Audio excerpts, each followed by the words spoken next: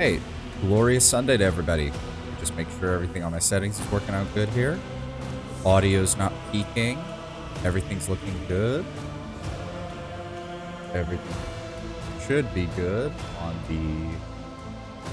Yep, looking good, looking good. Come on, Twitch. Come on. Alright, looking good. OBS is recording everything. Chat's up and running. Just got 1,000 different things I gotta check before everything goes the way I want it. Oh, let's get that closed.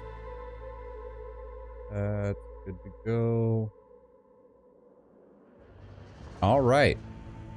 Well, as I was saying, glorious Sunday. I hope everybody's been having a good weekend. We're gonna jump right back into where we were with Rogue Trader.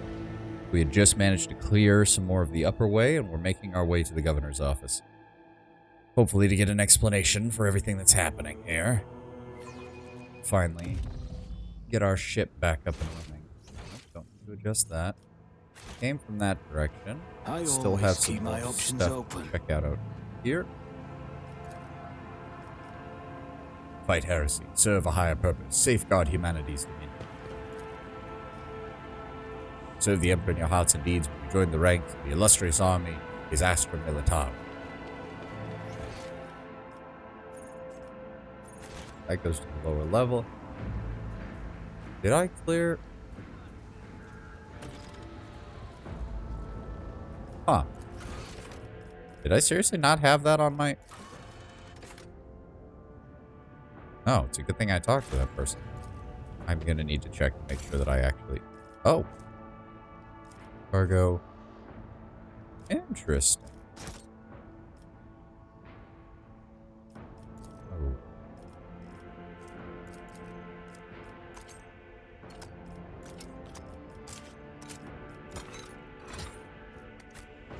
There we go. Okay.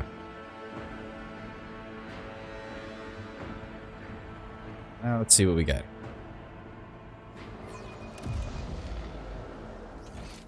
Okay, yes. Yes, we did have this cleared out all the way up. Keep your wits about you. Just wanted to make sure.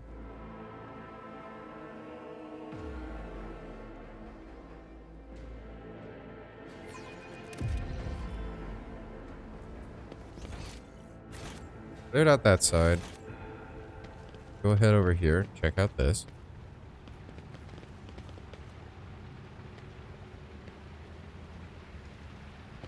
They do nail the Imperial architecture and aesthetic with this. This feels exactly like something you could... with this. Oh, Attention to detail is the key to success. Grant me the wisdom to perceive. Argenta, please, if you would. Put that Schola Progenium I training better to myself the good use. through my service. Cast your eye Oh there. boy. The Emperor favors me today.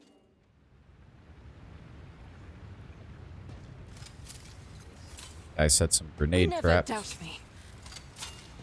Go ahead and grab those free experience points. Duty prevails. I better myself through my service. There we go. Very nice, very nice. Never doubt me. Let us not dawdle. What do we got here?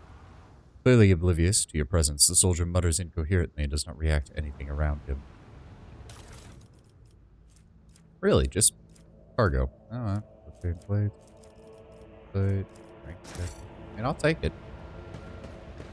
I ain't gonna complain. What do we have here?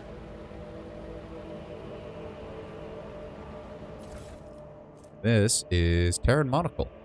Lore Imperium tests depend on fellowship instead of intelligence and gain a +3 bonus.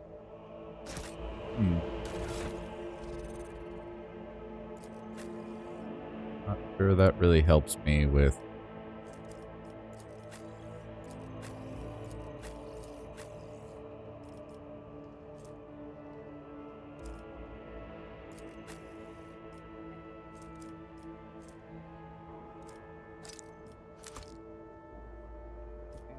Okay. Works for me. Rise to the top or get Anything left over in here? the dust. Acquisition is possible.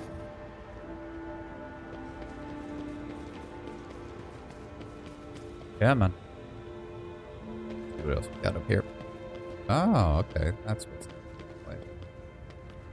Over there. Okay.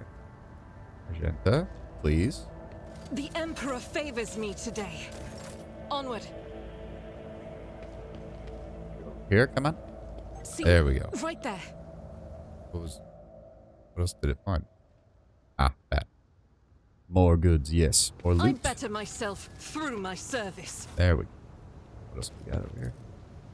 Cover was haphazardly assembled from whatever the rebels could Always find. keep your eye on the price.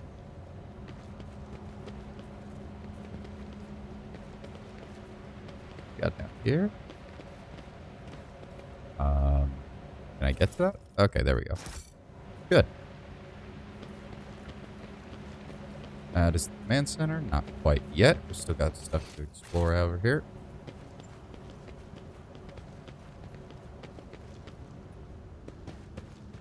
We're going for a Joan of Arc kind of look with this. Success is measured in blood, yours or your I enemy. always have a backup plan. Very true, very true. The Imperium is built on the blood of martyrs. Serve the Emperor today, tomorrow you may be dead.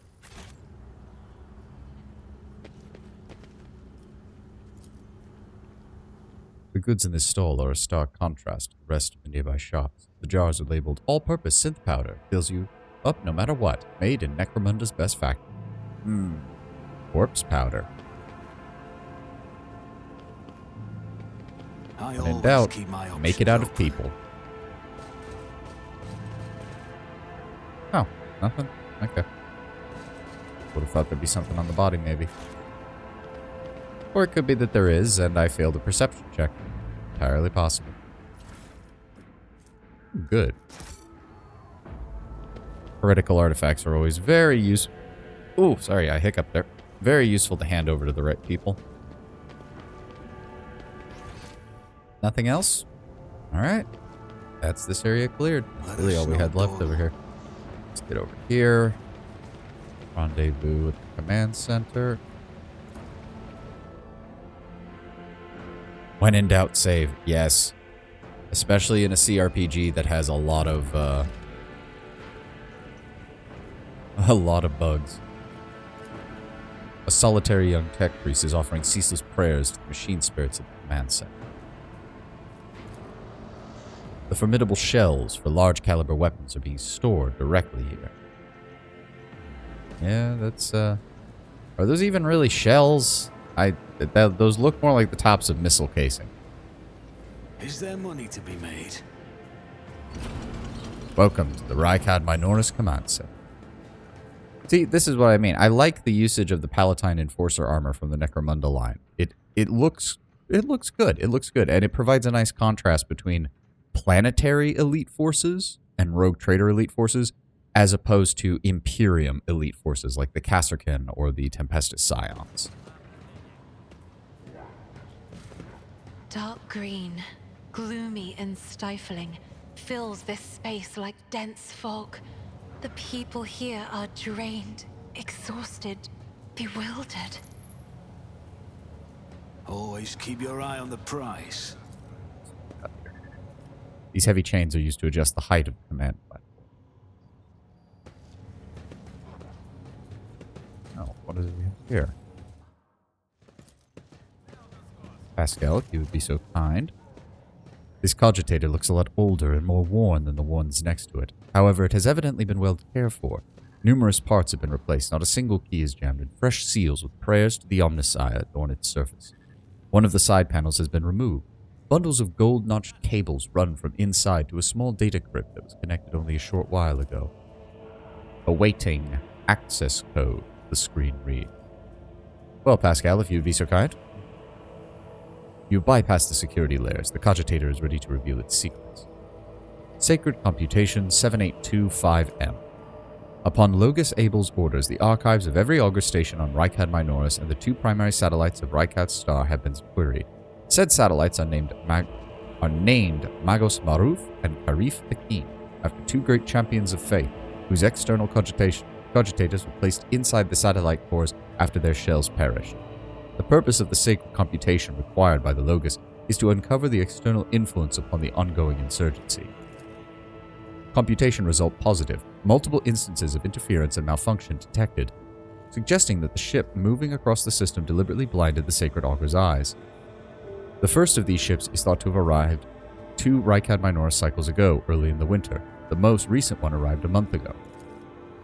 Logus Abel's conclusions. The insurrection on the planet has been long in the making with the participation of external actors. It is alleged that 2 cycles ago, Aurora arrived in the Rykad system, the rumored unholy prophet of the insurgents. The subsequent ship movements can be attributed to weapons deliveries. But what is the nature of their activity near Rykad Philia? Governor Medina's attention must be drawn to... I remembered how to pronounce it this time. Governor Medina's attention must be drawn to... The final entry cuts off abruptly. Recent observation. The satellite Magos Maru... Oh, sorry. Short of breath there for a moment. Reports that a ship has translated into the system. Its signature is consistent with the records of a flagship of a rogue trader dynasty, House von Valencias. The satellite Zarif the Keen reports the ship drifting nearby has hurriedly sped away. The ship has sent an encrypted Vox transmission to the insurgent-controlled areas on the surface of Rykad Minoris. Another transmission was directed to planetoid Rykadi Philia. Both transmissions were signed Brother Twilight. Their contents could not be decrypted. Go to be investigated. The entry contains planetside coordinates marked as Heavy Augur Station jamming, possibly hidden insurgent base. I always have a backup plan. Alright, time to talk to the governor. Get up here. Funnily enough, another reason the rogue trader dominions tend to do well, they actually appoint the governors who do shit. There are many planets in the Imperium where this governor would still be behind, well, quite frankly, he'd be in a fortress palace complex and probably not even really doing anything. But hey, at least he's trying. Governor Medina. The tall, dark-skinned man turns toward you and greets you in a curt military manner. Faisal Rakadi Ab Medina af Coronas, governor of this star system. Welcome to my temporary head. Peek my mic again, seriously? I'm still trying to avoid doing that. Governor of this star system. Welcome to my temporary headquarters. The man's gaze falls on Abelard, his eyes slightly narrow. Wersarian? Abelard nods dryly. Governor Medina, my greetings. The governor's expression changes drastically when he sees Cassie. Lady Navigator, an honor. I never thought that House Orcelia would grace our world with a visit. I only wish I could have received you under different circumstances. Cassia purses her lips, and an echo of grief knocks the wind out of those present. House Orcelio is grateful for the support you have provided to Europe 5 these many years. I'm not seeing the convoy I'd sent to meet you. What happened? Did they fail to find and escort you? If that is so, I promise you their punishment will be swift and severe.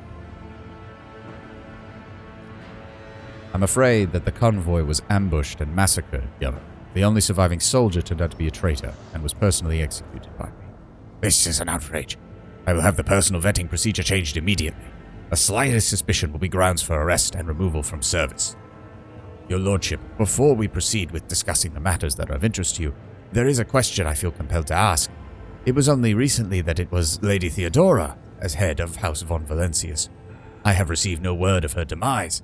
How is it that you are now the rogue trader?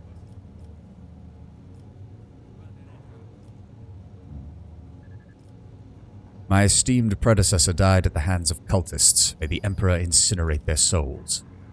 The governor frowns, and a deep shadow falls over his face. Rogue trader von Valencias slain. Unthinkable. Accept my deepest and most sincere condolences, your lordship. Do not hesitate to let me know how I might be of aid. Let's start with...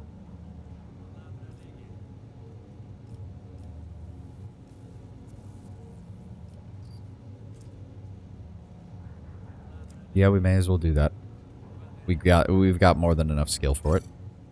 Oh, sorry. I need fresh crew to replace those killed in the attack on the ship. I'll also be in need of material compensation.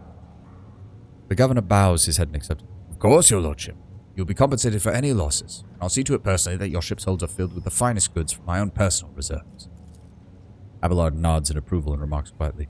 Excellent. Excellent, your lord. A rogue trader has no use for leniency. I can offer you several thousand fine obedient servants.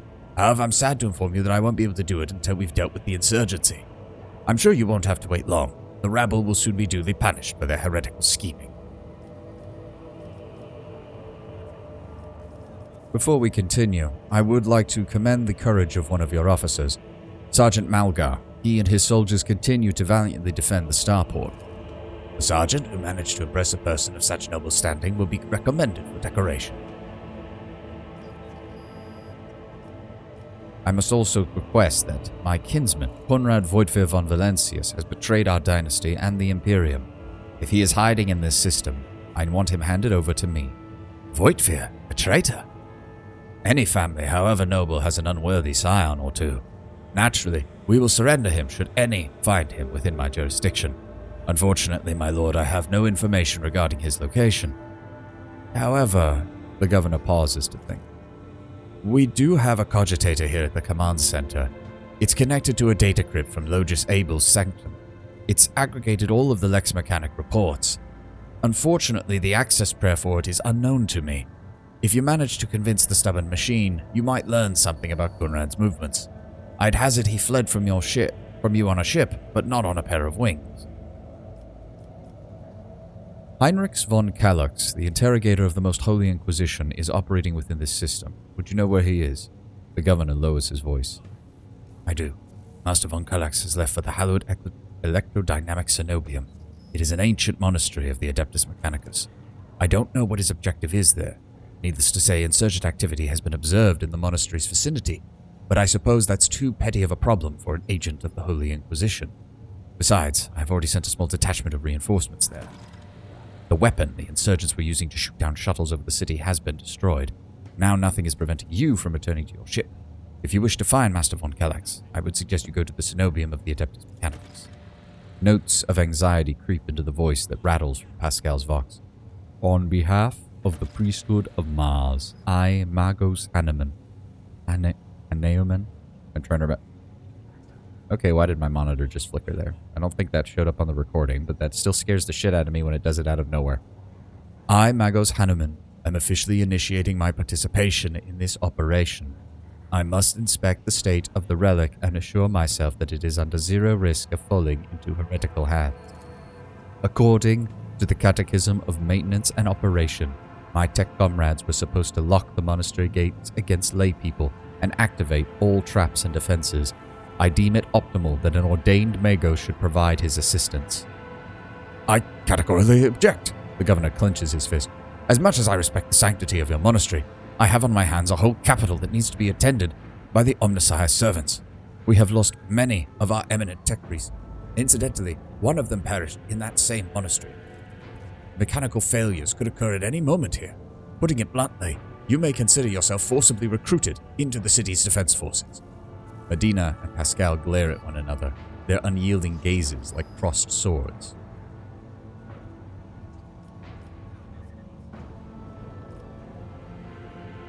No, we'll defend Pascal. I know we can let him deal with his own issues, but... Governor, I'm afraid that this Magos is part of my retinue, and thus you have no right to give him orders. You mistake me for a fool.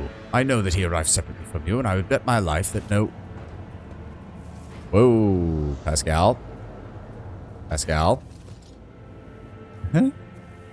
The governor's voice dies down in the low growl of a drilling mechadendrite. Its tip is directed straight at the bridge of his nose. Medina clears his throat and grumbles stubbornly. So this is the negotiation technique you have resorted to. Do you think this is the first time I have been threatened with a weapon? No, but this could be your last. Pascal's voice is akin to the sound produced by his drilling implement. Steady and calm, but ready to explode at a moment's notice with the crunching of bone and the squelching of tearing flesh. I am heading to the monastery because I must. Is that clear? The governor mutters through gritted teeth. Abundantly so, Magos. Pascal, if I might ask, why are you so determined to get to the monastery? Is it just because of the relic? No, we're gonna be more diplomatic. Well, not diplomatic, but nice to Pascal. It would be my pleasure to assist the Omnissiah's servant in reaching the sanctuary. Thank you for your cooperation, your lordship. Drill stop. As compensation for your consideration of my request, I, Magos Haneman, officially undertake to accompany you in the Rykad system in the role of bodyguard and to protect you at all costs until your life functions cease, but only within the limits of the Rykad system. Wait, you're Haneman? Glad you're alive. The governor raises his eyebrow and stares at the tech priest in surprise, but refrains from further commentary. Reading comprehension, do you have it? What else have we got? Not going to ask that because Pascal's immediately going to get pissed off. I wish to know more of this monastery. The Cenobium has been run by the Adeptus Mechanicus ever since the colony was founded. The sacred reactor. How am I peeking my mic? I'm barely talking. By the Adeptus Mechanicus ever since the colony was founded. The sacred reactor. I swear to God, what is going on with my mic? Hold on.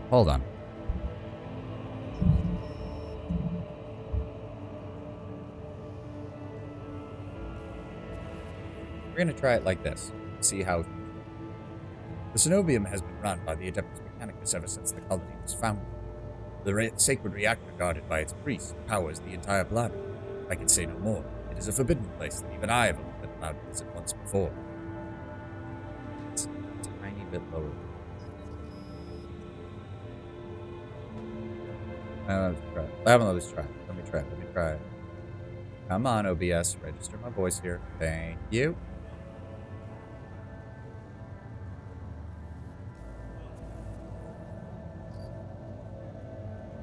Alright, let's try it here. Okay, that's looking good. Alright. Pascal, what is so special about the Cenobium and the relic? What is in there that has drawn the attention of an interrogator of the Inquisition? I have never been there before, but I would presume that the sacred relic of the reactor is capable of great destruction should it end up in the heretic's hand. The fury of the freed machine spirits, once released from the sacred circuit, would destroy all around them. The degree of damage inflicted may render the world of Rykad Minoris uninhabitable. Heresy must be purged from those blessed halls. I declare any desecrator who defiles the relic's power a Category 3 blasphemer, deserving of immediate execution. Governor, what perplexed you about my companion's name? The governor looks at Pascal with curiosity. Well, according to the reports we received, Logus Able Animate set off for the hallowed electrodynamic Cenobium a short while before it was stormed. I'm glad to find out that he is safe. Perhaps you possess information on Master von Pallas. Pascal's vox rasps in confusion. My name is Pascal Animate, not Able. I know nothing about such a person. And what do you know of this Able, Governor? Well, I'd never met him in person. That esteemed Logus supervised the work of Rykad Minoris' Lex Mechanicus for more than years. However, he rarely left his cyberjump, and I never had the honor of making his acquaintance. A true anchor. Why does the fly to it seems suspicious? When a Logus of the Adeptus Mechanicus wants to go somewhere, you don't ask why. You know where else I could find information? Well, I would have suggested that we inspected the esteemed Logus' sanctum, but it was destroyed early in the fighting by the rebels. We received several data crypts and recovered several data crypts and connected them to the cogitators in the mountains. They may provide you with some additional information. It's amazing that a mechanical voice from the box can sound like you. That name might have been used as a signal intelligible only to its intended recipient. I believe that its bearer might be Archmagos Amarnath, initiating an investigation of data collection procedure. Adira tenses up and listens, then turns around sharply to face Pascal. I can hear my friend Snipe whispers through the door. Be careful on your search, Magos. If you stare in the chatelier for too long, you might see yourself in it, in every shard at once. Mending it that more of a tainted affair. The new reflection is death. Glad to be of service. I must say, Governor, are you so confident that you will crush the insurrection? My own impression has been the exact opposite. Is that so? The Governor maintains his composure. I'd like to hear your reasoning. Firstly, the insurgency is headed by a certain Aurora, a prophet who, according to their followers, possesses mystic powers. The rabble is unusually superstitious. I'm sure this Aurora is a charlatan muttering some doggerel dogma, which their dim followers think to be magic spells. This does, of course, warrant their eventual burning in the furnaces of penance, but it does not point to there being special about this insurgency. Governor, you have scores of crazed people with scorched eyes stalking your city. Insurgents are maybe their own. Good. The insurgents also speak of a final dawn, the impending demise of the world. Another superstition, surely we do not expect to believe it. We also have reports taken from the enemy that the insurgents managed to steal a voxcast. They've been listening into your people's communications. Ah, it's not much, but that is something. I will order an audit of all of our equipment, see to it that our communication channels are more closely monitored, and encryptions properly secured. However, it was only the accidental success of an otherwise disorganized mob of heretics who have no understanding of the art of war.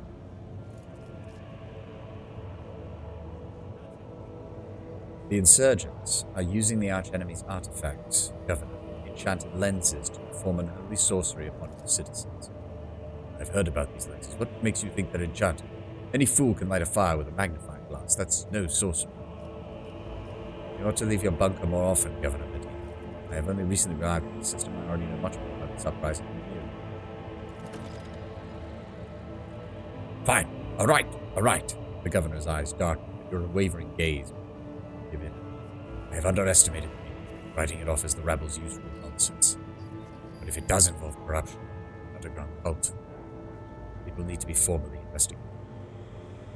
I will assign additional resources to it and take the issue seriously. You have my word, Will. That is all I wish to discuss. Rise to the top or get left in the I dust. don't think that unlocked anything else over here. Ah, it did. Go to the Logos' private archive. Result of Logos Abel's data files. I cannot see the secret design, but I can sanction the shackle with stasis. The minds of the initiated are slumbering in the neural harness of their vows. I am registering an impulsive change. I surmise that the influence of the stasis of the secret design. There came a time when the spiral was turned into a circle, but the cycle keeps. The revelation granted by the Omnissiah to Logos Abel in the course of the dedication has been recorded verbatim. Logos Abel is seeking an audience with the venerable Dar Impulse VI, who may assist in interpreting the revelation. A request has been made to the governor's palace for a shuttle flight to the electrodynamic Cenobite. A message has also been sent to the Furibundus system. The cycle can be this. I recognize the word. The voice from the lock is soft and sensitive, barely audible in the static noise.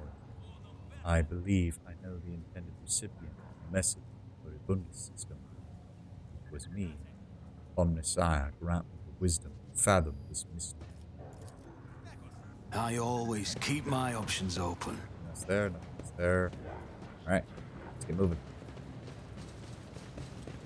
We are going to return to our ship so we can drop off our cargo and trade a bit more with the Fellowship of the Void.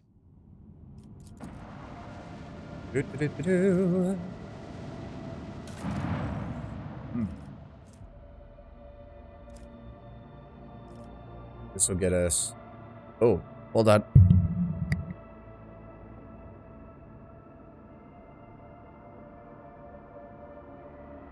Sorry about that. I had a sneeze and, God, a cough at the same time. Let me just take a sip of water.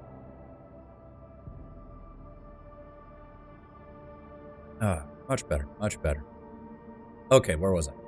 Right, we're going to be turning over these. Let's start with the bare minimum. We do have ship components. That gets us to level 2. We can get... North doesn't have any one-cell radius with a shot, but being one resolve. Not really that useful. Gain 12 dodge reduction, wears melee area attacks. Good. 4 blinding grenades. Axe. As I said, what we want to do is try to get that. We can grab the greatsword. That's going to go amazingly on Abelard.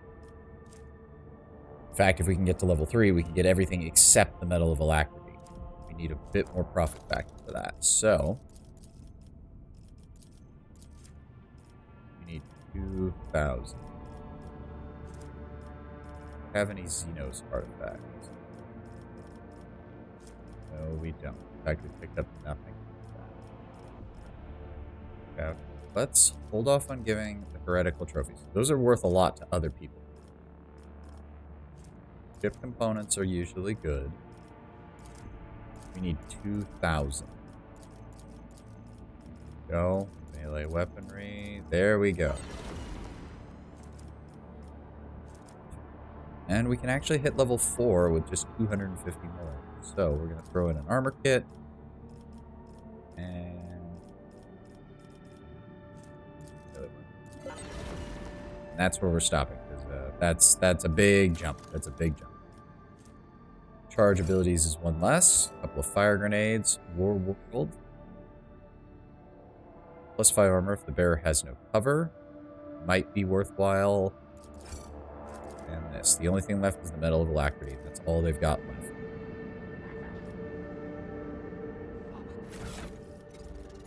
Now, Abelard. Go ahead and give him that, so the charge costs 1 less AP. Then we're going to go ahead and give him... Where is it? There we go. Yeah, same armor penetration. He gets Brutal Strike, which is just a massive AoE. And he deals way more damage. There we go. Abelard's got the big one.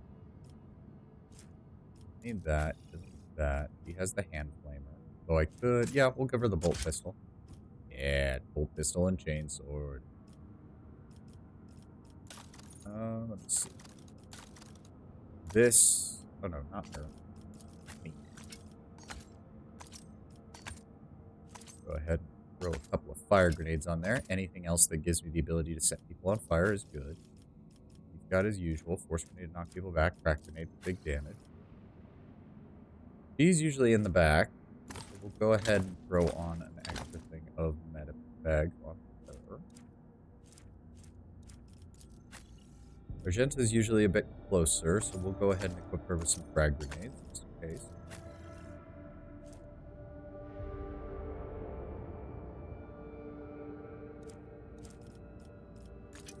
I don't want her to have fire grenades. In truth, I don't think any of these really work for her. Pascal. Lightning grenade, gas plug. Go ahead and give him 2 of the gas cloud grenades and 2 of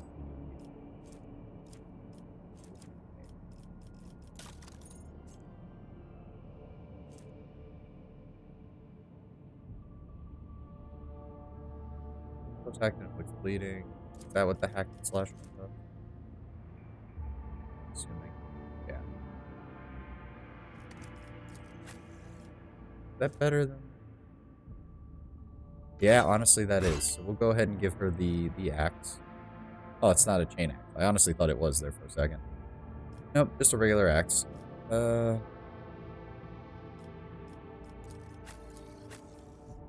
think there's anything else. His Omniscient axe is still amazingly good. It's for the early game. There's not much that's going to be... Yeah, there's nothing really that's going to be able to match him on that. Those are not really that useful. No, I'd rather keep him with the sniper rifle. The sniper rifle. Also, it just looks cool. I'm honestly surprised we don't see more of the models with this kind of style of mechadendrite, where the weapon just kind of slots onto it and allows the Magos to continue functioning without even having to hold the ranged weapon. Now, I don't think there's anything else. The only other one we picked up was the War one.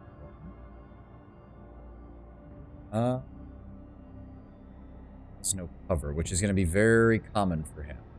But it doesn't have armor deflection. It means it's actually still not as good. And no one else really wants... No, that's going to be going on Heinrich. I guess it would work for her. 36, 25.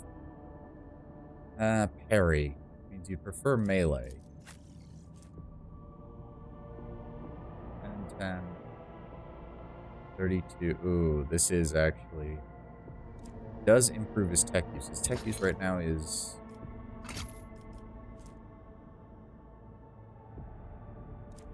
So for right now, yes, this is the better choice.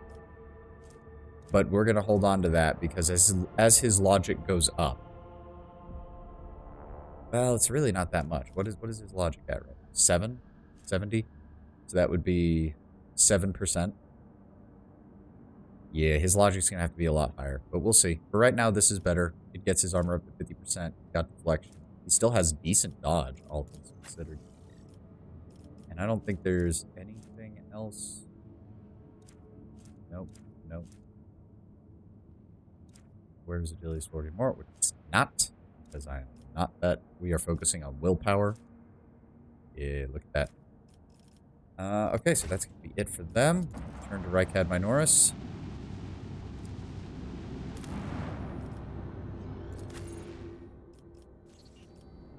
That's the starport. That's the electrodynamic. That's the bunker. I actually want to stop off at the starport because I don't know if there is dialogue for Sergeant Malgar and the pilot down there. I completely forgot to check even the pilot at all when I first got there. I still remember the first time I went through this area and the pilot decided to join in the initial shooting that's over here and immediately got fucking vaporized. The pilot, dressed in a crumpled uniform adorned with the Von Valencia's coat of arms, still looks quite pale. Her white hands bear red marks left by the wheel. The scream of terror she let out when the missiles flew right past her shuttle is etched into her memory. Her voice quivers slightly, but then her fear cannot stop her from using her typical voidsman jargon. That was some flight, your lordship. We've been a little less lucky. We'd be checking in at the port in the sky right now. What exactly was that weapon they fired at us? Can't say I know, your lordship, but the shot it fired certainly fly quick. I've never seen guns like that. They were firing from far away, almost beyond the bar, the horizon, that is.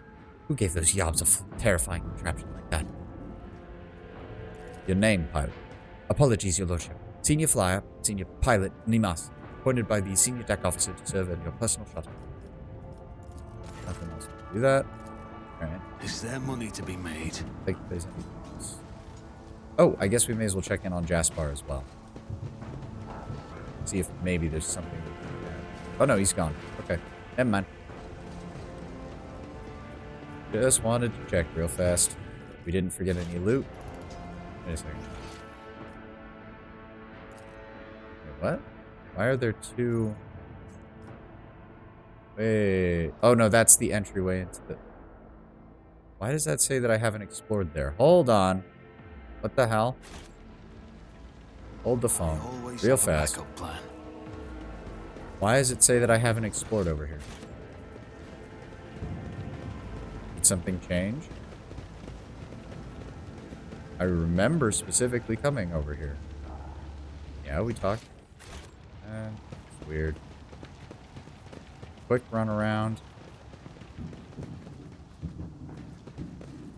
Nothing? Okay, good. Game's deciding to make me paranoid all of a sudden. Oh, yes, the Imperium's flying brick philosophy when it comes to spacecraft and fighter craft. Take me back to my ship, and then we will go drop ourselves off at the electrodynamic center.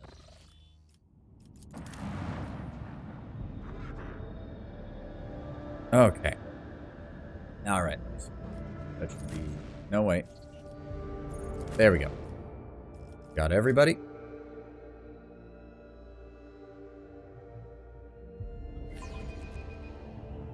Alrighty.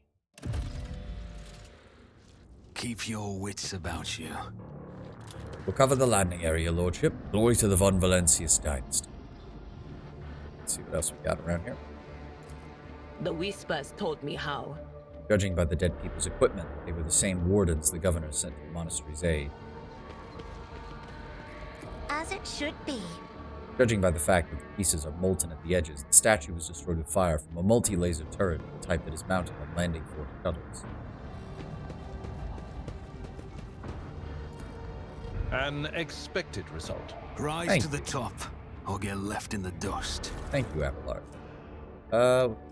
That's just regular old cargo.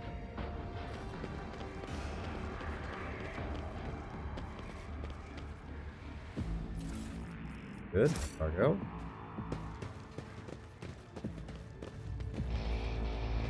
This is over here. I did it?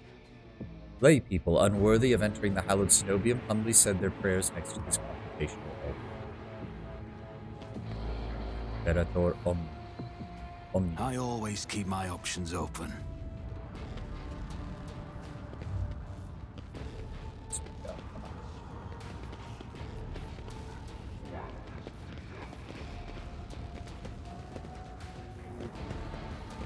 here? Okay, good.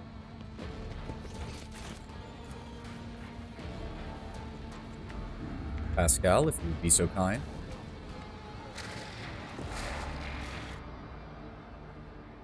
Took a sip. Sorry. The Beneric hymn awakens the gates of Let black. us not door. All right.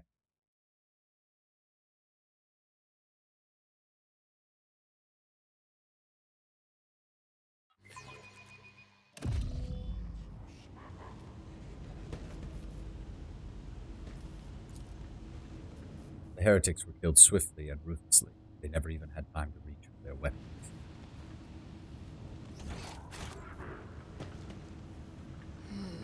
Darkness lurks beyond the bright flashes. No, two darknesses. One streaked with red, with clanking shackles and false preaching. The other a bilious yellow, the tang of roiling blood and screams of pain. The colors of this place are flecked with sparks of pain. Bright scarlet, blackish crimson, deathly gray. A kaleidoscope of despair and madness. I love how in any tabletop game, these two would be the most infuriating for a DM, because it's like, oh great, I have to come up with 2 additional sets of descriptions for everything important that fit how these characters are able to see the future, / like, hidden elements of things without just immediately revealing everything to the players. A lot easier to handle in a CRPG like this than on an actual tabletop. These two would probably be infuriating the DM. A mercifully quick electric shock was not what killed this cultist. His face is contorted in pain as if he was tortured. Is there money to be made? You note that the wire junctions are often marked with the symbol of a key that appears to connect 2 lines.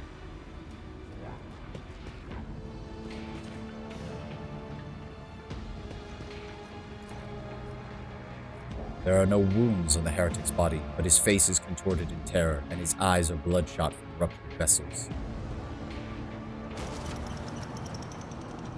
There he is. Satisfied with that answer. I will repeat my question again. The last electric priest you killed, where did you find him? Burn in the fire of dawn, servant of the corpse emperor! And another one meets the limit of his utility. The last of them.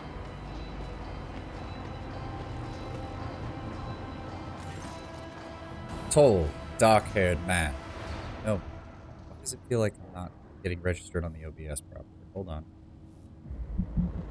About there. Testing. There we go, OBS.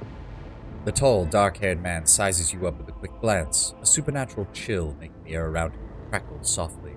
The expensive fabric of his jacket is stitched with gold thread and marked by several reddish-brown stains. A force sword and a vox hangs from his belt, and the emblem of the Holy Inquisition glitters on his chest. Interrogator von Kalox, I presume. Yes. Well, since you know who I am, and are in no hurry to kill me, I infer that you serve the Emperor, not his enemies. Allow me to introduce myself. Interrogator Heinrix van Kalox of the Imperial Inquisition's esteemed Ordo Xenos. With whom do I have the pleasure of speaking? Shadow. A great big sun-eclipsing, chain-weaving shadow. I can see the threads, myriads of them extending toward us all, and all of them creeping off toward him like snakes, shrouding us in poison. My, oh my, do I sense trouble, and it's right in my throat. It itches. A puff of black smoke comes out of the Psyker's mouth, dissipating at once. A psyker? Interesting. And a diviner at that. Even more interesting. Are you sanctioned? Don't you Inquisition me! I'm under the rogue trader's protection. Adira looks at you pleadingly. Apologies, Interrogator, but Adira is a member of my personal retinue and under my protection. Your retinue, you say? Then let's go back to my previous question. With whom do I have the honor of speaking? You speak with rogue trader Savani de Ferenzi von Valencius. Von Valencius? To the best of my knowledge, that dynasty is headed by the esteemed Theodora von Valencius. Has there been a change of circumstances? Lady Theodora is dead, slain in battle by enemies of The humanity. news is lamentable. My condolences. And I presume the heir to the sacred warrant of trade and the lofty title of rogue trader is none other than yourself. Well then, what precisely has brought you to the sanctum of the Omnissiah? I am here to collect you, Heinrichs. I am under orders from the Lord Inquisitor to offer you any assistance you may require, after which I am to provide you with safe passage to footfall aboard my ship. Then the timing of our meeting is fortuitous. I am requisitioning you and your retinue for my task. Requisitioning? Young man, your choice of words is unseemly to the point of insult. You're addressing a rogue trader. I don't imagine you'll be any happier if I say taking into inquisitorial custody. To aid his faithful servant in the fight against corruption is the solemn duty of all whose actions affect millions of the Imperium's subjects. Let your example guide those who will carry the Emperor's light across 1,000 stars. You are familiar with the works of Inquisitor Alistar the Redeemer. Not every acolyte can say the same, let alone people less initiated. Please forgive my lapse in manners, Lady Navigator Orselio. It is a great honor. I came to Rykad Minoris on a mission, which a rebellion prevented me from fulfilling. The governor is convinced that malcontents from among the rabble were the instigators, but I immediately suspected a more sinister presence at the root of the mutiny. My visit to the monastery and a few unhurried conversations with some of the rebels confirmed my suspicions. Someone by the name of Aurora is leading the rebellion. Data indicates that the head of the cultists is here right now, in the sanctum of the ancient reactor. Given the prophecy of the final dawn, and the especial efforts made by the enemies of humanity to seize the monastery, their goal is to gain access to the holy power source's control circuit and trigger a process that, once started, cannot be stopped. In other words, to detonate the reactor, thus being themselves the cause of their much-touted final dawn. Blasphemous insanity. Tech Priest's visor flashes and turns a bloody scarlet. A soft hum of some activating systems is heard from under his robe. As Heinrich von Kallax speaks, you suddenly notice the way he's looking at you. His eyes slightly narrow as if peering into your soul, a soul that is touched by the gift of sorcery. The change in your expression does not escape the interrogator's notice, and you see the corner of his mouth twitch. He must have instantly recognized a fellow psychic. What did you do to him? I convinced him to cooperate. I can influence living bodies, and I find that the interrogated are much more eager to share information once the blood starts to boil in their veins. Precisely what exactly are you doing at the monastery? I arrived here with an escort squad, only to lose it in our very first open skirmish. The monastery is swarming with heretics. The soldiers I requisitioned from the governor fell in battle, bled to death, or deserted. I had to make do with catching and forcefully interrogating individual rebels. It is from them that I learned what I relayed to you just now. Then I will assist you with Aurora. We shall join forces. Thank you. Regrettably, the governor's people showed themselves to be unprepared for the perils of this place. And extracting blade shards from a person's stomach is beyond my powers. I hope that a rogue trader's retinue will prove more capable than a group of soldiers fresh off the base. I am positive that not all of the electro-priests within these walls have perished. The heretics spoke of shadows emerging from side alleys to make short work of the cultists invading their abode. I surmise that the entrance to their hiding place is somewhere in the hall, near a machine known as the Circular Cogitator.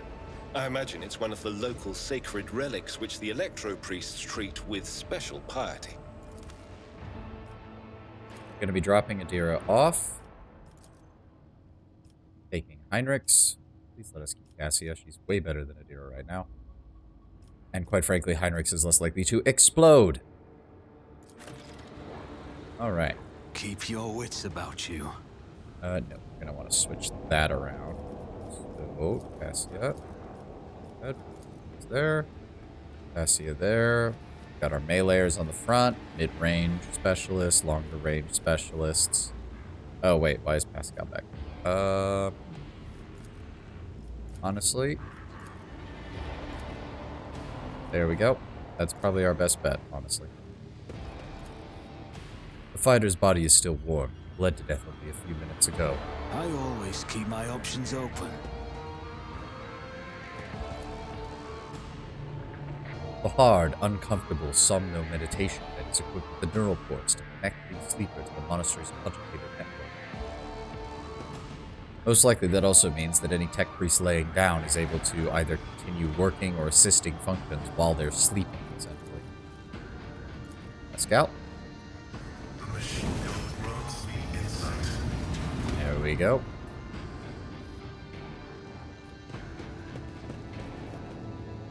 I don't know why it's saying that Adira is still in the room, but whatever.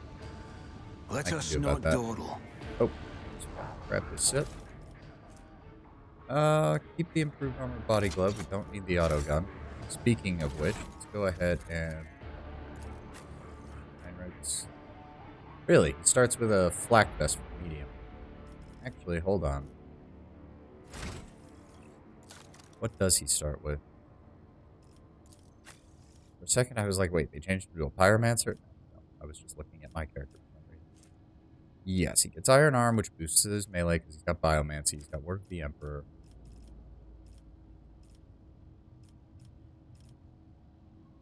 Got good Lore Xenos. Gets from characteristic bonus, advanced skill, and base skill. He gets all of that by default. Got baseline intelligence, 30. Perception. Got decent willpower. Okay toughness. Good strength. Good agility. You would think that a servant of the Inquisition would have a slightly higher lore skill. Well, an interrogator. There are many servants of the Inquisition who absolutely would not have very good lore skills, but you'd think that an interrogator of all people have. He's got dogmatic. Speaking of which, yes, I did actually get there. About halfway to rank 2. We do still want to get... The other convictions cannot be raised above 2. Yes. We do still want to grab that because it will increase fire damage.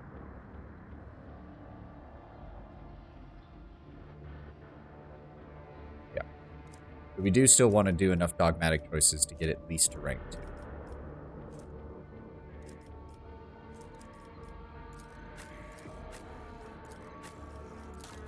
Let's actually get him leveled up, then, shall we?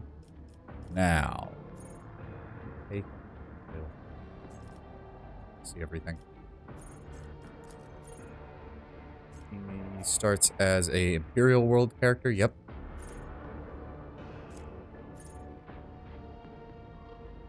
Plus damage, hit chance, armor. I don't think any of the others. I love how you can take this and immediately turn a servant of the Ordo Xenos into someone who has a 0 in Xenos lore.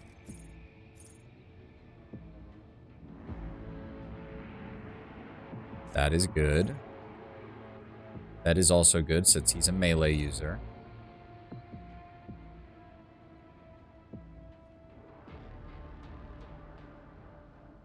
That is also really good.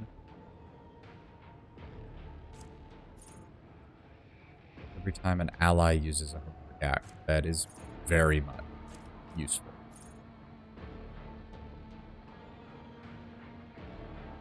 He actually starts with, yes, reset, I don't care. He actually does start with a force sword, right? Not just a, yes, this sword does an additional plus psi rating of damage. And if I recall,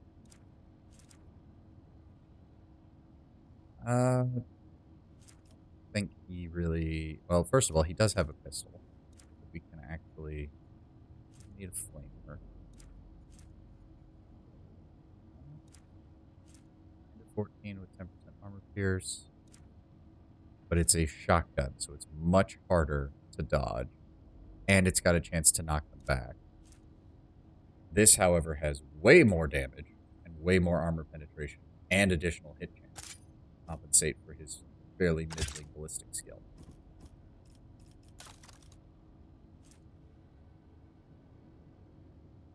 Yep, this is higher armor, or same armor, way higher dodge capability. Plus 10% dodge against melee, and, well, he's not a warlord, so he's not going to get great. I don't think anything else is really going to. Those give him the same dodge chance, but don't give him dodge against melee. That, however, his ability is going to be higher. 39. That's actually better. And once we get. Yeah. We'll go with that. It's better skin. I get 25% armor and a 70% dodge chance. Very nice. We'll keep him with that. Siphon Life isn't the worst. What else can we give him? He doesn't have Endure. Fellowship is useless.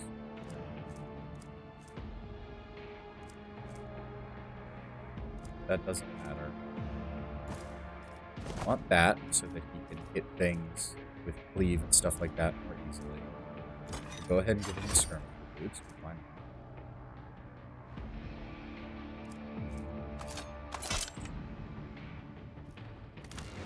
That is still a dumb looking helmet, even by 40k standards. Or at the very least, it's dumb on everybody that we've got. I don't think I have anything else really that I suppose I could just throw those on him just for the sake of it. Use those. Go ahead and give him force grenades. And the blinding grenades. Just in case. Nothing else we want here. Okay.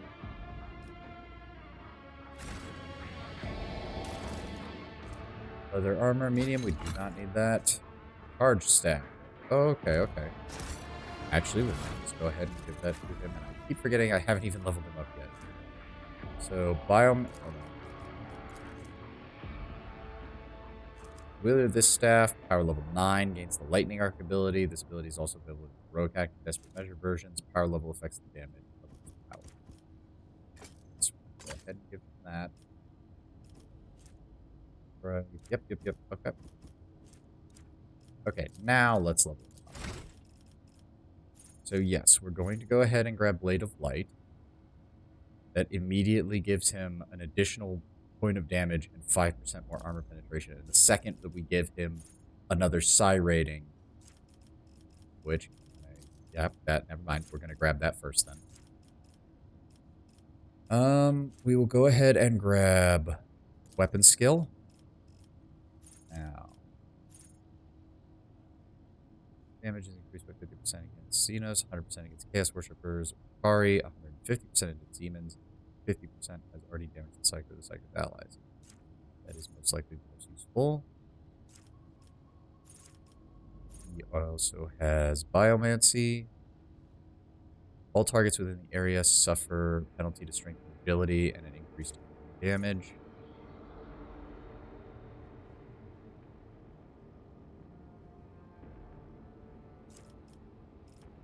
Right now, can't get that yet. We're gonna get Purge Soul, one creature within a 12-cell radius.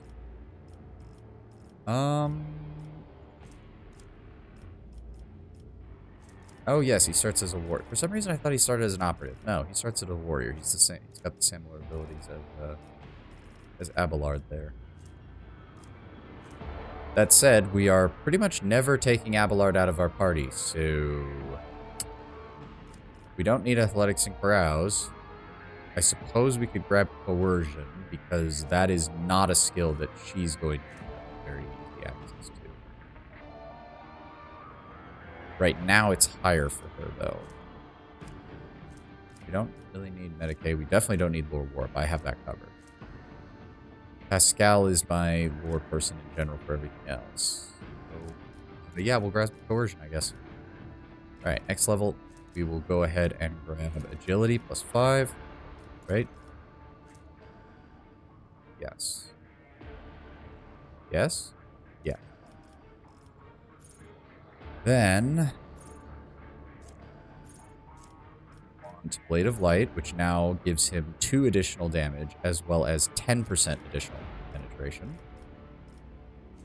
Grab that, so I guess we will go ahead and grab... Yeah, may as well grab Lord Xenos. Let's see here.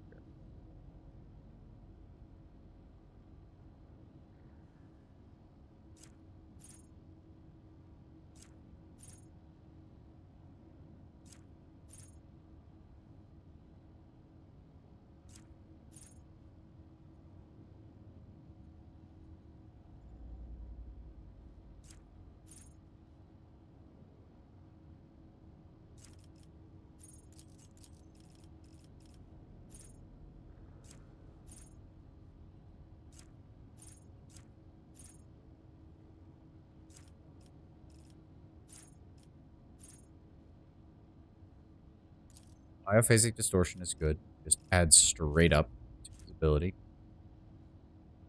To his damage ability, I should say.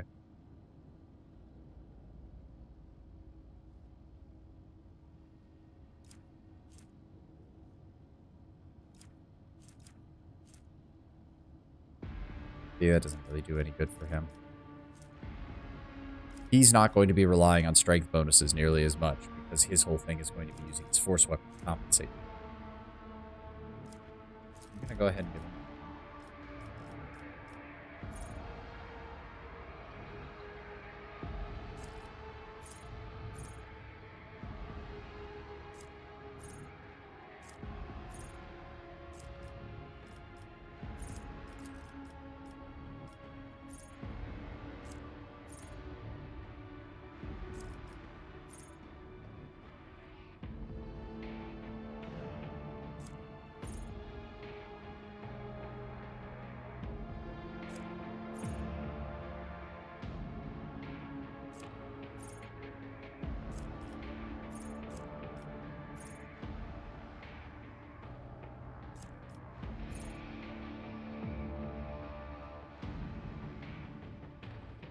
That's not a bad one.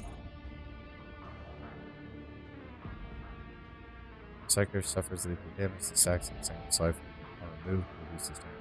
Stack, either all stacks.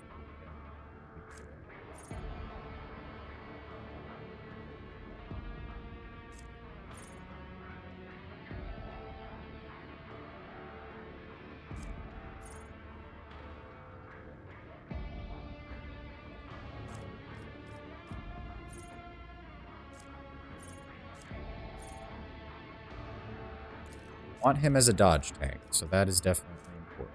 We already grabbed agility the first time around, so we're going to grab weapon skill for the second one.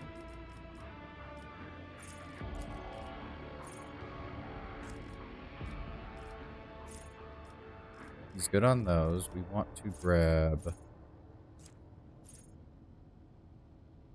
Breakthrough, because he's going to have higher agility.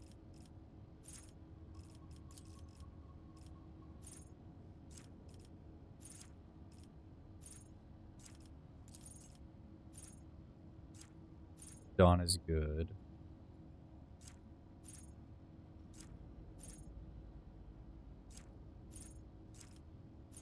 Destined is good.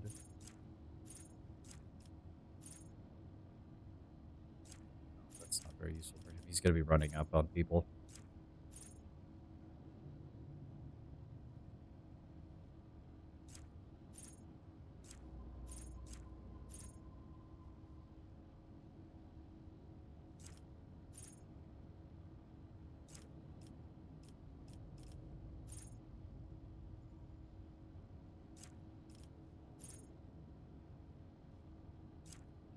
I guess we'll go with Sanguine Siphon. I'm gonna grab agility on him there. And got coercion, so we're going to grab Lord Xenos, and that gets him leveled up. Yep, there we go. So now he has a 95% chance to dodge and 25% armor. Reduces the enemy's dodge by 30. He has an 80% parry. He's got a 6 in resolve. Very nice. I always have a backup plan. Yeah. Fire ball. Go to the other side. Come here. Hurry, hurry. Quick save. So we can do that again in case something crashes.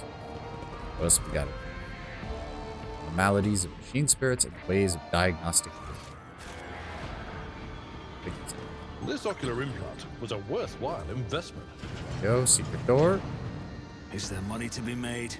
Oh, right. This guy. A tech priest's body rests on a metal table, surrounded by sparkling spirals of copper coil. A patina of sacred unguents covers his withered flesh. His augmetics have been polished with great care. Intricate electubes cover the dead man's crossed arms and bared torso, and strands of wires envelop his head. Pascal respectfully bows his head before the dead man, and carefully touches the shriveled body with the tip of a mechadendrite. Honored adherent, I thank you for showing us the truth of Fabricator General Petrovar's maxim. Death does not end the service of a spirit driven. Examine the body. The body seems motionless, but you notice slight tremors in the fingertips. This ancient servant of the Omnissiah must be data dreaming. His mind, enveloped in digital reverie, can persist for hundreds or thousands of years, even as his frail body decays. This sacred state of trance is a great reward only earned by the wisest and most pious servants of the machine god.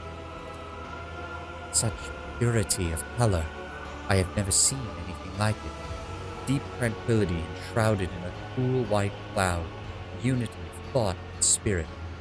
The dead are incapable of exuding such beauty. Next to the table the body is resting on, you see small amulets crafted with burned cogitative circuit boards. There is no dust on the small form. They were clearly left here recently. Can you hear me, Technicist? The light in the crypt is a little brighter, a little sharper, and the smell of ozone fills the air. The vox on the ceiling comes alive and lets forth a solemn binaric aria that turns into a echoing, solemn voice. In this dark hour, I am ready to bring you good tidings, tech brethren. Respond with the words of the second galvanic hymn. The second galvanic hymn is a revered and miraculous player, the Adeptus Mechanicus. Naturally, you know it very well. Obviously, this is in reference to Pascal knowing it very well, which of course he frickin' should. Let us praise the twin charges, the body electric, and the Omnissiah who lights the spark of reason within us. Let us carry his charge to those who have turned their minds toward his light. Let it be so indeed. Who or what exactly are you? The vox grows louder. Praetor Electroid Dar Impulse II, by will of the Omnissiah, the prior of this monastery and guardian of the miraculous fusion reactor, now and ever, world without end. Here in this cell of mine I have conquered death, and my mind has soared toward the Omnissiah in a blessed data dream. My body is decaying, but my spirit will remain by my master's side. For I am the sacred sentinel of the code, the guardian of the sacred relic, and the eye that watches over the rite of operation. Yeah, I don't know where all of these bloody frickin' spam bots come from, but they use the exact same letters. They use whatever that is. I don't even know why it's censored. Or maybe it's not censored and they're putting something... I don't know. I don't want to know, honestly. Tell me what your data dream is like.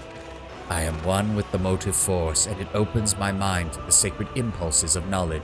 My reason has become as fast as the flying electron, and the ray of light, and time is no more for me, for I am eternal.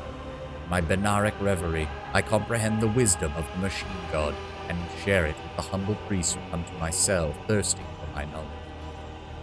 The monastery is under attack, dear Praetor. Can you help? In my data dream, I saw their unholy requests. and rejected them angrily. For it is said in the 4th article of security, no unbeliever's hand shall intrude upon the operations site. They have seditious designs on the relic. But should I give you, who does not belong to our faith and fellowship, my blessing to stand up to the blasphemers? No, we'll be a bit more diplomatic. I may not be a member of your priesthood, but you and I are of the same faith. This statement is true. The 1st article of security says, fear above all evils the defilement of knowledge, and its command outweighs the prohibition contained in the 6th article of security, let knowledge be locked away from the ignorant. So be it. In the name of shaming the non-believers, I grant you the blessing of special access and protection from the rage of the motive force. Dry, crackling sounds come from within the crypt's walls as awakened cogitators process the ancient tech priest's command. There we go. Yep, blessing is a promise of protection, 50% armor against shock damage. Thank you very much. Always keep your eye on the price. This is intriguing.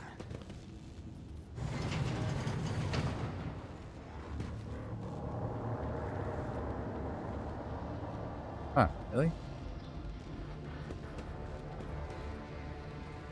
There we go. Yeah, mummified tech priest rests on the table. Developed. Okay, nothing else we're missing. And it's a good thing we have that, because I'm pretty sure I know what comes next. Cultists were killed with a hit to the back with some kind of electrical weapon. I always keep my Electrical options weapons, open. shocks. Yep, there we go. You shall be purified by the motive force, blasphemers. I'll make an example out of you.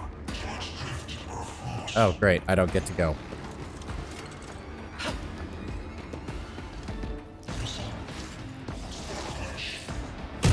Nothing.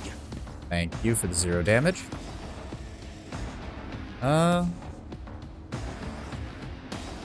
I think we will move over here. I'm gonna flash them. Good. Go ahead and cast that on him so he can't escape. No, we're not going to use running gun just yet. Abelard, if you'd be so kind, we're going to go over here. Tried and tested tactics are the best ones.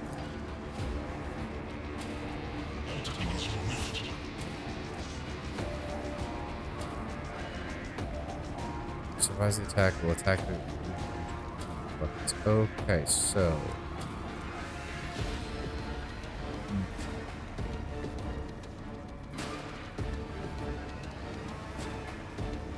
Two, three. Okay, so we might be able to make this work. If I use that on him, we're gonna do this. Indeed. Good damage. Then we're going to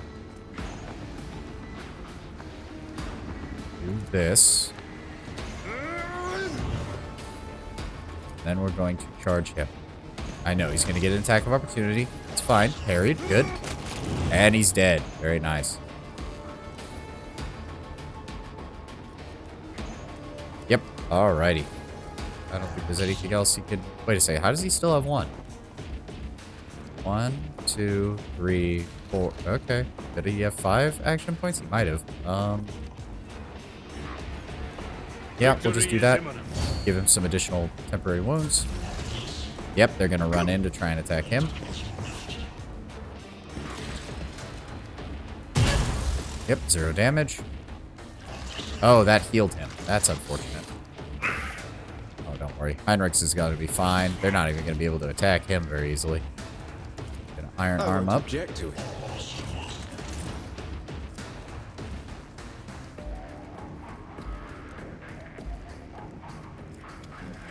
What's that? Counts as a psychic power. Deals an additional 2 times psi rating, plus willpower bonus and damage. You may trigger psychic phenomena. Just gonna... We're just gonna... Let's see to it. Then... There we go. Nothing else we can do there. Shoot him in the head. Thank you.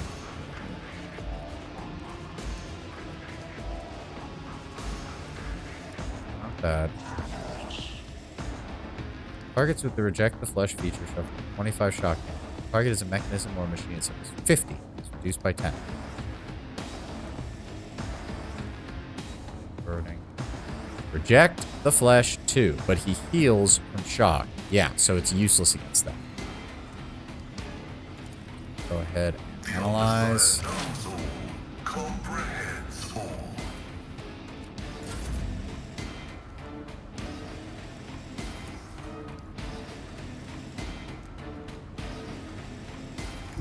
Rejoice in battle. I think she can pull off a... Yes, there we go. Good hits, good hits. Then we're going to have her. Me. Fear. If you insist, Lord Captain. It wasn't the best, but okay.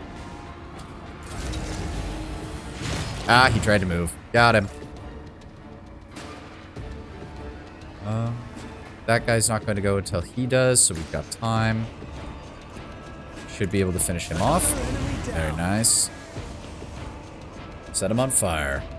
Burn, burn, burn. We'll go ahead and pop run and gun now. May as well. And we're going to... It's as good as done. Good.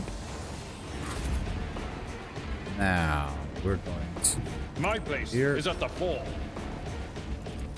It will be done. Mark him as an enemy. I will do my duty. Reckless strike. At your beck And and he's one dead. for the target. There we go.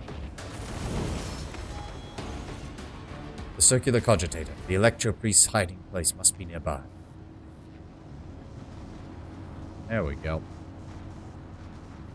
Oh, good. Another level up. Rise to And the I don't top. think these guys I'll drop get left in the loot. dust. Machine altar is operational, but will only respond to a special command that you know not. To make this machine spirit do your bidding, you have to know the correct prayer. The sentinel will ask for a password.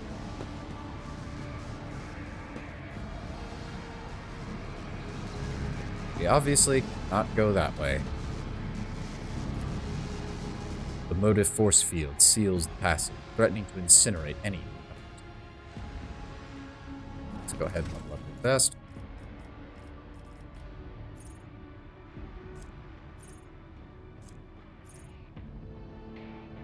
Yeah, that's really not useful for Pyromancer. You kind of have to be closer.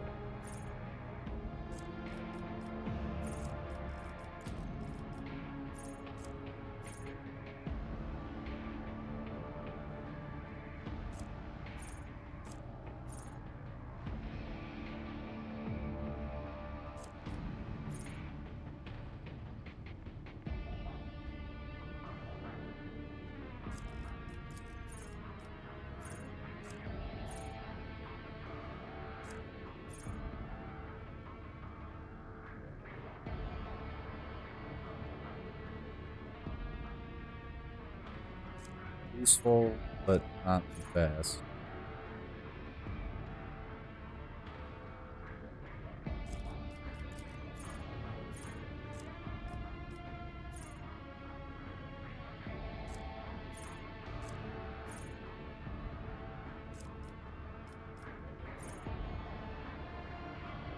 That's worthless for a flamethrower build.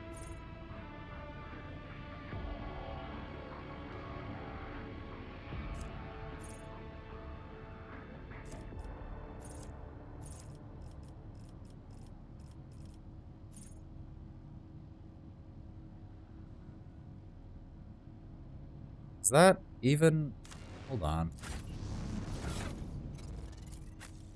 That doesn't even matter because the... Oh no, the flamer shot spray does take 2. Okay, okay, so that would actually be somewhat useful.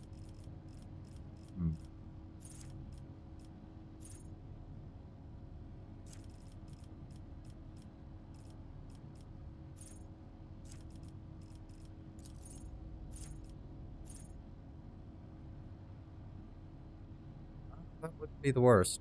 That would not be the worst.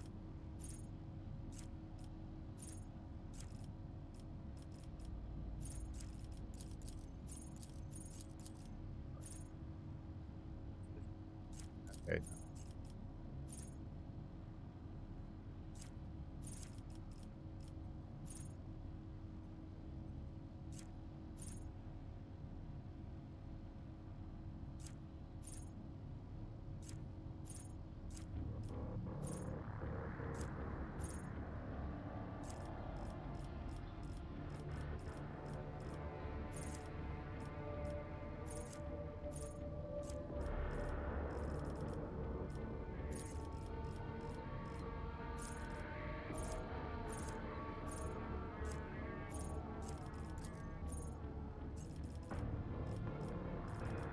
Any of those, really. We're just going to keep focusing on warp features then.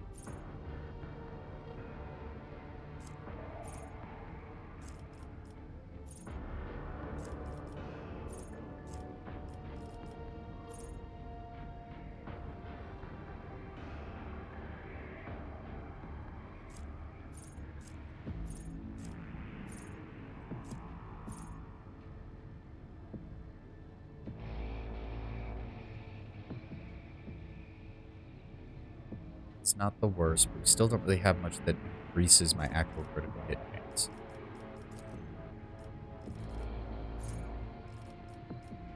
For right now, I'm going to go with Psychic Barrage. No, not Psychic Barrage.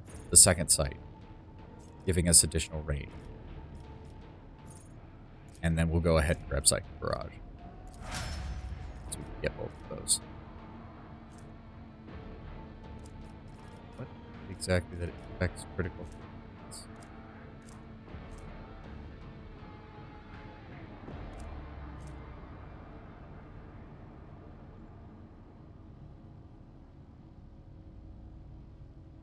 Huh. Okay, so there actually is a reason to increase intelligence with this kind of build. Oh, okay. For non-burst ranged area attacks.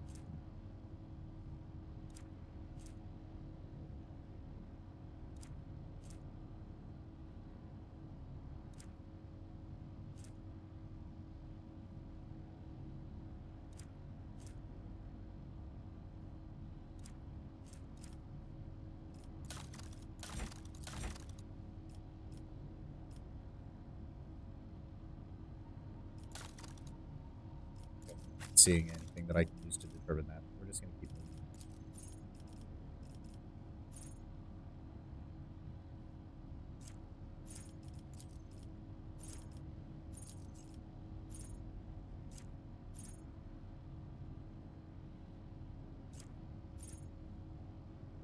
Maybe.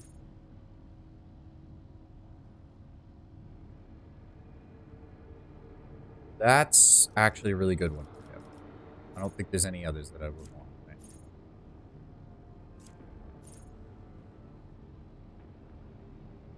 Oh, never mind. No, that's actually amazing.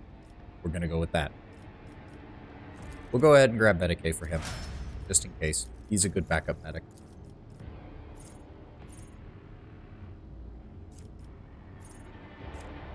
Ability. That's it. So each hit of first hit of each burst attack deals additional damage to the rate of fire. Definitely that.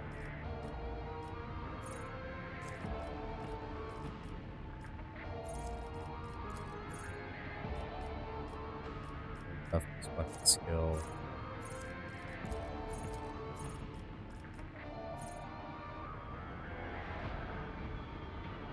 Problem is the area of effect on that is so low it really doesn't help.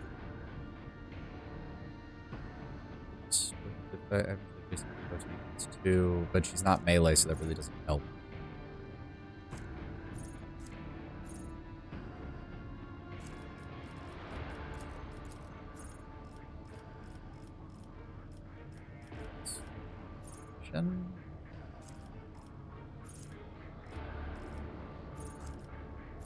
That.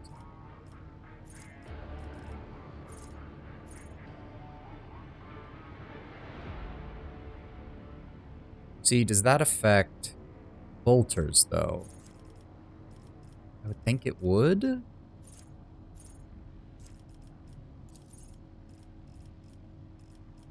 You would think it would. I mean... Also, why does it not show up here? That doesn't make any sense.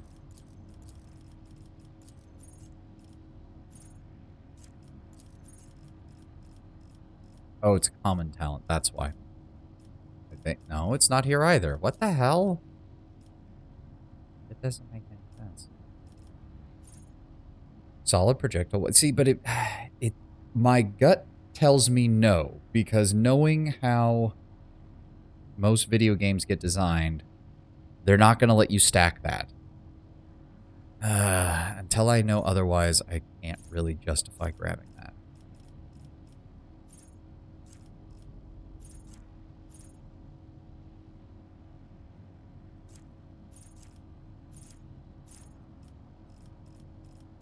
Honestly, I might grab ballistic skill for her.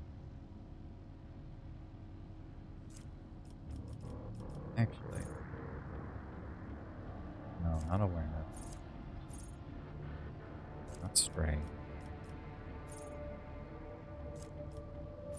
Wait, have I not increased her agility at all? Oh, there it is. Yeah, she gets humanity's finest on that. So...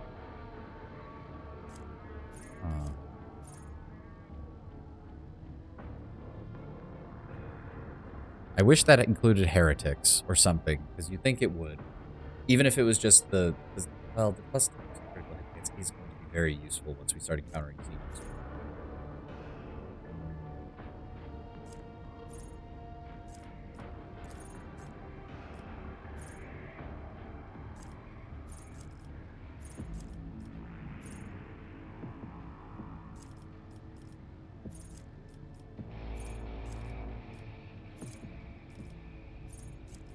Yeah, see, because I did give her that. Bolt weapon attacks game plus. You'd think bolt weapons would also count as solid projectiles, but knowing how games like this work, they probably don't. Accuracy. High ballistic skill indicates the character has a dead eye. So base hit chance for ranged weapons increased by percentage by the ballistic skill. Nothing else really that I want, so I'm kind of leaning into that.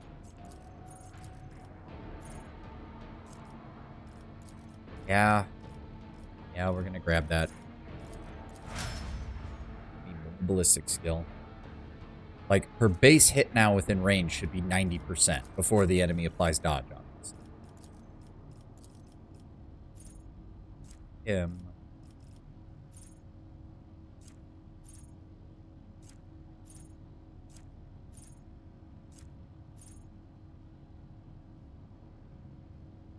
That is useful.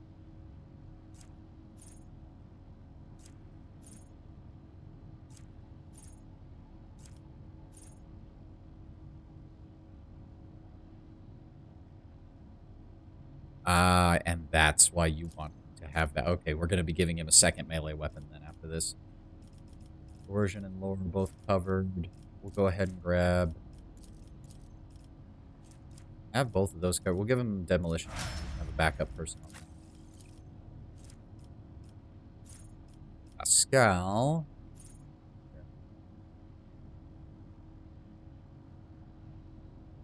Fresh target is good.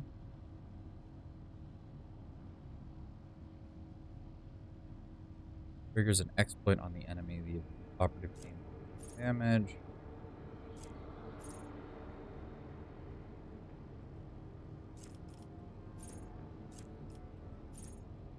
Dice attack. Affected by 10 minus hit score. I think his hit score is 6 right now. So it would be 4 or more exploits. It becomes a critical hit. We are going to go with informed hit then, because he can get that pretty reliable. Well, maybe not yet. Maybe not yet.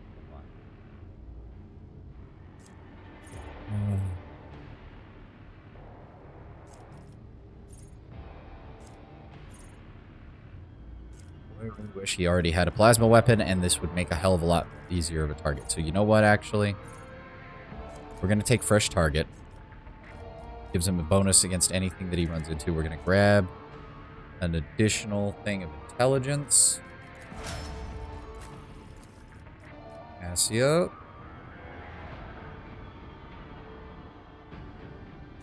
That could be good.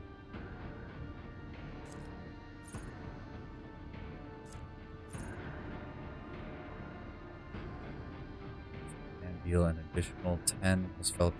That could be useful.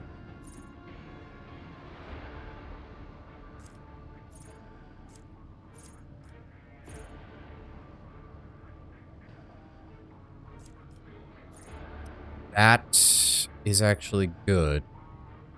Plus 5% bonus characteristic for the hold on. For every 5 bonus characteristic of the Navigator's staff. Castigating, infusing, and devastating count as characteristics as well. I think that's a good idea.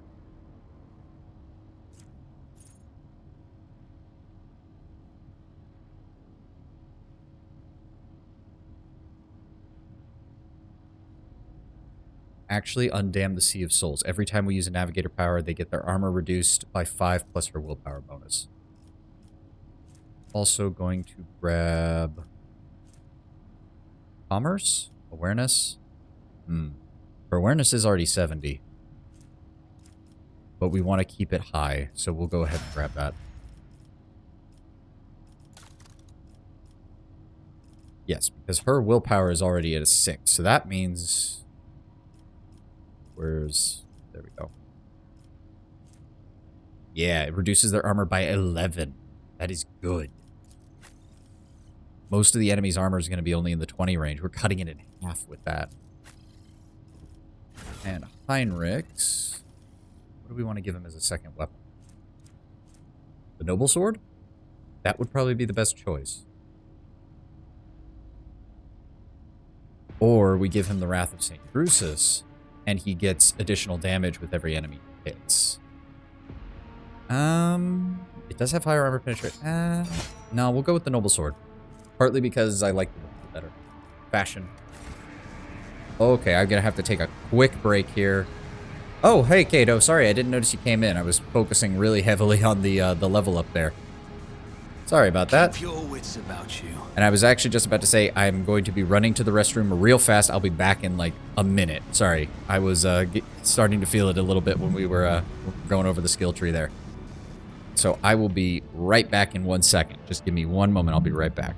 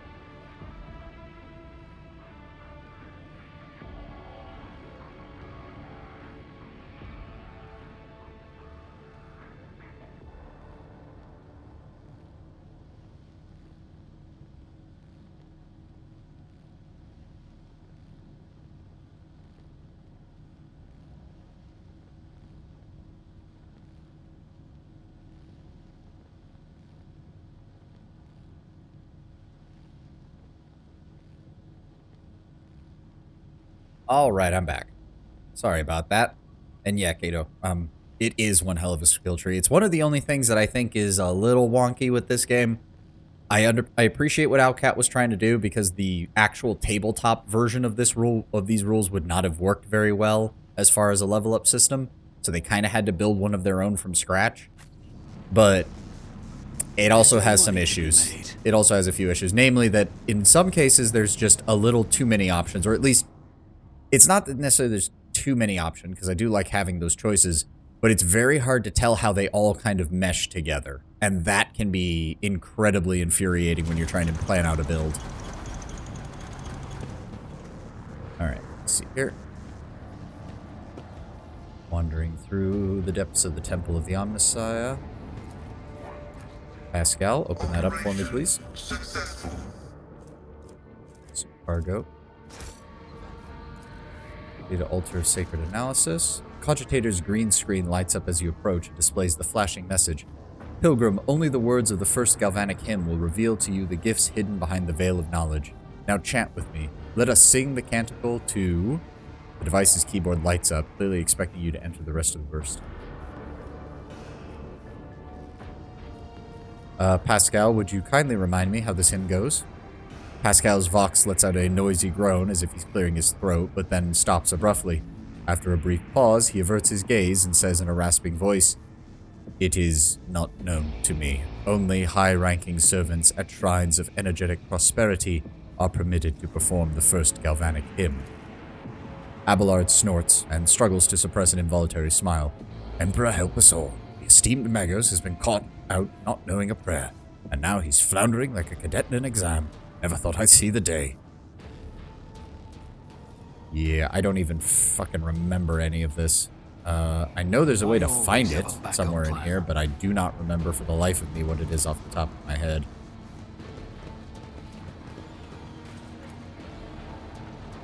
Yep, that doesn't do anything. They don't say anything.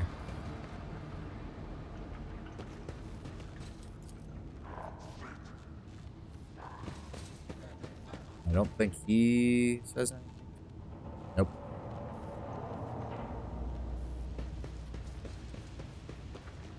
Always keep your eye on the prize. Push forward. Keep moving. Do there. Oh, I remember this place. Okay, so we've got to time everything as we go through here. And of course there's enemies. Of course there is. Wait for it. Wait for it. Okay, pause the game. Order my guys to move here. You will beg for mercy, or it but can I start will the battle. grant none. Really? That counts as an ambush? You've got to be kidding me. Alright, alright, alright. Fine. Heinrichs. Oh, we're not deploying. We're actually... Shit. Okay, hold on, hold on, hold on. What have we got? What have we got? Fighter, fighter, gunner. We do not want to be in these squares when this shit goes off. Okay. I'll put my psychic abilities to use.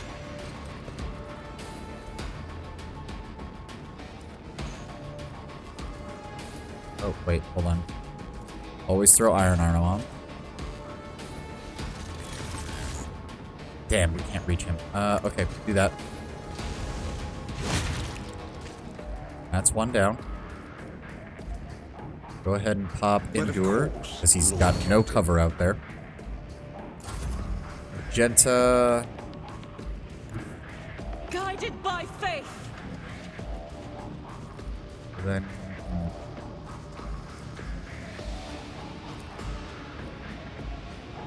Pop a shot on him. Good. Then we're gonna pop running gun. Just really know where to switch. Alright, fine. Be the fire in my heart. Can't kill him, can't kill him, can't kill him. Alright, that's fine. I act. Good, damage. Yep, he's gonna run forward. Yep, he doesn't care. Death to the weak. I don't know how he's got line of sight on that, but alright, whatever. Step aside. The navigator is coming.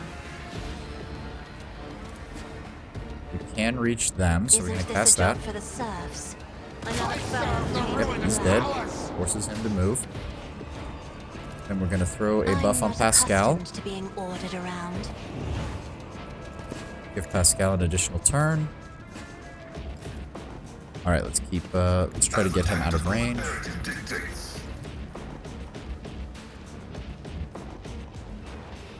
Neither of them have gone yet. He doesn't get his turn yet. Wait, is there another? Oh. He's a long way off, though. We shouldn't have to worry too much about him.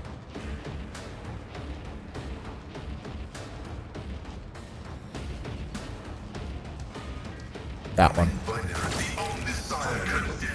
Good, good. Pascal can't do much else. We're gonna move Cassia up a bit further.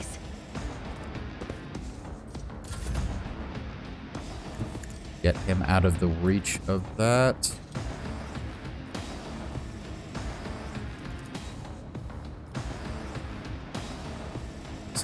24. No, we want the long range. See if we can kill him. You never stood And a he's on chance. fire. Good, good, good, good. No, we're not going to waste any abilities. Yeah. Seriously? Oh, God damn it. That was aggravating. Pascal, could you please shoot him? Thank you. And move Abelard. Okay, come on. A tactically sound approach. Move Abelard up. And he should be able to... That's Really? the Seneschal's job. Really? Unknown suitable... Is it because there's people in the way? I thought we could charge through them. I'm not interested. Alright, fine. That's fine. Only 2 damage. We can handle that.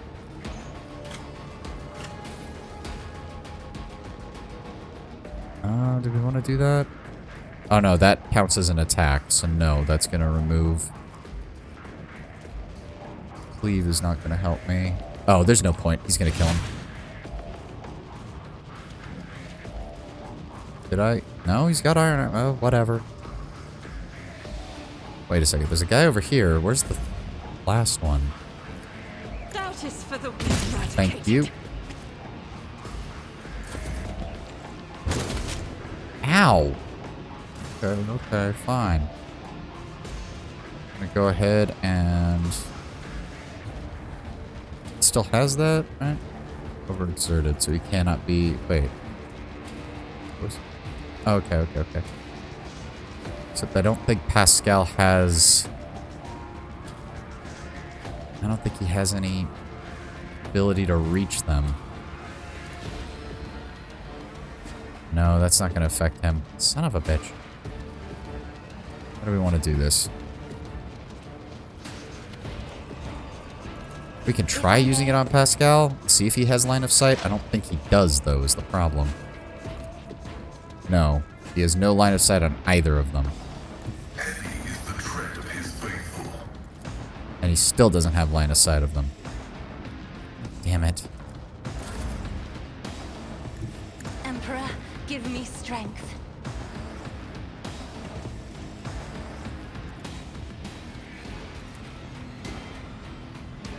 Yeah, that doesn't affect them either. Should be able to see him from there. Siri, how is he shooting me here if I can't see him from there? I'll make it happen. I'm probably gonna get shocked, but oh well. Set him on fire. Please kill him. Or at least set him... Yeah, there we go.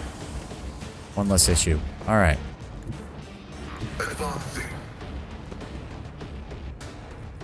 Is this guy still... Yes, he's still... God damn it. Move Abelard up. And then we're going to... Really? Why is he not... I've used charge before in order to get... That doesn't... Whatever. Just get some additional movement out of him. Ow! Oh, damn it. There's no point. I will bathe this battlefield in righteous fury. Asshole, just frickin' move. I am a navigator, not a servitor. I don't care, Cassia. I'm trying to kill... Jesus Christ. Nope, we still can't target him.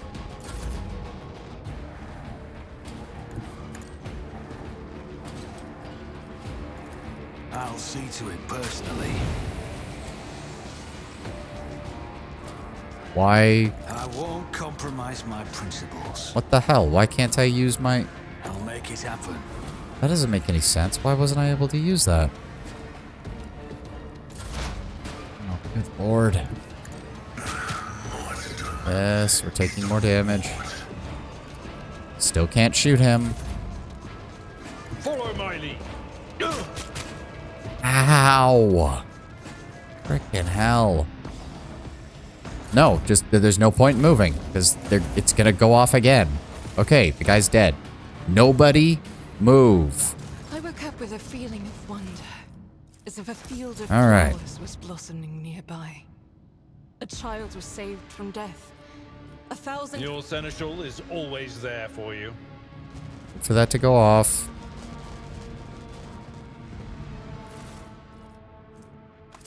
We'll keep an extra sniper rifle. We don't need the armored body glove. Light of terror, guide our way. Okay. Yep. Thank God these guys didn't get a chance to really fight. Although that does explain why they were able to hit me from so far away.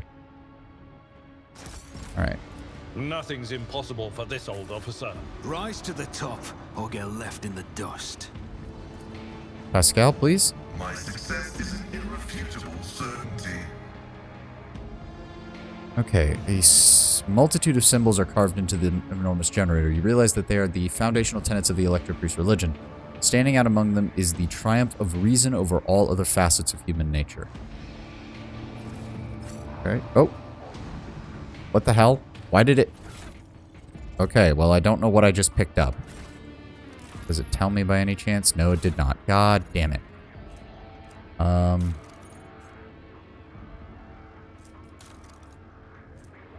No. Well, we finally picked up a plasma pistol, which is great. It deals almost as much damage, but it doesn't get the...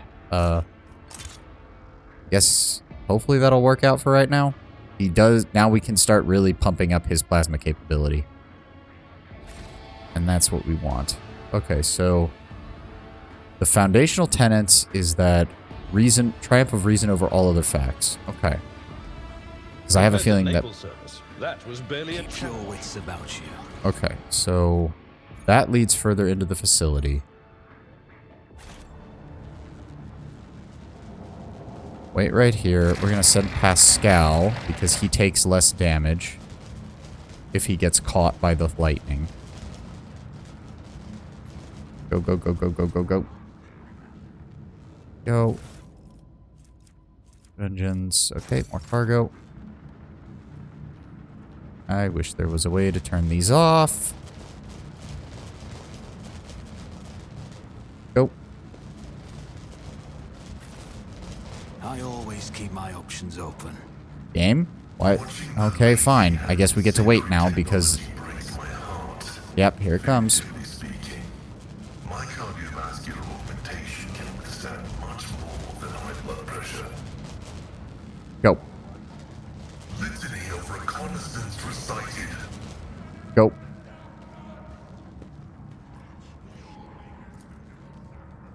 What a shameful failure.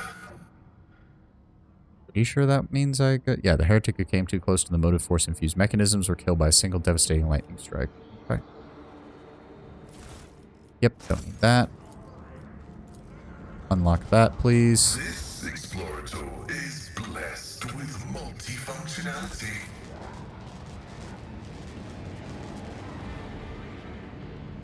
Oh. Anything worthy of my attention?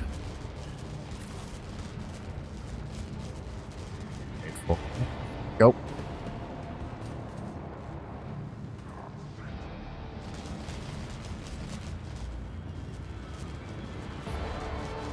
Go.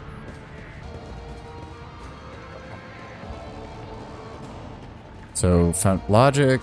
Sorry. What is it? You realize the foundational tenets standing out amongst them is the triumph of reason over all other facets of human nature. Wire junctions marked with the symbol of a key that connects two lines. Have a backup plan. I don't know if that'll be enough to get us what we need for this. Hold on.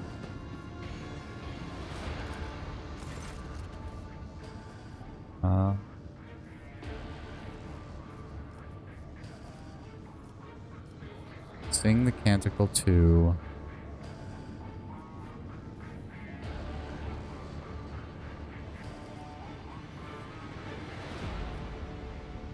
the motive force. Let us fill our souls with gratitude towards...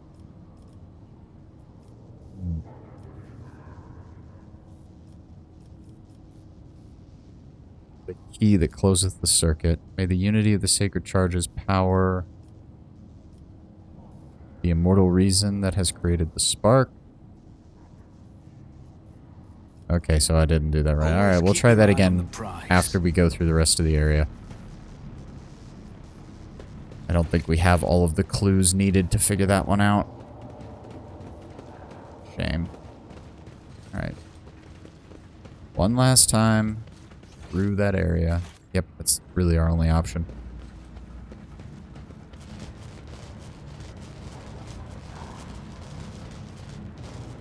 Go. Go, go, go, go, go, go, go. Go. Rise to the top. There we go. Get left in the dust. Move.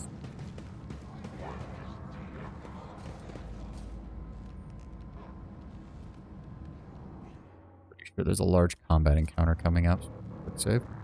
The bodies of careless cultists have been thoroughly fried by the arcs of the motive force.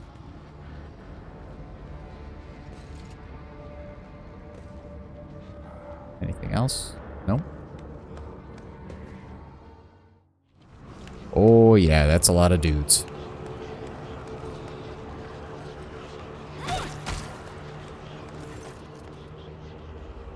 Hold on, let me take a sip.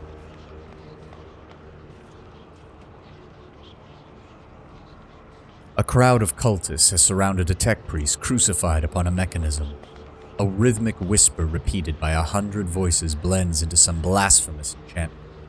Powerful discharges of the motive force run through the machine, causing the unfortunate prisoner's body to convulse brutally, forcibly, with woeful cries of pain from his lips.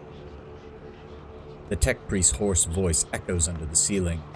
In the clenched claws of stagnation, in the shackles of iteration zero, under the iron wing, let the cycle be discontinued. Pascal's mechadendrites spring into combat mode instantly, and a wrathful rattle comes from his vox. I am registering a severe violation of the purity protocols. The blessed Amanat has been captured by heretics and is being tortured. Are you sure that's Amanat? Confirmed. I do not observe his face, but I recognize his words. Let the cycle be discontinued is the blessed Amanat's motto. Look around the hall. The heretics have taken up defensive positions everywhere, and many more are doubtlessly hiding in the passages leading out of the halls. For now, they are all focused on the sacrilegious torture of the tech priest and do not notice you. How is he bearing this torture? A true devotee of the Omnissiah is capable of withstanding great bodily torment with no loss of functionality. But where... Oh, sorry. Burp there. But where flesh reinforced with sacred iron will persevere, but where the purity of spirit may perish. I hypothesize that the heretics have made the blessed Amanat a participation in some variety of sacrilegious ritual. Through sacrilegious torture, they are trying to break his will and turn him into an unholy terminal with which to control the reactor's outer power circuit systems. The tech priest's colors are strained with time. They are diluted, painted over with rot, but his heart still holds a cinder of bright red. This dying flame can yet be ignited anew. We must do our best to rescue the esteemed tech priest without risking his life. The mechadendrite points to the corpses of heretics lying nearby. Use the blasphemer's clothing as a disguise. Unrecognized, we can sabotage the power units, overloading them and cleansing the hall of heretics. The lightning discharges have charred the cultist corpses. Whiffs of smoke rise from their empty eye sockets, whose contents have evaporated. Their clothes, covered in the blood of innocents, are cruelly painted over with the symbols of the arch-enemy, exuding a repulsive air of soul decay. I shudder with disgust at the mere thought of having to touch clothing adorned with unholy symbols, let alone wear it. Such is the first step towards falling, a small compromise with evil that will lead to something greater. Is there truly no other way, rogue trader?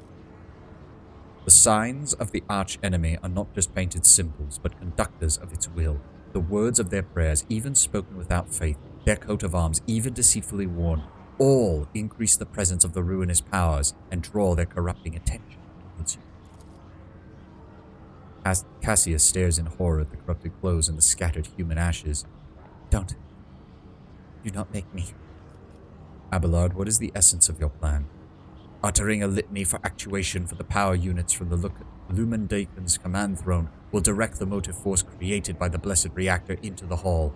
The distribution servitor is keeping its output within the set parameters, but upon receiving such an order to increase its peak values, it will turn this entire room into an electric trap.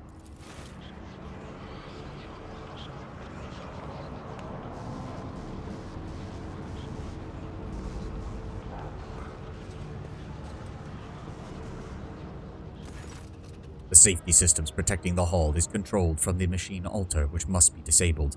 If all of these operations are performed, I can guarantee that not a single blasphemer will survive the Omnissiah's wrath that will be unleashed upon this place.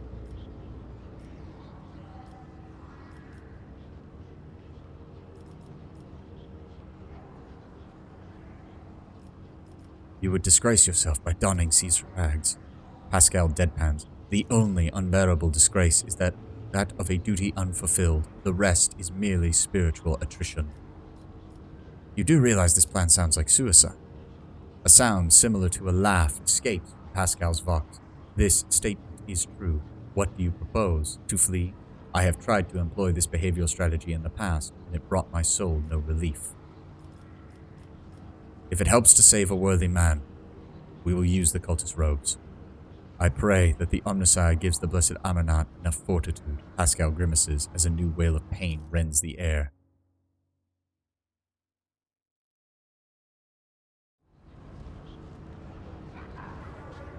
I love how Pascal's outfit doesn't change at all. The heretic's guard clings to your skin like a greedy leech, tingling and soul fever spreading over your body. These tatters have imbibed the vile contents of their former wearer's soul. Alright, well, let's get it done quickly.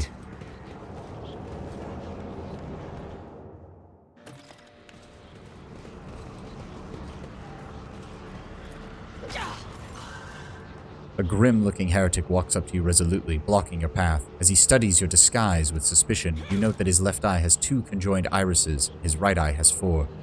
I don't know you. Who are you? Why haven't I met you before?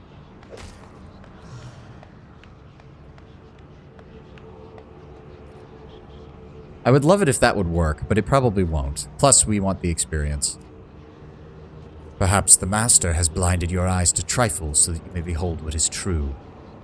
Your reply, imbued with the mystical significance, was evidently to the cultist's liking. He smiles haughtily and says, "May our Master blind you too, brother."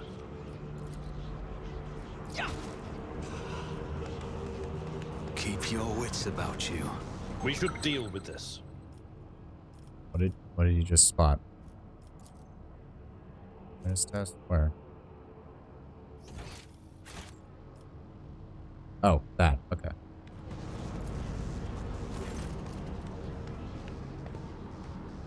A heavy crown of golden neuroaugmetics rests upon the servitor's head. The crown is bent and broken from ruthless gun butt blows, the pale body covered in blasphemous inscriptions carved into the withered flesh.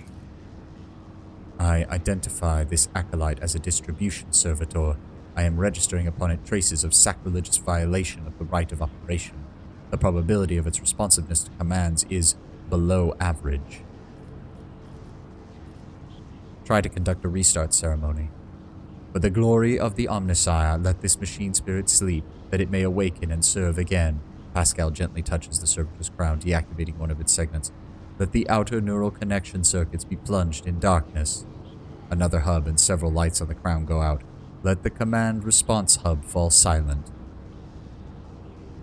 It occurs to me he's basically starting it in safe mode. He's turning a machine off and then forcing it to start in safe mode. Pascal switches to binaric speech, accompanying his every action with a line from a sacred hymn. It's amazing how the reverent awe in the tech priest's voice can be discerned even through his rattling vox. Suddenly, every light on the servitor's crown comes alive. A shower of sparks bursts from the augmentics in the brow, and several black, ash-tinted tears run from its empty eye sockets. Ready to serve. Energize the hull's power units to the maximum. It will be done. I always keep my options open. The altar is adorned with gilded skulls. Threads of metal that used to be electus are fused into the bone. Once majestic, the altar has now been desecrated with blasphemous images of blue-green suns. Some of its levers and buttons have been pried from their sockets, but the mechanism still glorifies the Omnissiah with its operation. I identify this is a security system control altar. For our diversion to succeed, this blessed machine must be executed. May its spirit forgive us.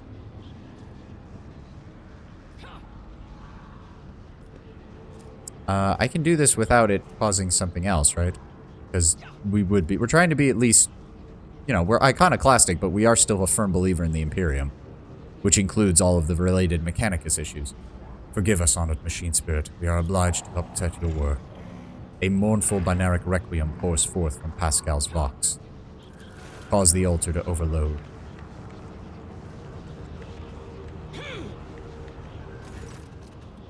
Pascal offers a short binaric prayer, then enters command after command to set up a trap for the machine spirit inhabiting the altar. The code born out of the tech priest's tinkering causes the spirit to flutter confusedly in a snare of impossible commands, heat up the altar's circuit boards, and perish forever in the shower of sparks that burst forth from melting wires. May we be granted the Omnissiah's forgiveness for this act. I am registering a general shutdown of security systems. Let us not dawdle.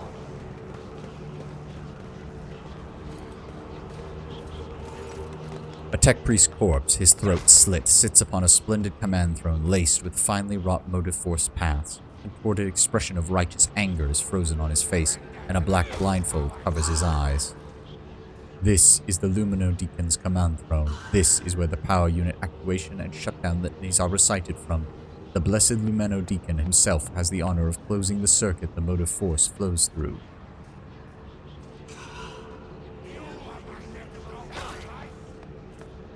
Nah, we've got high enough toughness. I'll do it myself. I'm about to be greatly honored, or else thoroughly charred. Maybe both.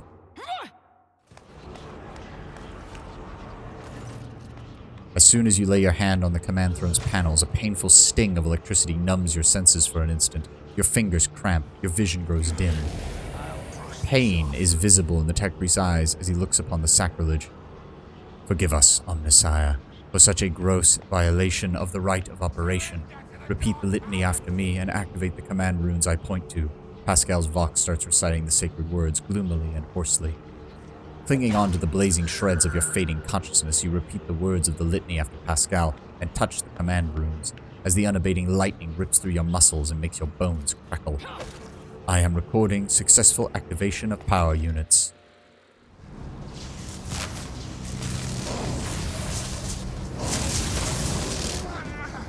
And because we were standing next to the throne, we're fine. Everybody else, dead. Rise to the top or get left in the dust. I know it's a fresh We are injury. the spearhead of the Imperium. So, if you Let's would, patch you please. I won't forget this. Thank you very much. Yep, that can all go to the inventory.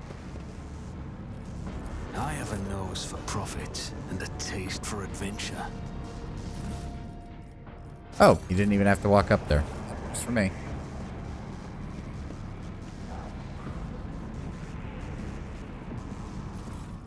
Oh, yeah.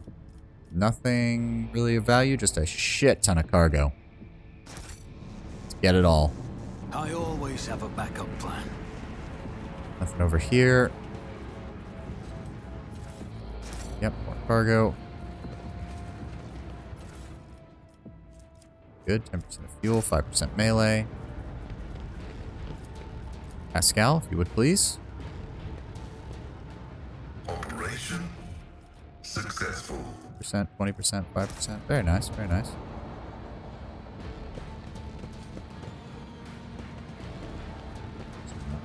Here.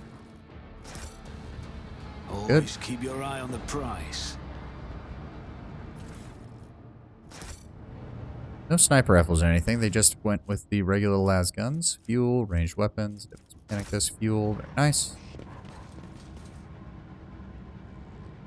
Oh, we can't even get up there. That's everything in the room from the looks of it. Alright, let's level over real quick and then we'll talk to the tech priest. What else do we want here?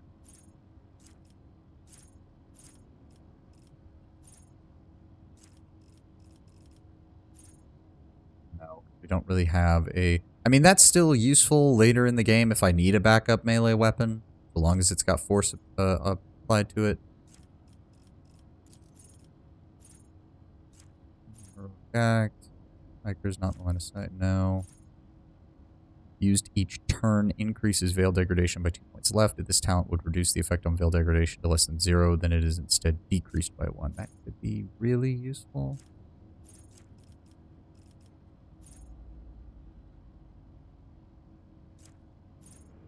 We're going to go ahead and grab Relentless Blaze.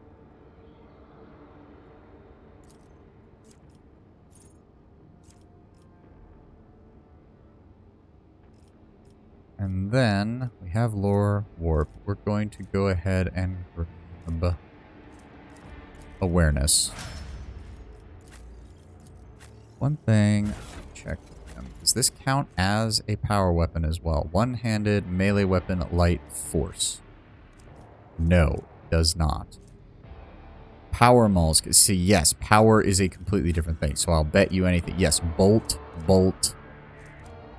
solid. Yes, there's no way in hell they allow. They are distinctly separate classifications of weapons, so they don't stack at all. Even though a bolter is firing solid shells, it does not benefit from solid shells as a choice of armament. Okay, that is what I expected.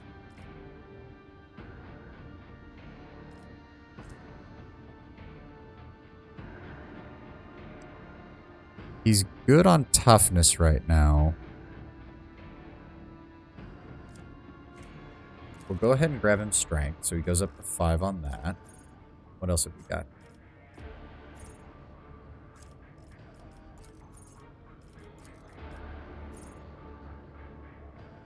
Nope.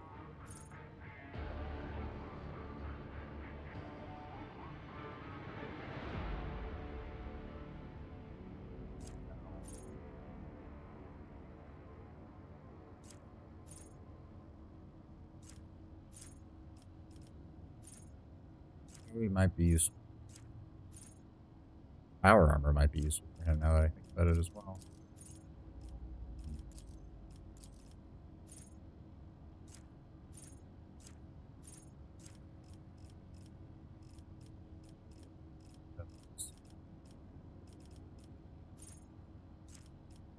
Swift movements might not be the worst for him. Getting the additional 2 movement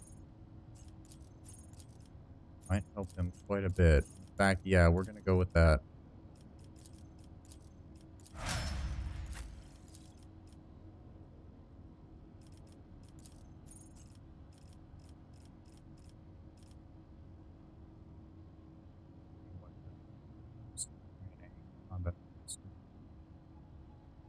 He already has bolt weapon proficiency and specialist. No. No, that's not going to work.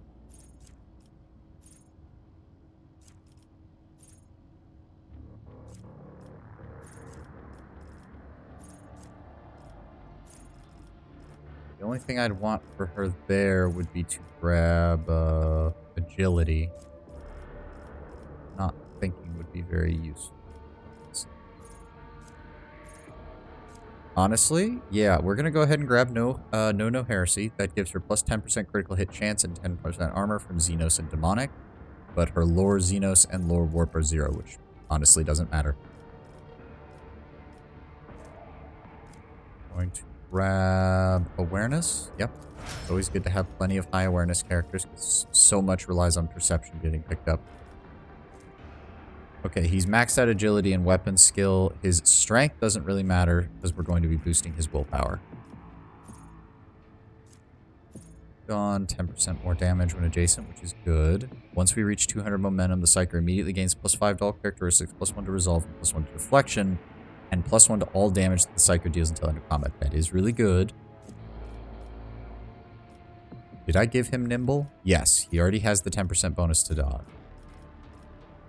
The only other one we'd really want is to give him the plus 15% bonus to parry, which will definitely make him a hell of a lot harder to hit. That said, whenever an effect applied by the Psyker increases the damage suffered by a target, Oh, hello again, Justin the Lion. Good to see you.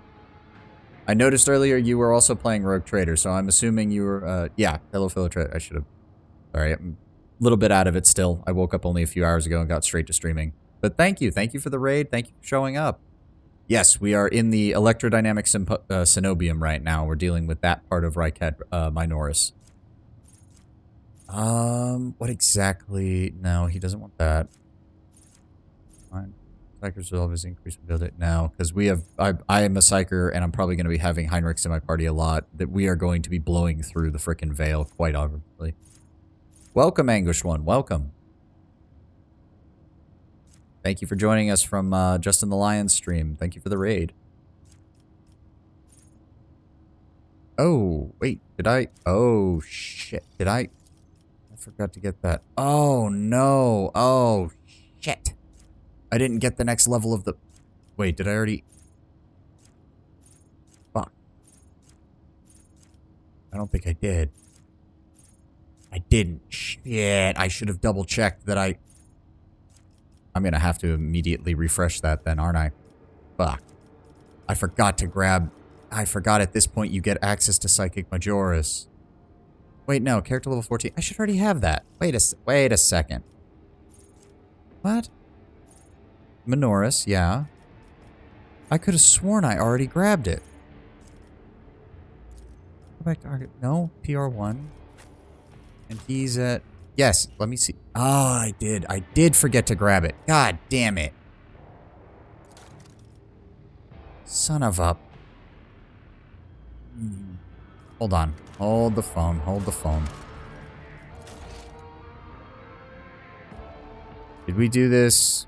Oh, we did this before we did all of the skill checks. Fuck it. We passed all the skill checks with flying colors. I'm gonna just quickly reload. I don't like doing this when I'm doing RPGs. I especially don't like doing this when I'm on stream with it. But that was a massive fuck up, and that was not good. We're going to really quickly run through this. I'm not going to read any of the dialogue. We're just going to blaze through this real fast. I always keep my options open. Trigger the guy approaching here. Yep. We tell him this. He thinks that we're on his side. He doesn't care anymore. This could be an opportunity. Yeah. We triggered the goods. Distribution servitor. Go ahead and use tech use. There we go. It wakes up. It's ready to do it. Let's move. Yeah, I know. It's bad enough. Because I was thinking, like, well, I could just get it retrained. But it's like, I'm going to have to remember everything that I grabbed before that and redo all of my level ups. And I'm not going to do... That's going to take, like, 3 times as long. We say the prayer. We then use tech use. Pascal turns on the machine to break it. Yeah, I can see that. As I said, I've said it before. When this game first came out, I played through the opening tutorial on the ship like 5 times. Because I just kept going, well, what if I want this? But what if I want to try this? But what if I want to try this? What if I want to try this? I've done the same thing in, I think, every single Owlbear game that's come out. Or Owlcat game that has come out. I did it for Kingmaker, I did it for Wrath of the Righteous, and I've done it for this. Where I will just play through, like, the first hour and a half of the game, like, 5 or 6 times. Just getting a feel for what I want to play. And then usually I decide that, even though I liked it, I'm going to immediately switch to something else.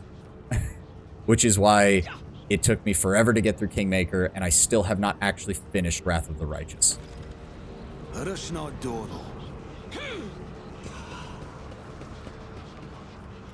Okay, then we come over here. We'll do this and get the free experience, even though I get zapped a bit by the electricity. Yep, and dialogue, and now we vaporize everyone in the room who isn't us.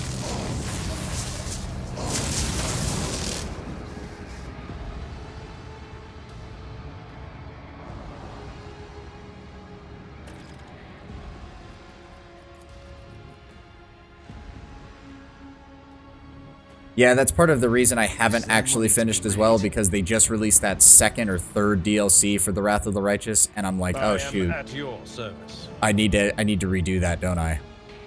Made all the worse because, quite honestly, I get what they're going for in the Wrath of the Righteous DLC when they go when they do the whole you have the separate party, and it's like not really a combat focused DLC. This wound will make a fine But scar. God, I does owe their you a system debt. not really do very well for non-combat styles of I that. will lead us to fortune. Okay. Over to Psychic. Wait, what? Did I just do all of that for nothing? That doesn't... Wait a sec. What? I know how to take risks. Yeah, he levels up to 14. The same as Heinrichs. What the... Choose characteristic. Willpower. Next. Go over to Psychic abilities. Psyker Majoris. Features Sanctioned Psyker. Yes, I have Sanctioned Psyker. My character started as a Psyker. It has to be a Sanctioned Psyker. Why can I not pick this? What the hell? Oh, that is bullshit. Why can't I pick Psyker? What am I missing here? He leveled up to 14. He was able to take it. Why is... What the fuck? Am I missing something here? Yeah, Minoris is the first one. Requires rank level 9 or Sanctioned Psyker 4. Then Majoris requires Sanctioned Psyker at 14 rather than 19. So why in the hell am I not allowed to pick this?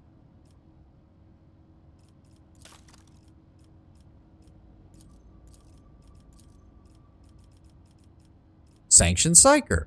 It's on my character list. What the fuck?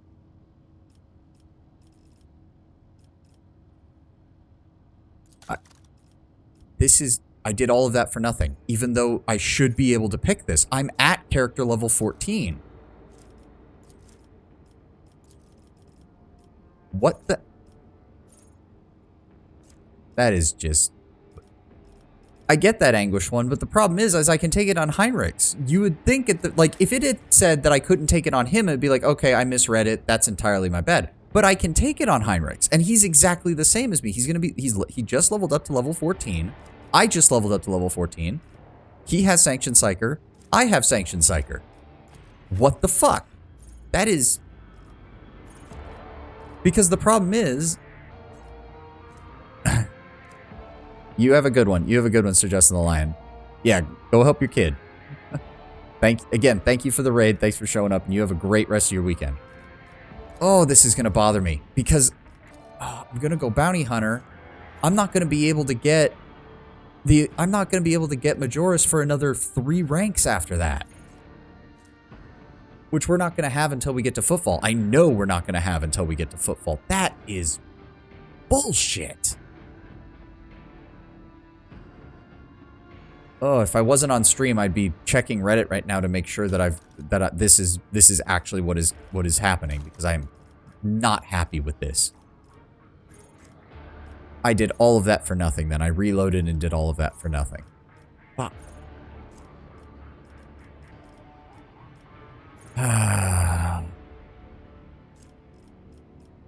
That is aggravating. That is aggravating in the extreme. Yeah, by the time we're ready to actually take Psyker Majoris... Oh, God. It's going to be halfway to when we would have been able to take Psyker Terminus. God damn it. Alright, fine. I've bitched and mowed long enough. I've bitched and mowed long enough. There's no point in that. We're going to just continue where we were. Relentless Blaze. Grab the extra points in awareness. Let's get everybody back up to where we want them to. Grab 5 points on strength for Abelard. What else did we grab on him? No. No. Oh, I need to get that for Heinrichs. I don't think he has that. Shit. Does he? No, he doesn't. Oh, that's entirely my bad, but too late now. Yeah, some of the level ups are very weird, Anguish one, but I thought they fixed a lot of it, because I remember originally... You didn't get the first Psychic upgrade until, like, over here. when the game first came out. And then they reduced it by quite a few levels because Psychers in the very early game were just utterly... I mean, quite frankly, they were shit. You couldn't do any damage, and unless you were playing an officer class, you couldn't even contribute to combat really that well. What did I give him? What did I give him? No. Swift movements, that was it. Keep him moving. And then I gave her no heresy and additional awareness. Pascal, we finally have a plasma weapon for him, so we can't give him any more additional intelligence or ballistic skills, so we're going to grab... Oh yeah, they fixed a lot. It's just, again, it's weird that I can do it on Heinrichs, but I can't do it on my character, and that's what's pissing me off. If I couldn't do it on either of them, fine. It is what it is. I just have to wait a few more levels, it's fine. It's the fact that I can do it on Heinrichs and I can't do it on my character. That is annoying. Because if I had the choice, I'd rather it be the other way around. If I could do it on my character and couldn't do it on Heinrichs, I wouldn't be bitching about it nearly as much. Burning effects and flame weapons, no. First attack in combat with any plasma melt or power weapon deals additional 5 damage. Bonus damage is decreased to int bonus divided by 2. Where's the rest of his... He has a lot of these. Every time Pascal uses a plasma or melt weapon, his damage with these weapons increases by 5 plus int bonus stacked. Pascal does not shoot for 1 round. He loses all stacked. So yeah, we want to keep him moving with that. What other ones? Did we want to grab his plasma weaponry? Yeah, as I said, the main problem with their system isn't necessarily how it's laid out. I actually really like this class system for the most part, aside from the fact that Psyker is an origin rather than a class, and I've always felt that's weird. But everything else is fine. It's just a lot of things start to really add up, and it becomes very hard to keep track of what things work with everything else. Doesn't need that. Nimble, no. Plasma weapon expert. 2 maximum damage. That's actually not as useful early on. Yeah, he's already got that. He's already got that. He's already got aiming protocols with plasma, which is good, and filtering protocols, which makes it easier for him to shoot. So we are going to go ahead... Oh no, not acceleration protocols now. Where the hell was it? There we go. Overcharge. Dodges or parries attack. Bonus is double for the next minute. Oh, that doesn't matter.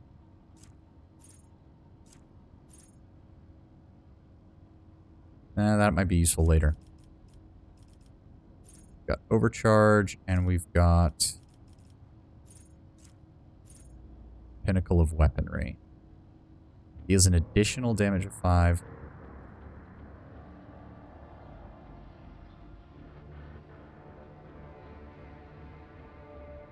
I think they actually fixed that one because they made it so that you can take the first upgrade at like the 4th or 5th level. So you go from being behind Adira to being equal to her by the time you're done with the tutorial on the ship.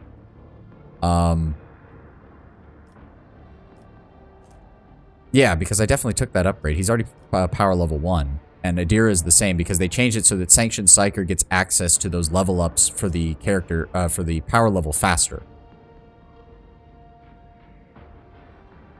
Yeah, I'm not feeling too bad. I know I'm doing a less capable... I believe Pyromancer, the best build people have right now, is a melee build, but you also have to go dogmatic for that, and I wanted my first playthrough to be Iconoclast. So I'm going for a soldier, flamethrower, fire build, and his whole point isn't even necessarily to kill people, it's just to put down damage on everything. So the flamethrower has an area of attack, you have the ability to burn an enemy and then spread that burn to everyone around them with the Pyromancer abilities. He reduces armor with everybody's attack. His whole point is combat support while still doing damage, which still feels more useful than officers, which it always feels redundant to have more than one officer, and Cassia is a really, really good officer, so there's not much point in having anybody else. Yes, we're going to go ahead and grab Pinnacle of Weaponry right now. So we got from her. Oh, Fellowship. Fellowship is probably the best. Yes. Yeah.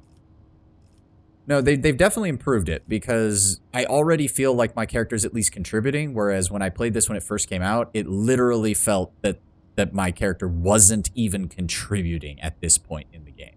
And that felt really bad for this early on. Oh yeah, great minds think alike. Yeah, if you're going to go Pyromancer, why not hold a flamethrower? I think the only other build that I even considered was going Pyromancer with a las gun and going for heavy fire, because you still get the Pyromancer ability where every time you deal damage, you, what is it? You reduce the enemy's armor, and using like the most rapid fire weapon I could find just to lay down swarms of fire everywhere. But flamethrower is more thematic, and I just like it. Plus it's 40k. How can you not be using a flamethrower on somebody? Yeah, the Psyker Archmilitant, if I recall correctly, only works for the melee version of the build, because they can alternate between the regular attack, the area of effect attack, and using your psychic powers, and that actually allows them to function properly. Whereas a ranged Archmilitant really doesn't work for Pyromancer, at least when I last checked it. I'm sure somebody's made it work, but it doesn't, and it doesn't feel as well, in my opinion. It doesn't, like, feel good. It's part of the reason I really do think... God, I'm peeking my macro lock, sorry. It's part of the reason I do think that Psyker should have been its own class rather than an origin. I understand what they were trying to do to make it so that, like, oh, taking a Psyker origin basically makes a completely different type of class for each other class that you pair it with. But I don't think that it quite hit that mark. I get what they were aiming for, but it really didn't quite hit what they were actually trying to do. And that's a shame. There's a deep potential in this where essentially you have the 4 starting classes, and then each of those classes plays differently if you choose to be a Psyker in addition to those classes. But they, as I said, they didn't quite get it. They didn't quite get it, and it's a shame. What else do we want to do here? Mind over matter, resistance test, and navigator's requires high. That is good, but we can take that in. Yeah, they have improved it. I don't know. I don't really like the Archmilitant's mechanics to begin with. I get what they were going for. It was the sword and pistol kind of style where you're meant to be the frontline melee combat character, or melee and ranged combat character. I just don't like it. To be fair, it's like the one thing I don't like in parts of 40k is the random dude with sword and pistol running ahead of an entire squad of like ranged guys. Like, I always hated that the Imperial Guard Sergeant always has to carry a chainsword, even though it makes no goddamn sense for a Sergeant of the Imperial Guard to be trying to get into melee. I'd much rather take, like, most of the book depictions have Sergeants equipped with rifles like everybody else, because it's way more useful to have another rifle in the squad than it is to have one random dude with a sword. Until the end of combat, enemies damage suffer additional 6 from all attacks of opportunities. Allies that are targeted, no. That was the one. We want to increase her damage from the staff, which I believe the one she has... Let's see here. Yeah, 5 and 5, so that's 2. And it has castigating, which I believe it said was the one that it has there. Oh, interesting. I didn't realize that she had that on there. Yes, so that gives a +3 additional damage based on that staff. Very nice. Exactly. That is exactly it. Honestly, I think Pyromancer even has it better than most, because at least with Pyromancer, your very first level 1 ability is a damage ability. And since they updated it, it is actually capable of knocking out basic enemies in a single turn. When the game first came out, it wasn't. And that made Pyromancer feel really bad to play, because you did nothing with your psychic abilities for like the first 3 hours, 4 hours of the game. Alright, let's get all this loot. About you. Come on. Yep, I don't think there was anything we needed to collect from this. Yep. Alright, go ahead and grab that.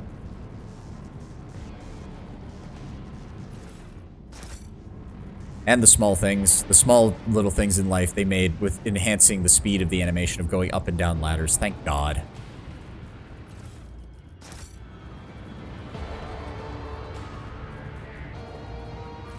Yeah. Yeah, you don't feel like a Psyker, you don't feel like your class, and even with Pyromancer Soldier, where you actually have some Pyromancer abilities like the additional to critical hit damage and the reduction to enemy armor that actually do pair well with the game style you would want for a Soldier, You still don't feel it. It still doesn't feel right. Oh, why is Henrik's over here? Heinrichs, whatever. Okay, did we grab everything? No. No, we did not. There's still... Oh, there we go. There's still loot over here in the corner. Yeah, welcome back, Kato. I don't know if you really left, but you haven't said anything for a while, so I'll say welcome back. Rise to the top or get left in the dust. Oh, I almost left stuff over here in the corner. My success is an irrefutable certainty. Okay, now that we've finally gotten that taken care of. Alright, time for more reading. Give me a second. Let me take a sip of water. Okay. In the cycles of the foreordained, there lurks a flaw of worship. The tech priest's body convulses, pain, plaintive creaks of Beneric prayers coming from his vox. As the moments pass, the signal becomes less and less clear, as if something twisted and wrong were being added to it. Pascal studies the tech priest's face carefully. His vox system moans in a tragic vibrato. Subject unidentified. This is not the blessed Amanat. Stranger, I request your name. How do you know my mentor's motto? Examine the tech priest. There are deep burns all over his flesh, and the skin around his augmentics is charred. Blasphemous spells have been carved into his sacred iron, forming unholy litanies of scrap code. It is amazing how robust this tech priest's life support systems have proven to be in maintaining the spark of life in his grievously wounded body. Who are you, servant of the Omnissiah? Fire of the hearth, sent forth sparks. The name of this spark is Abel Animan. The tech priest looks over at Pascal. For a brief moment, his speech becomes clear. The echo of my call has reached you, good. The iteration is at its end. The design is fulfilled. What design? Why are you calling yourself by my name? Was it you who summoned me to Rykad Minoris? What for? I categorically demand an answer. Pascal's voice rises to an intimidating howl, but the delirious tech priest does not seem to understand what he is saying. What design? An intention both bold and honorable to open new gates for the waters of knowledge and comprehension, a plan written so that the righteous may follow, and trust in the great pattern of revelation and uniform progression toward it. Pascal's voice is trembling with elation. Those are his words. I have not heard them in so very long. Ask him about Amanat. You came here because of him, after all. No, the tech priest's weak voice grows stronger. He came because of himself. Myself. To redeem myself. To correct a mistake, possibly, but how do you? There is a look of gentle condescension. Why am I having trouble with this word? Condescension in Abel's eyes, strange given the circumstances. The hubris of the mind spurs him to build monuments to himself. Do not regret, for all is predetermined by the iteration. A devastating coughing fit cuts him off, and you hear a clang of tearing metal from inside his chest. We can talk once we get him out of here. A cold premonition rakes the heart. The probabilities are dark and frightening. Brother, I do not wish to gaze into them. We are the flames of knowledge that drives the darkness away. Pascal is quickly inspecting Abel's wounds, paying no mind to the blood and sacred unguents staining his sleeves. His vox rasps soothingly. Do not fear what is to come, brother. We are already here. Do you know him, Pascal? This subject has not been identified and has no record in my catalog. Interrogation is impossible due to the subject's evident affective state of clouded consciousness. As soon as you touch the tech priest's battered flesh, he shifts his gaze to you and says with sudden clarity, Many sparks have gone out, but not all. The electric shepherds are alive in the darkness.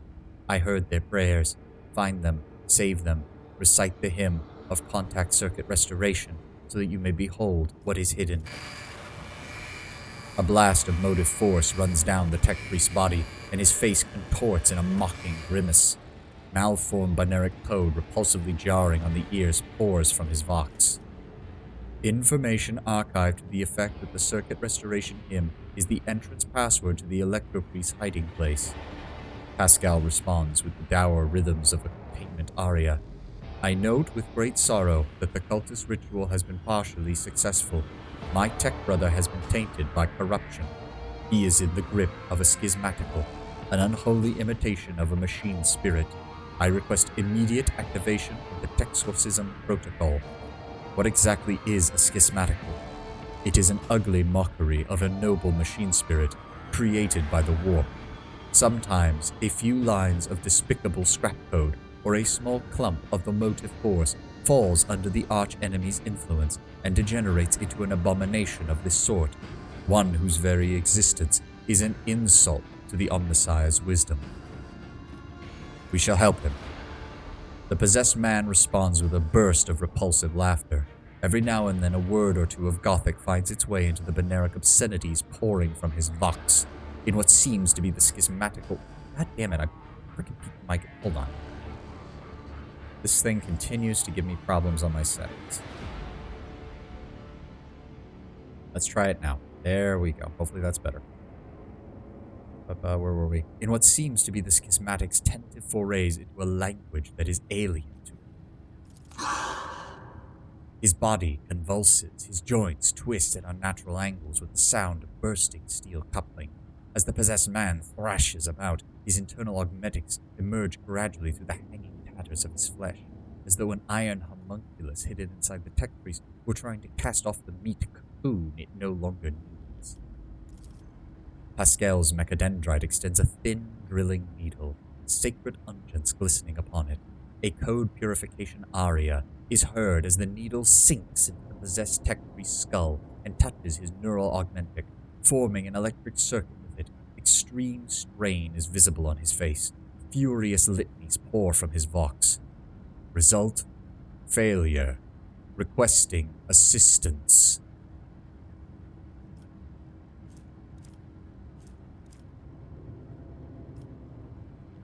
We'll do a combined prayer. Pascal's praying to the Omnissiah. We'll pray to the Emperor. We'll give it a little give it the old 1-2 punch. Deliver us from the evil that has come for our souls, from the abyss of the immaterium.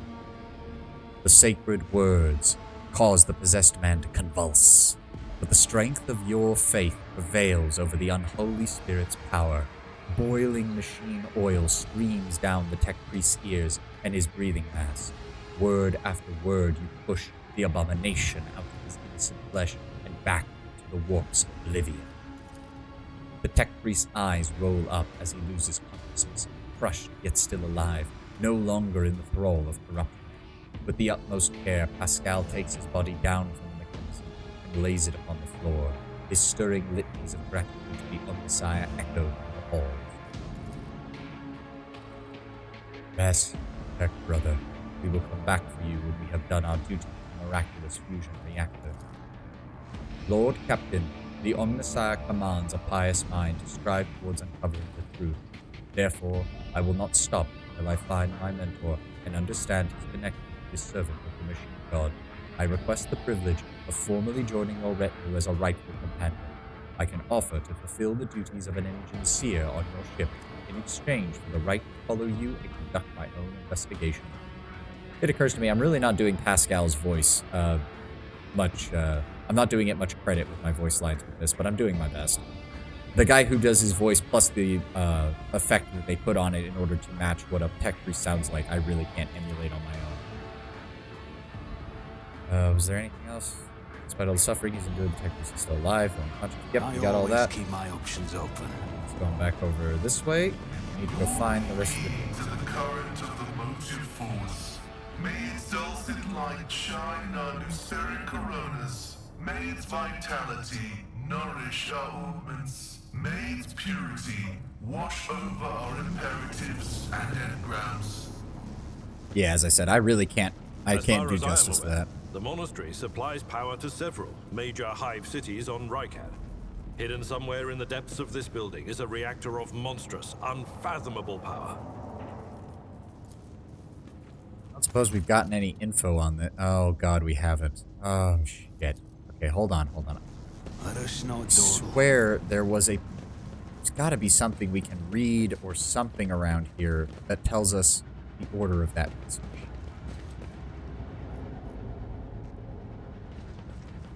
I'm not seeing anything. That's the problem.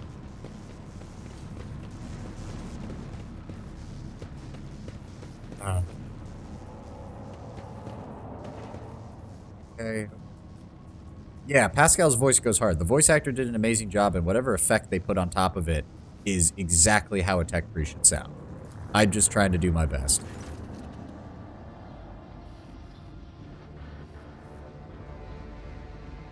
True. Well, I don't know. Maybe for this game, because they do... Owlcat does take advantage of the way they write everything with this setup here to sometimes give the characters some really long-winded explanations.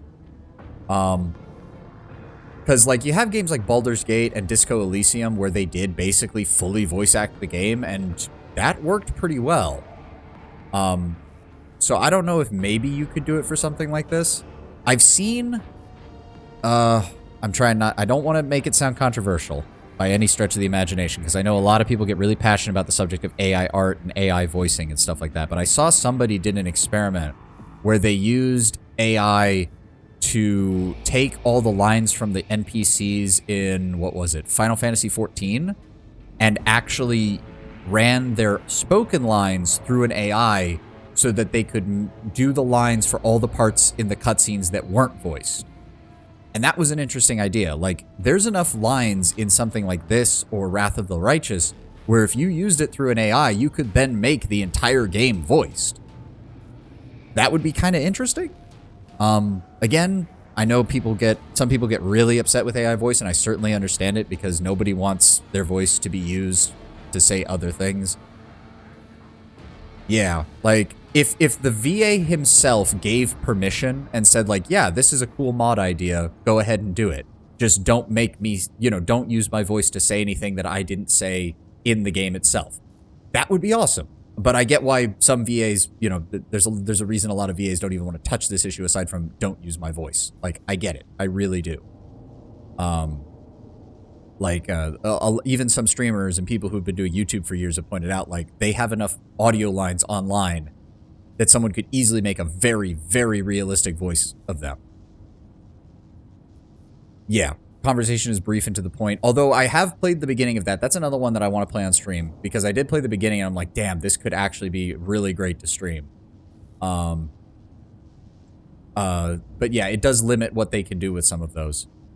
To be fair, I have seen some clips from Baldur's Gate, even from some areas later, without having too many spoilers. And you just got to hand it to the voice actors. They may have been having to be brief and to the point in a lot of cases, but damn did they do a good job. Them and the narrator and all that did a very good job trying to make that world as believable as possible with the limitations that they had on them from that system. So I will give them thumbs up on that, and I can't wait to actually go through it and play the whole thing.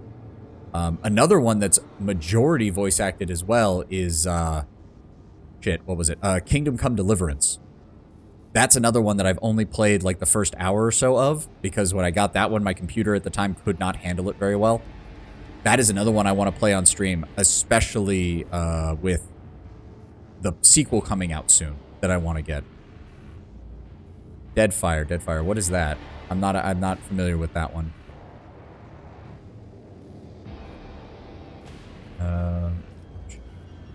I don't even remember what we were doing here, because I don't remember which one we were doing. Oh, Pillars of Eternity 2. Yes. I don't know why. I tried playing Pillars of Eternity 1, and I don't know why. I hate their combat system. I know on paper what everything does. I know on paper it should work fine. But every time I engaged in a fight in that game, everything seemed to fall apart. Nothing seemed to work the way that I wanted it to. Nothing seemed to actually go my way, and my dice rolls were terrible. And I eventually just stopped playing the game. It wasn't even that far. I think I got to the first a little bit past the first town, and it's like, the writing is good. The characters are interesting. The world is very interesting from what little I saw, but the actual mechanics of the game drove me insane.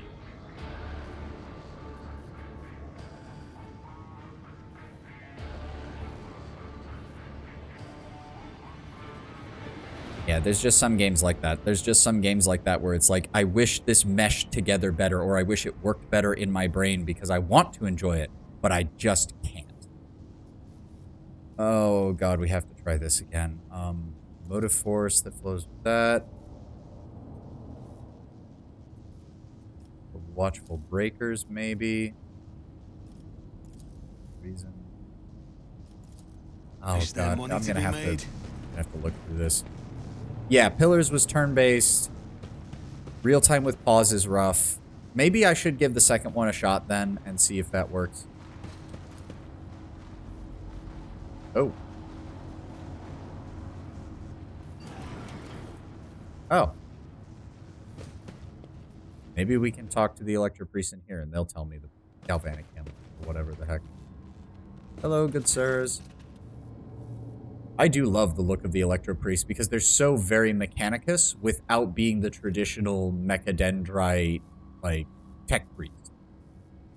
Their models are also pretty cool on the tabletop, from what I've seen. A shortish, muscular man wearing the scarlet colors of the priesthood of Mars steps into your path.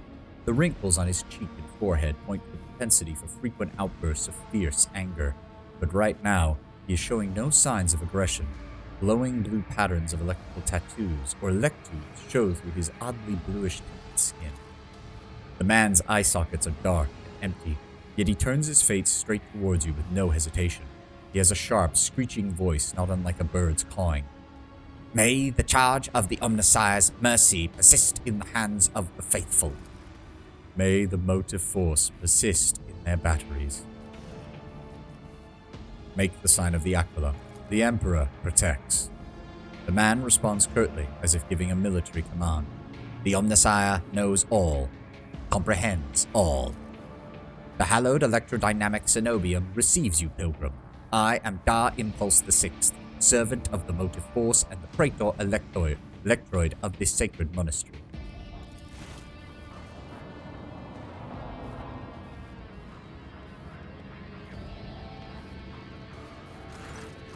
Pascal bows humbly before the man. A trill of binaric signals comes from his vox, from which the praetor responds with a solemn gesture of blessing. Pascal turns to you and says, The rank of praetor electroid is a sign of high standing within the electro-priest fraternity. To be granted an audience is a great honor. And you have the honor of hosting... Yeah. My reading and my brain just stopped working there. You have the honor of hosting the rogue trader of House von Valencius. I urge you to show proper etiquette when interacting with the eminent bearer of the sacred warrant of trade. Within these walls, worldly titles are nothing before the motive force. Your deeds here, however, speak far louder, for your path here is sprayed with the blood of desecrators. Dar Impulse VI. It was you, was it not, that Logus Abel came seeking an interpretation of his data trance? Yes, Tech Brother Abel arrived here to engage in a magnetic meditation that would clarify his visions. Unfortunately, the heretic's machinations prevented us from completing the ritual. The esteemed Logus volunteered his help in defending the monastery, but contact with him was lost soon afterwards.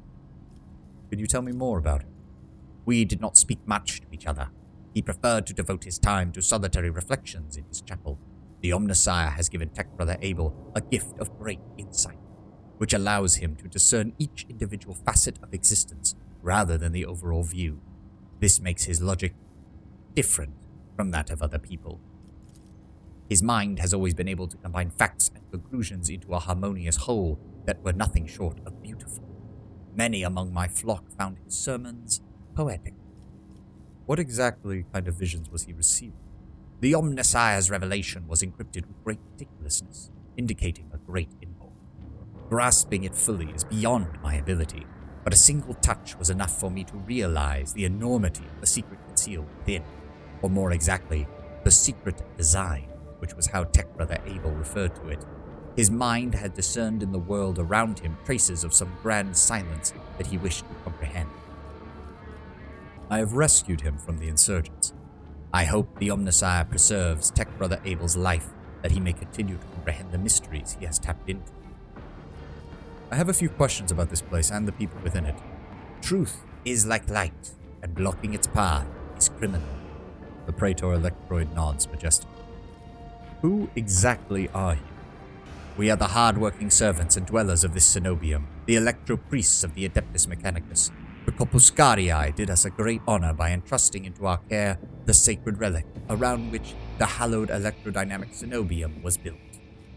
And what precisely do you believe in?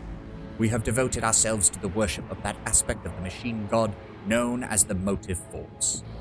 It is the blessed divine spark that creates impetus in the universe. The Omnissiah, in his mercy, gave the world the gift of the motive force, and we follow its impulse in order to increase it, bring it to the lay people, and protect it from unholy hands.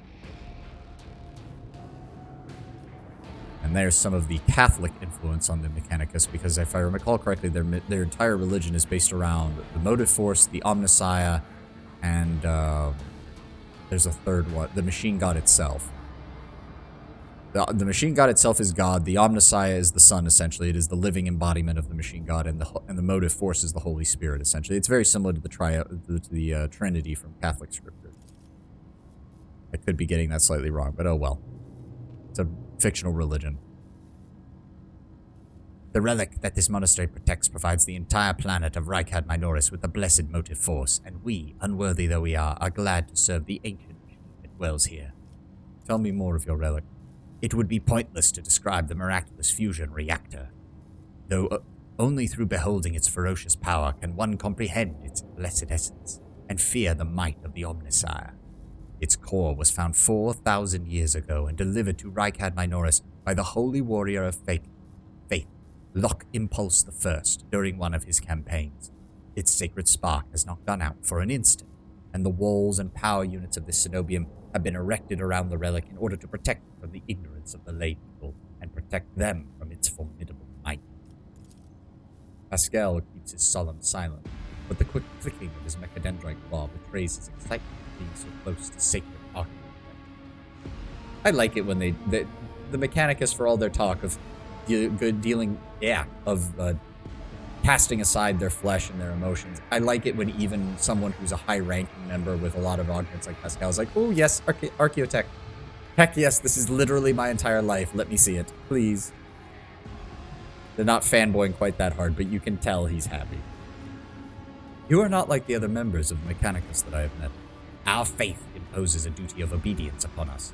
Every electro-priest is given a numerous electives that combine in a blessed Voltgeist circuit, allowing our feeble flesh to withstand the full might of the motive force. That is why our skin glows with its light, and our eyes boil and melt when we are ordained. The Omnissiah's tears, we call this phenomenon, the dying away of the unworthy flesh.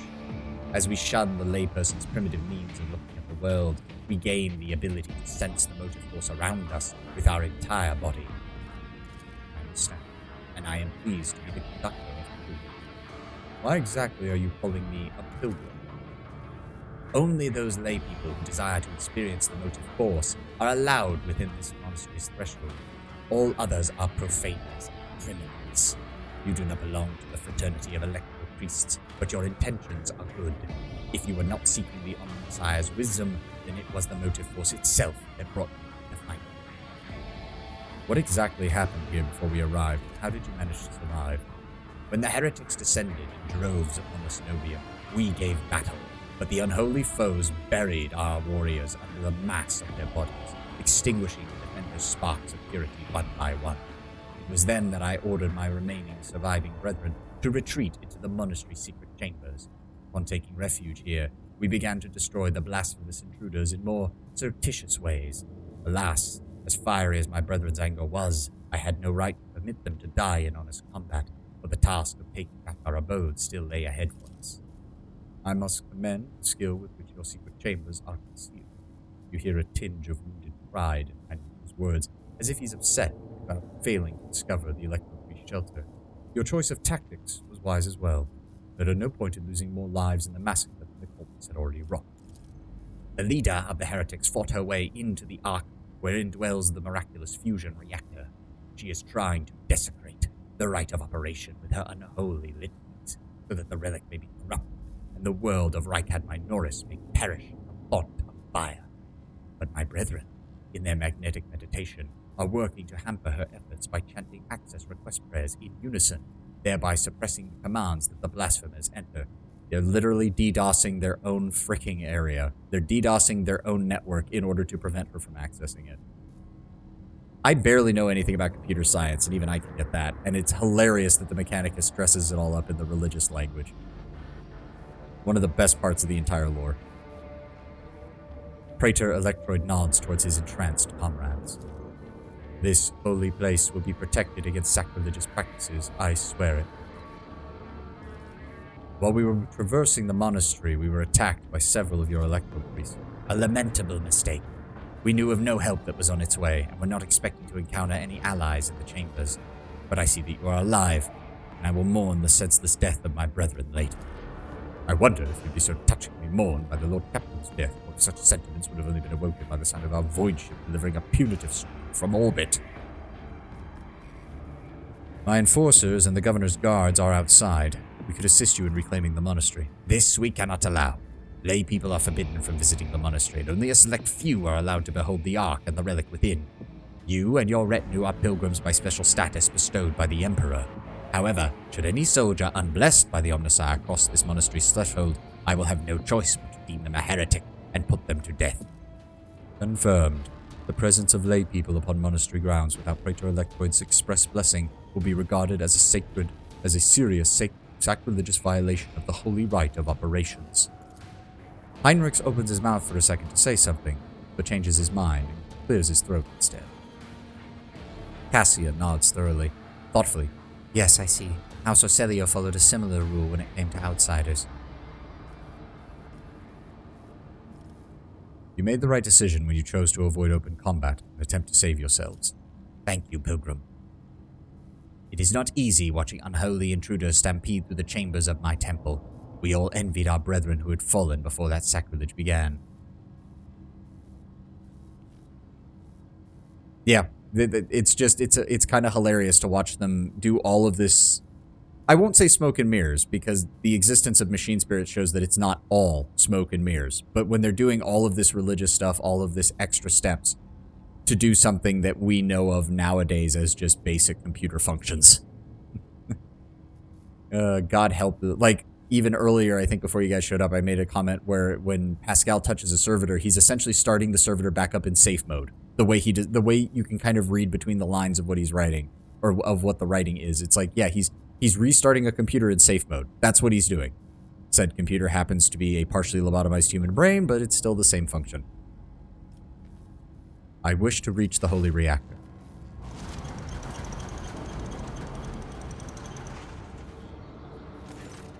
The Ark is hidden from Pilgrim's eyes, but considering the... Oh, really? We need that? Interesting. But considering the extraordinary circumstances of your visit to the monastery, I grant you that right. The hole that leads to the High Reliquary has been barred by the enemy, but I shall open a secret path for you. Enter the Ark and experience the motive force, Pilgrim. We will pray to the security systems that they may refrain from punishing you for your intrusion. I must press on. May the charge of the Omnissiah's grace persist in the batteries of the faithful. Okay, so that means that cogitator bank that we've got over there is something else from this. We probably would need dogmatic in order to ask him. Yeah, exactly. The Omnissiah gives me power, executes program as administrator. Well, to be fair, that's probably the end of the prayer. The beginning is probably something like, by accessing the holy secondary functions, we open the way for the one true, for the Omnissiah's chosen. And that's the act of right-clicking on the program and going down to properties.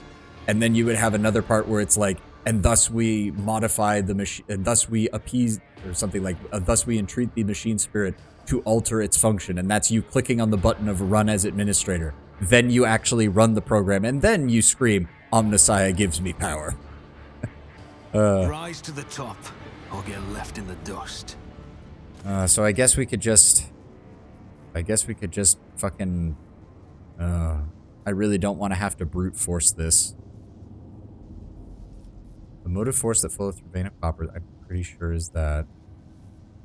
Let us fill our souls with gratitude towards the twin poles of opposite sign that herald the motion.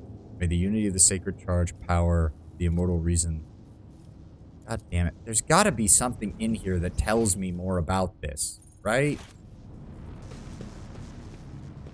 Always keep your eye on the price. So, apparently I missed something in here. There we go. Let's, things. I wouldn't want to look up a guide for this, but I don't want to sit here and waste a lot of time brute forcing this either.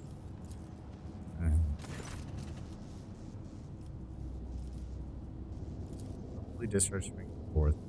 Let us fill our souls with gratitude towards the arcade, because we ran across the one thing that talked about a key touching 2 lines, so I would assume the arcane key. May the unity of the sacred charge's power. Plus faith that bringeth light. No. And.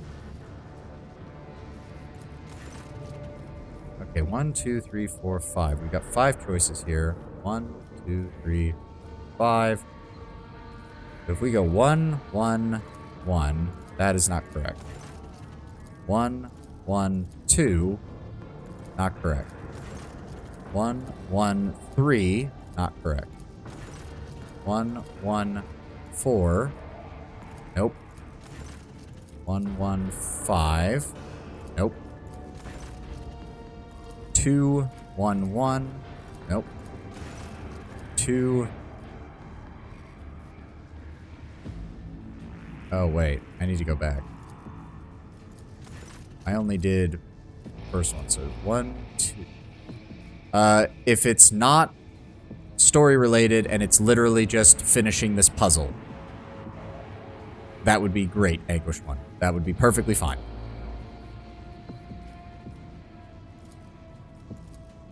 Two, 5, 4. Thank you. The Omnissiah, the Arcane Key, the Immortal Reason. I swear to God, I thought I did that combination earlier on the stream when I first found this place. I swear I thought I did, but I must not have. And in hindsight, that makes a lot of sense. Omnissiah, then the key. So I had the key right. I had the key right, and I had 4 right, which was the Immortal Reason. So I was literally only wrong on, yeah, I did 2, 3, 4. God damn it. I was freaking close.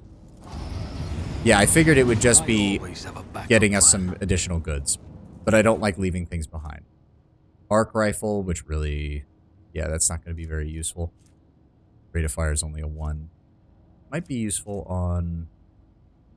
They also attack all enemies within 2 cells of the target. Could be useful. Grants 15% critical chance to ranged attacks and enemies with less than 50% wounds left. Ooh, now that's spicy. That's potentially spicy. I don't want to lose that on her. Oh, but yes, that would be... Plus ranged attacks and enemies with... Yeah. Go ahead and give that to Pascal. Critical hit plasmas. Thank you for that, Anguish One, and thank you for asking. I know I put a pretty serious warning in my rules about spoilers. I should point out, a lot of that has to do more with story. If I am having an issue... Oh, sorry. That was a burp.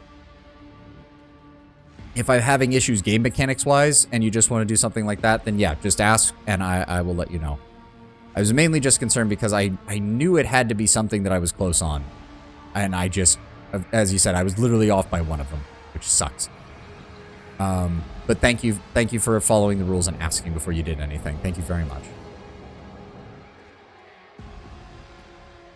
Okay, let's... I know it autosaved, but we're going to quick save as well. Always keep my options open. I don't think there's anything else in here. Over there. Aha, that is a good block. Gimme. So there's cargo, fuel cargo. Yep.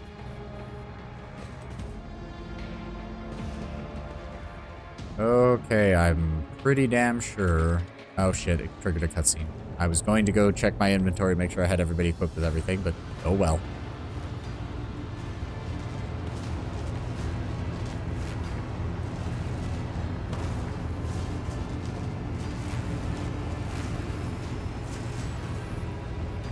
Soul's trying to trigger a meltdown in a fusion reactor.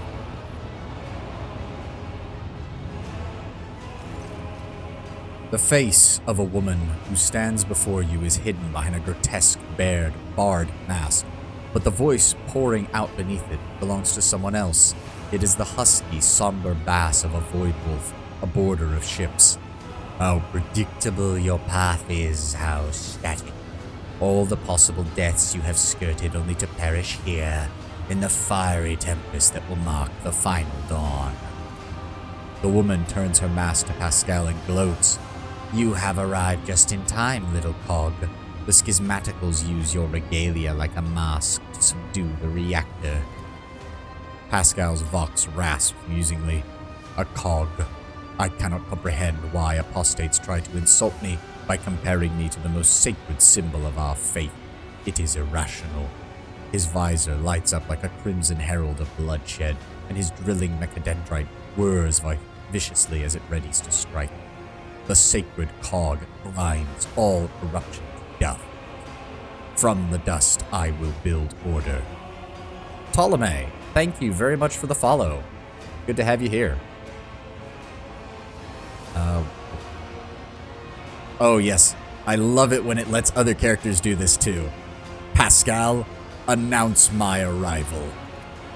Pascal lets out an intimidating Beneric trill and announces grimly, with the Omnissiah's blessing, the rogue traitor von Valentius has come before the miraculous fusion reactor, seeking to perform purification and eradicate the corruption. All unauthorized persons are hereby ordered to lay down their arms and humbly accept their punishment. I honestly do hope that every companion at one point or another gets to do this. Because I know Abelard does it a lot, but even just having little bits like this, I think really adds to it as far as your characters coming together as a crew to fight together. Humanity is the lot of the meek. I am the harbinger of great changes, and visions of the great cataclysms to come have incinerated what humility I had in my heart. The woman's voice breaks and shifts to a different pitch and timbre, a martyr's voice, young, fervent, in pain. Time has all but run out. I can hear the fist of the future knocking on the door of the present. Choose. I peaked my mic again. Hold on.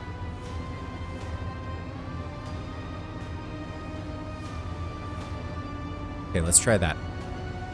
Let's try that right here. There we go. That's looking good. Choose quickly what you want to be when it walks in. A blind slave, is that what it is? What? Yeah, to what is gone. A faithful servant of what is to come. Or a corpse. I would take some time to rest with the details of the future that the cult prophesizes. Hopefully when we're done, what's left of you will still be capable of coherent speech. What you'll be living is a living torch blazing for his glory. Can't really do Argenta's voice either now that I think about it, but I can't really do women's voices, period. Argenta's voice burns with the pure hatred and trembles with impatience to make the promise come true. Cassius squints and looks away. Yellows, reds, violets, oranges, blues. Wild colors scorch the eyes, but where the motley mass ends, nothing but a colorless void remains. Your people tried to kill me. Why? Brother Twilight, known to you as Kunrad, marked you as a target. Your foiling of his plan sealed your death warrant. It is now a predestined certainty that changes can no longer affect. Why are you trying to destroy this reactor? I am lighting the spark of the final dawn. Sometimes the future revealed in the edge of daybreak's visions is fragmented between the facets of possibility, the view unclear. I have glimpsed the importance of this place, of what is to come. I have solved the puzzle. The flash of purity will transform the world and bring it closer to the immaterial, in which it will be reborn.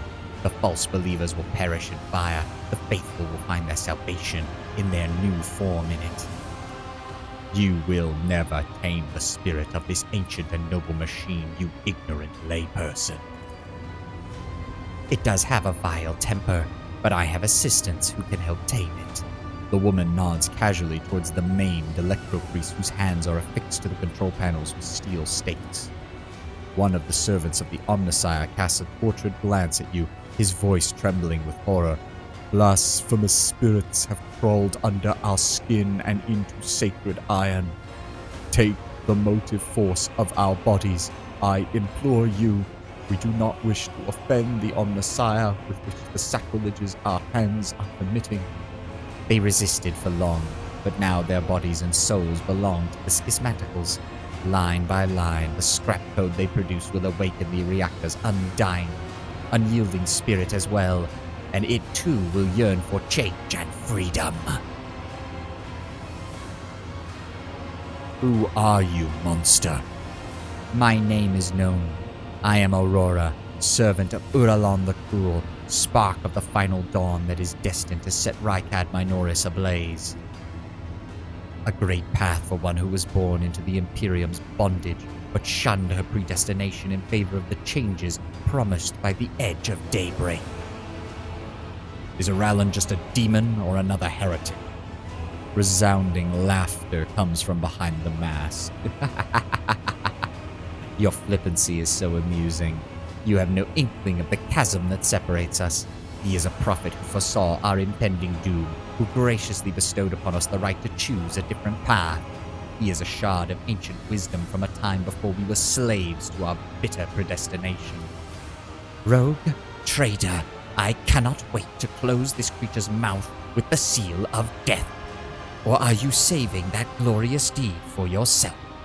I mean, I am the one holding a flamethrower in this conversation, Argenta, so I wouldn't be adverse to it by any means. Also, I do find it hilarious that I'm going for an iconoclast build, and I'm using a flamethrower.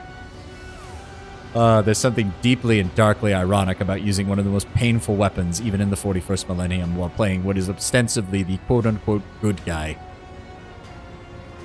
So the Edge of Daybreak, your unholy patron?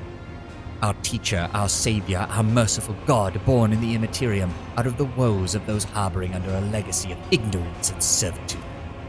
You cannot see the woman's face behind her mask, but judging by her tone of malicious triumph, you swear she is smiling. He remembers you, Savane de Ferenze von Valencius. The silly savior fantasy you have been acting out amuses the true master of those people's fates. What is the final dawn? It's all you damnable things ever talk about. It is salvation from a death whose name is yet unknown. Those who approach it sensed by many. Soon it will claim every inhabitant of the Coronis expanse. Do you think anyone will come to our aid when cataclysms shake our homes and planet-wide genocides are unleashed? Will the Emperor aid us? Or the idol of iron they call the Omnissiah? No. Our people will die alone and abandoned. Only one deity promises salvation. The Edge of Daybreak. Mercy and salvation will come to all who believe in him and purify their souls in the light of the final dawn. What servitude, what predestination? All born in the Imperium are predestined. The soldier, the commoner, the administratum official, the technomat, the void rat, all consigned to the servant of the Golden Throne and the dying a grim death for its glory. The Imperium never thinks twice about treating people as exploitable and expendable. They are its most easily replenished of all resources. Yes, exactly. Pyromancer Iconoclast. Hey. My character might be Iconoclast, but he is well aware as a psyker of the dangers of the warp, and there are just some things in the 40k universe you don't fuck with. The warp being one of them. He will be nice to those who are not corrupted, but he understands why the flamer and the fire is the proper weapon to be used against those who are unsavable. Even your path is predestined, Rogue Trader. You will inevitably perish on your quest to expand humanity's domain, and your end will be particularly grim and ghastly. The fruits of your efforts will be enjoyed by others, the eternal aristocrats that dwell on Mars, Terra, and the other safe worlds. They insist it is the natural order of things, but we know that to be a lie. It is merely an order that benefits them. And then why the hell are you blinding people? You think they are blind? They see more than you. Through reflections in mirrors blessed by the energies of the Immaterium, the Edge of Daybreak reveals to them visions of true existence, gives them glimpses of what is to come. The eyes lie. Our erstwhile masters have taught them to see only what is consistent with the lies they tell. The gift we give is that of true sight. Where we're going, we don't need eyes. Still love Event Horizon, such a good movie. The woman takes a glass prism out of the folds of her clothes and looks at you through it with a mocking chuckle. The prism's bluish-pink sheen imprints itself on your retinas as though it has been burned into them. Guess what I see when I look at you.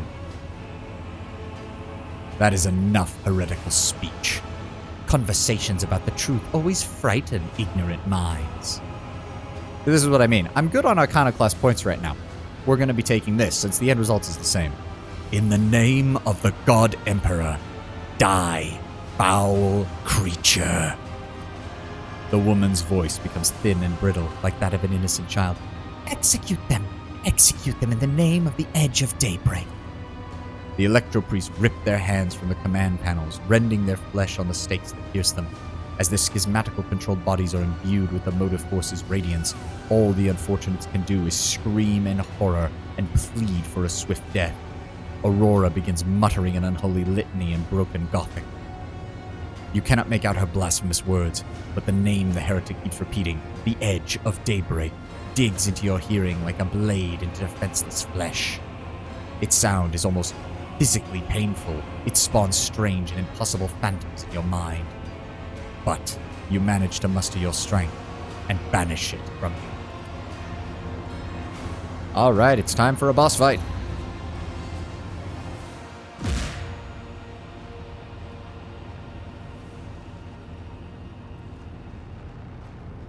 The game? Okay, that's why we have a skip button. I don't know what happened there. Alright. That was a bit awkward. No, I agree. As I said, we were going Iconoclast for the end game. I will be pursuing that path and those dialogue options.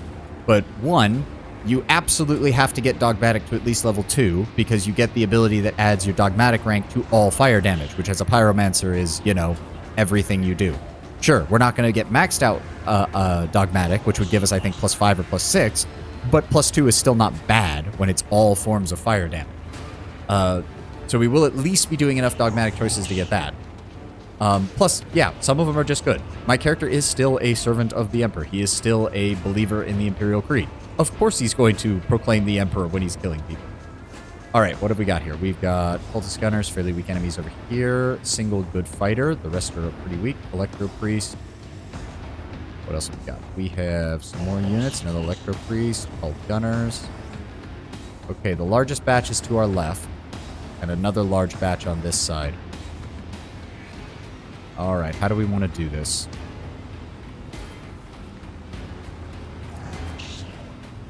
We are... Okay, I don't like this. I don't like that this is kind of affecting how I can... We're going to set Argenta, Abelard, and my character up on the left side. Meanwhile, Pascal, Heinrichs, and Cassia will take care of the right side. And that's going to be our rundown for this. Is that how I want to do this? Yes. I can't get Pascal any closer. Alright. Argenta. The enemies of the Emperor will be undone. Set up over here.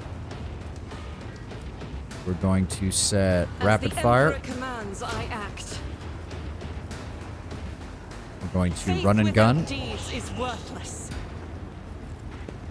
And now we're going to go full auto on their asses. This one.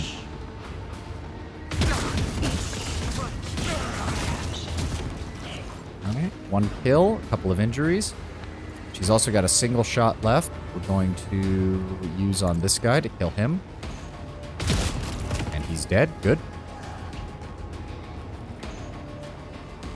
Transfer momentum equal to 6. Each enemy does a 5-cell radius. Hit by her this turn. Yep, we're going to go ahead and pop that just to give us some additional... There we go. No reason not to. Yeah, we need to kill them. We need to kill them very fast. Okay. We are going to... Can I lidless stare? Not. If I want to do that, I need to move. Battlefields are always drowned in scarlet. So we're going to lidless stare this entire group. Very nice. Lots of damage, lots of damage. We are going to give Heinrichs an additional turn. He cannot get to them. That's not good. Okay. Pop out here.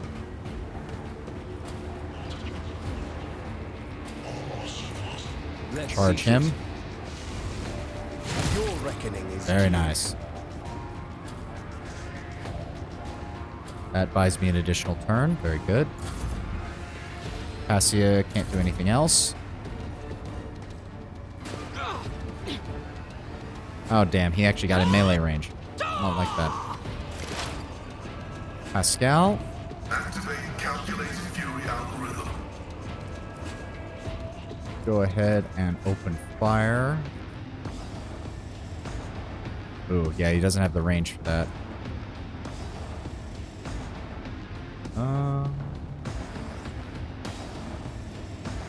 50%. Oh, actually, hold on. Hold the phone. The next attack target affected by an exploit. Does he have an exploit? Hello? Game? There we go. He does. Okay, hold on. Will be reduced. Target will also have... That's only going to give him a 15%, but... How much damage do I do with this? 17. Okay, it's not really worth it. We're going to vaporize one of these guys, and then we'll keep moving.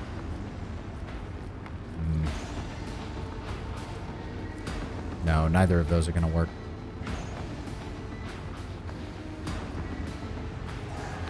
This one. There we go. And I don't think he can do anything else, really, so we're going to expose weakness. There we go. Can't do anything else. We're going to move along this side. Oh, I can't. Oh, that's not good. I didn't realize. Oh, shit. I need to... Fuck. Shit balls. I'll see to it personally. Yeah, he's gonna get an attack on me. Yeah. Temporary setback. That's some damage. Then we're gonna run and gun. I don't have much of a choice in the matter. And we're gonna kill him again. Yeah, he's gonna get an attack. I know. Good, we dodged. He's dead. He's weakened. Very good. We're gonna run over here. No, there's no point doing that. Didn't even Yep, flinch. still got the bonus against that, so I don't have to worry. That is a single enemy. He's fairly weakened. We're going to keep moving Heinrich's up. We're going to Iron Arm. Get him buffed up. Run in. Very nice. And then single strike. Very good. That buys us some more time. Honestly, Heinrichs will probably be able to handle the rest of these guys no problem, which means I can redirect these two closer to the other side. Abelard, finally. The MVP finally gets to go. Indeed. Kill that one. Give us another turn. Reduced to dust. Then we're going to have you charge him. It will be done. And dead. Very nice.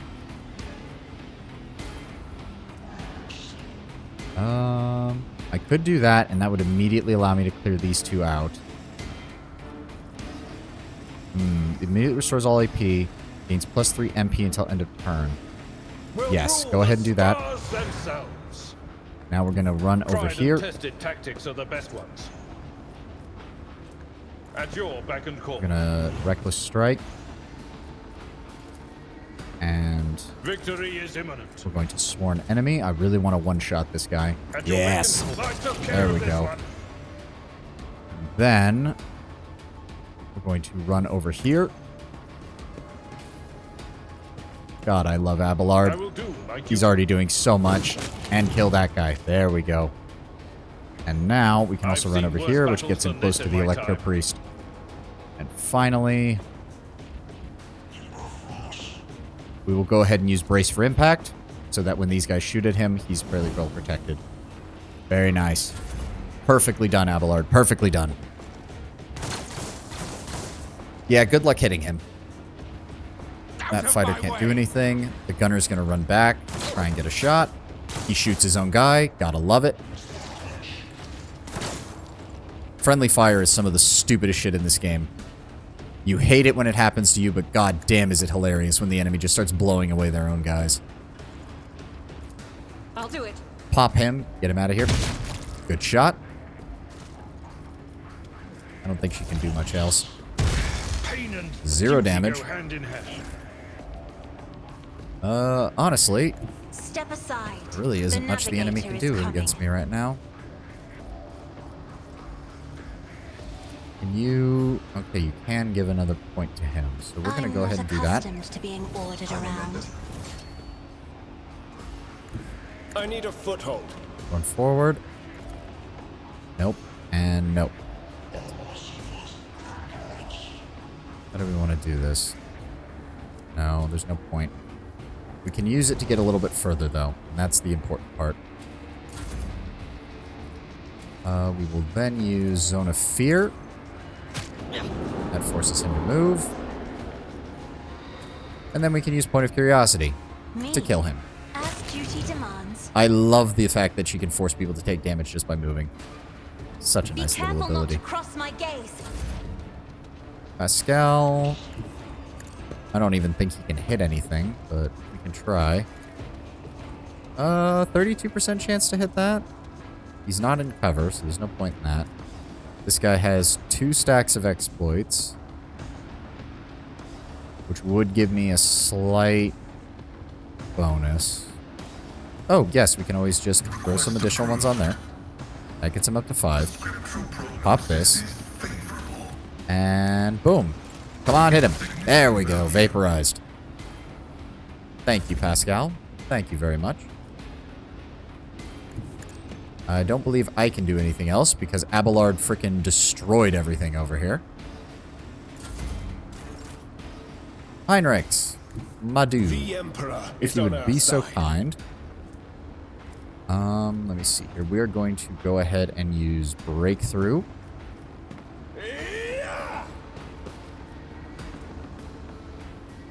Then we are going to slash. Wait, what? Why is it dealing 0 damage? What the hell? Oh, because you go through the enemy, I won't right? object to it. Yep, he slashes. He gets the second attack. Then he slashes. Oh, you can't slash the same enemy twice. Oh, that's fine. That's fine. We've got him anyways. There we go. And then, yep, there we go. Very nice. Abelard, please come around the corner. Can I kill him in 1 turn? No, I cannot. So first we're going to Reckless Strike. Yeah, it's great. The only problem is at least at this point in the game, it's hard to have somebody in place to get all those attacks. So it's really just kind of random damage. But yes, once I get Abelard and Heinrichs into melee before Cassia's turn and then start forcing everybody to move, that is hilarious. Sworn enemy. I don't think that'll actually... it's the exact same. There we go. One-shot him. Stab him in the face. Perfect. Oh, and we still have charge. So we can kill this dude too. Sucks to be you. Alright, Abelard's done. The cultist gunner's trying to do shit. Failing miserably for the most part. Magenta, can you... Does that count? Oh, that has room. There we go. I don't suppose you could give me a pop on him for 50% chance? Nope, missed. Damn it. Cassia... Emperor, give me strength. Let's see here. Draw him closer if you would. Job for the serfs. And then kill him. If you insist, Lord Captain. Goodbye. It's also just really good at clearing out low-level enemies because they tend to have really low health pools, but they can do a lot of damage if they actually get a clear shot on you. Pascal's nowhere near. My guy is... Actually, I should be able to... I'll make it Yep. happen. Another enemy down. There we go. Enough! Now an aged, rattling voice speaks to you from behind the bloodstained mask. I have played up to the first major planet after the space station. So I know after this system we go to Footfall, and then there's you finally open up the map that allows you to actually choose where you want to go. That is as far as I've gotten on a previous playthrough when the game first came out, and I stopped playing because it was having a lot of bug issues and a lot of issues on the technical end. So I have played through this opening segment of the game, Ptolemy. Hope I'm saying your name right, or at least enough of it. This area, I do know. The areas past, as I said, that first footfall station visit are going to be nearly completely blind. Which is still like 90+% of the game, so don't worry. Once we get past these areas, I'm going to be very confused in a lot of places. And as for the characters, they've just gotten a lot better about clarifying what stuff works with other things in the character builder. Because when the character builder first came out, there were a lot of abilities that just did not work very well in conjunction with one another, or things that should have worked together not stacking properly. So they've worked on that in a lot of the recent patches for this. An aged, rattling voice speaks to you from behind the bloodstained mask. You are powerless to halt the approach of what is to come. I see a crimson trail leading humanity to its doom. I see the glow of the final dawn. Existence has made its choice. A dagger flashes in Aurora's hands. She drives it into the control panel with all her strength. Now you will see it too. I'm guessing you ran into a game-breaking bug on Footfall. Anguish 1, or something to that effect. It does happen occasionally in Owlcat games, unfortunately. They are getting better, I will say. Kingmaker had a lot more problems than Wrath of the Righteous, and Wrath of the Righteous had more problems than Rogue Trader. But it is very much a case of you buy an Owlcat game and then you hold off. Oh, yeah, I'm not saying it's completely bug-free, Ptolemy. A game like this, it's kind of inevitable that almost never happens, no matter how well-meaning or how busy the developers are trying to fix everything. But they've made good, solid attempts. And honestly, for me, it wasn't the bugs initially. It was a lot of the character interactions. When 99% of the combat encounters boiled down to give one of your other characters an extra turn, watch as they clear the entire encounter, and nobody else does anything, it's not exactly that intriguing of a gameplay system to me. It's also why I'm not... The character builds I'm going for are solid, but they're not min-maxed. Because, like, for instance, I'm playing a pure Pyromancer right now. That, in and of itself, is very far away from min-maxed as far as Psyker abilities go. I just want to enjoy the game. I've set the difficulty on the actual combat to between the story mode and the core mode, so it's a bit harder than story mode, but not quite as unforgiving as even some of the normal core rules can be. A nice balance. I want to have a little bit of challenge, but I don't want to be restarting combat encounters every bloody time. Oh, doing something stupid. Zap. A blinding, voltaic arc bursts forth from the broken control panel and strikes at Aurora's uncanny mask. The metal heats up, smoke billows through the bars, and with a howl, the cultist collapses. The light is gone. What was that it? The final dawn, but why was it so different from what our teacher promised? Aurora shakes her head blindly. Her voice is now the voice of an ordinary middle-aged woman, frightened and in pain. You will pay for this. You. The woman's body goes limp and collapses to the floor. Her iron mask hits the ground with a dull thud. Pascal examines the corpse with contempt, then concludes dryly, confirming purgation and termination. Heinrich grimaces in disgust. The heretic took her secrets with her. Pity. The motley hues have rejected her, leaving only a grayish-green thread, the noose that the heretic put around her own neck. I have seen this many times. No one can escape fear itself. Yeah, I do remember reading some spoiler-free comments that I think it's Act 3. Act 3 or Act 4 have some truly massive difficulty spikes. But we will get to that when we get to that. And also just some poorly designed encounters. But that I've learned to live with. They did the same thing in Kingmaker and Wrath of the Righteous.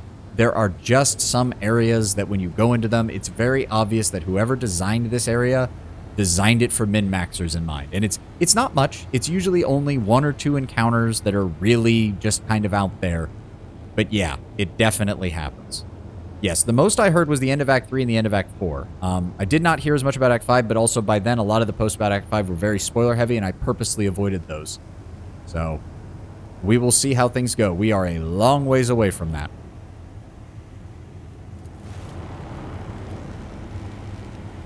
Whoa, game. What was with that stuttering there? Heinrichs approaches Aurora's body and leans over it. A moment, please, Savannah di Firenze. I need no more than a minute. Inspect the control panel damaged by Aurora. The cogitator is probably well beyond repair, but your attention is drawn away from the sacred machine and towards the dagger sticking out of the control panel. On closer inspection, it turns out to be the lavishly decorated handguard of a sword whose blade had been pried out. Its pommel is decorated with a strange adornment, resembling an eye covered by a scaled lid. What remains of the blade has a slight bluish sheen to it, the same tint as Kunrad's weapon during the mutiny on your void ship. This is no human-made object. It was grown from wraithbone, a material favored by the Eldari. As you lean over the shard, you suddenly hear a multitude of voices. They blend together, and individual words are distorted, as though they are mocking your attempts to grasp their meaning. The nagging whisper is like the burning red scratch of an unholy claw upon your mind. Yeah, aside from football, I have not been through any of Act 2. Well, okay, I technically made it to, I think, the first Agra planet and got to the first combat encounter there, and that is literally where I stopped. So I know that there are Eldar on that first planet, and that's it, because they show up to try and take a pot shot at you in the first combat encounter. Yeah.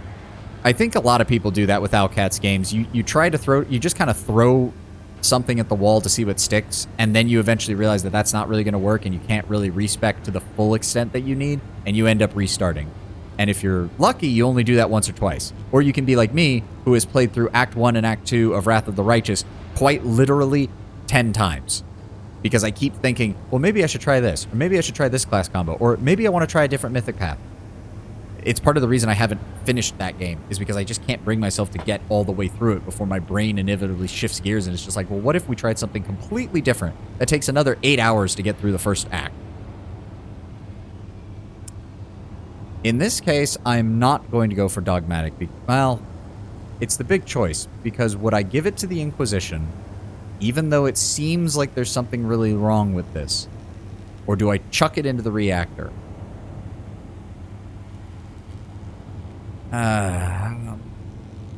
We are going to go...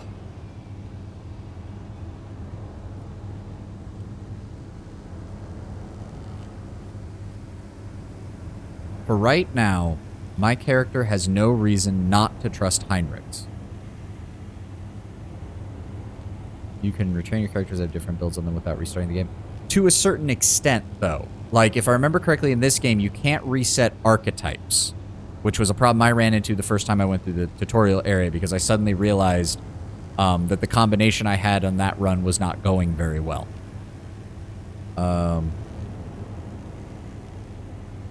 You can't reset archetypes, and in Wrath of the Righteous, you can't reset mythic paths, because once you start making mythic choices, that permanently affects how the character is going to be perceived in the story. Those two things, one for this one and one for Wrath of the Righteous, made me restart over and over and over again. That's part of the reason, actually, that I saved these games until I could start streaming, because I wanted the stream itself to actually function as a sort of stop, like an emergency stop. I am one of those people who will save scum like crazy to get every single dice roll on like skill checks and things. By streaming it, I am cutting down on that massively. Trust me, if I was not streaming this, I probably would have doubled the amount of playtime just to get to this point, because I'd be constantly saving and loading. It is a massive problem of mine. I didn't want to change... See, mine was the opposite. I wanted to change archetypes and that. Wait, that's possible when I modify my characters I didn't want to... Not sure what I'm reading. Yeah, core difficulty also removes the retraining. Or, I don't think it fully removes it, Anguish One. I think it just adds a very large cost to it, which is usually not worth it, because profit factor is so vital as the game goes on in order to get all the best gear. So losing profit factor to retraining is very much a problem, especially early on.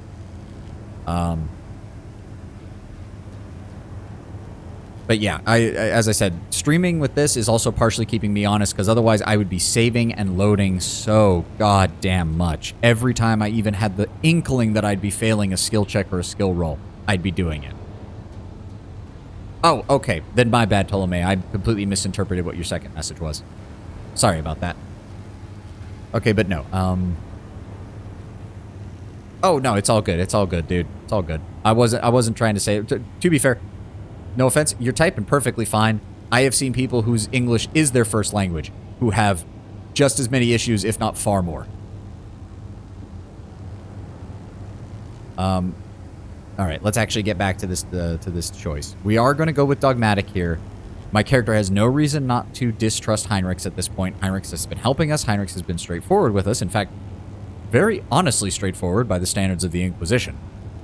So we are going to let him have this, even though... Honestly, the inner RPG player in me is telling me that this is going to come back to bite me in a hard way. Before increased to profit factor. Ah, that's good to know. That's good to know. I still don't like it because if it's the same thing with the safe scumming problem. Once I've done it once, I'll probably do it again, and then I'll do it again, and then I'll do it again, and next thing you know, I have no profit factor. Heinrichs, look over here. Is this by any chance what you're looking for? Heinrichs raises his head, gets up, and makes a wry face as he carefully examines Aurora's weapon. This unholy object is the work of inhuman hands, and judging by the cold I'm sensing, it is a tool of the archenemy. I am grateful for your vigilance, Savannah de Ferenzi. Heinrichs takes the strange shard out of the control panel, studies it for a few seconds. Curious. Heinrichs stows the corrupted object away and turns to you. Rogue Trader, on behalf of his holy orders, I thank you for your cooperation and release you from your position. From this moment on, I am at your service. I am ready to board your ship and head for Footfall as soon as you deem possible. That is, if you do not have any other business in this system, in which case I am prepared to assist you in its prompt resolution. Let us finish clearing this monastery, Pascal. Executing, let the Omnissiah given motive force flow and all obstacles in its path be eradicated. Oh, I didn't realize that was going to move us forward. I wanted to do the mask thing. Shit. Damn it, Pascal.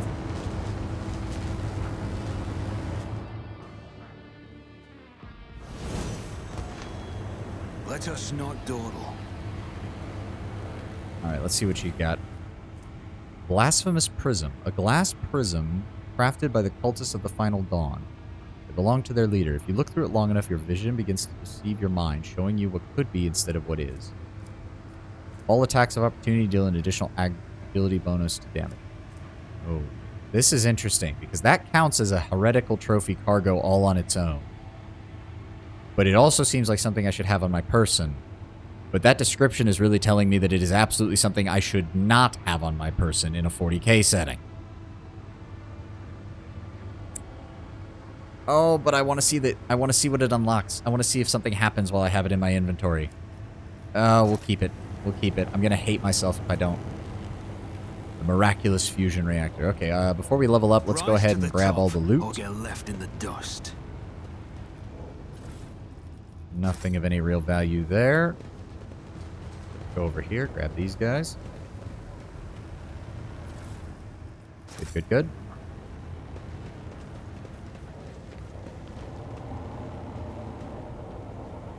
What else have we got? Cargo there. Come on, guys. Everybody move. Let's go. Yep. Anything over here? Nope. Nothing over there. Always keep your eye on the prize. And, yep. Just regular shit. Nothing need to worry about. Alright. Let's go ahead. Firearm mastery. Rate of fire is useless on my character because he's got a flamethrower, and they don't have a rate of fire of any kind. All the soldiers' attacks are 20% harder to dodge. Until the end of combat, they gain plus 10%. Yeah, is it the hallway where the every other turn they turn on and they zap the area in front of them? I think it was. If you have the bonus from finding the secret tech priest who's hidden in the walls, he gives you the, it's on here right now, Blessing of the Special Access. it gives you 50% armor against shock damage. You can basically run through it at that point, but I still avoided it because the first time I came through this area, that's exactly what happened to me. I ran, I think it was Adira, through it, and she immediately got knocked unconscious, got like 3 injuries, and became useless for the rest of the fight because she just had malices to every single stat.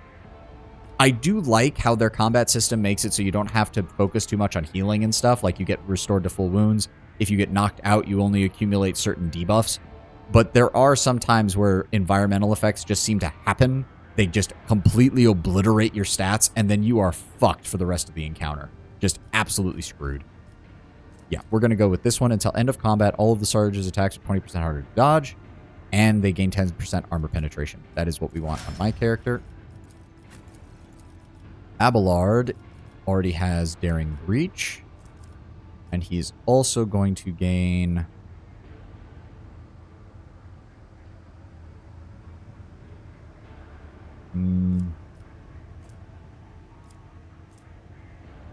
We can either give him an additional 4 MP for each kill and won't use their MP after attacking enemies, or we can give him priority target and gains 20% parry and 2 deflection until end of combat.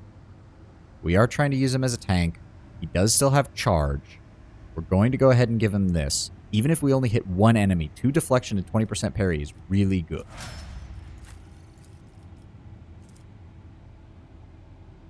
And... Now this is a slightly harder choice, because we're eventually going to be giving her the Heavy Bolter when we get a hand on it.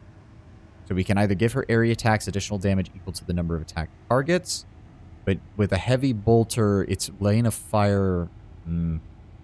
that might be 3 or 4 at most. Whereas if we take it so that it's 20% harder to dodge and gains armor penetration... The 10% armor penetration is going to stack with her bolter specialization that also gives 10% armor penetration. 20%. That's actually really good. Plus, she already has rapid fire, so she's already got a good way of just laying down enough bullets on the field. We're going to go with that. Heinrichs. We are also going to grab this one because the plus 20% parry is still really good for him, and he's not going to have as much deflection as Abelard, but any deflection is still going to be good on him. Pascal, by contrast, he's already got dismantling attack. He's not going to be close enough to really take advantage of this. Until the operative's next turn, the target cannot move. Until the end of combat, the target's MP is reduced by 3. Given how dangerous melee can be, we're going to go with this one, and we'll use Pascal's abilities to help debuff any enemy melee units. And lastly, Finest Hour gives the extra turn plus 15%. We're also going to grab this one so that any support abilities that the person has can be used at a -1 action point cost. Very nice.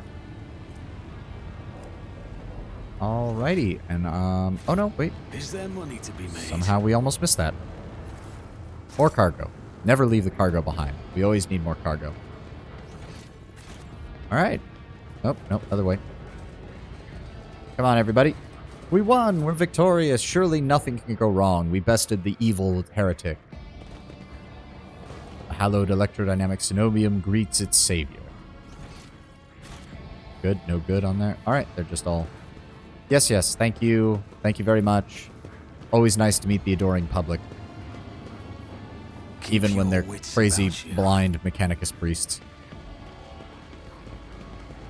Alright, I do believe that's it for this. I've got a little bit more time, so we should be able to get to the victory parade, but I don't think I'm going to be able to get through all of that today. So the final battle of Rykad Minoris is probably going to have to wait until next time, but we can get a little bit further. Still got a little bit of time. Yep. You guys did a great job. You did absolutely nothing, and you did it perfectly right. A certain Primarch could learn from you guys how to do nothing and not fuck it up.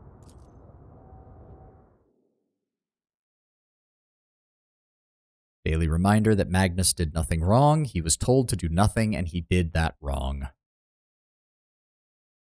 Yeah, I remember reading, especially when Wrath of the Righteous first came out, some of those combat encounters early on, especially if you're playing on core or hard Rogue difficulty, Trader. is insane. I was somewhat brusque at our first meeting, and I would like to make up for it by expressing my thanks for your assistance in the electrodynamic Cenobium.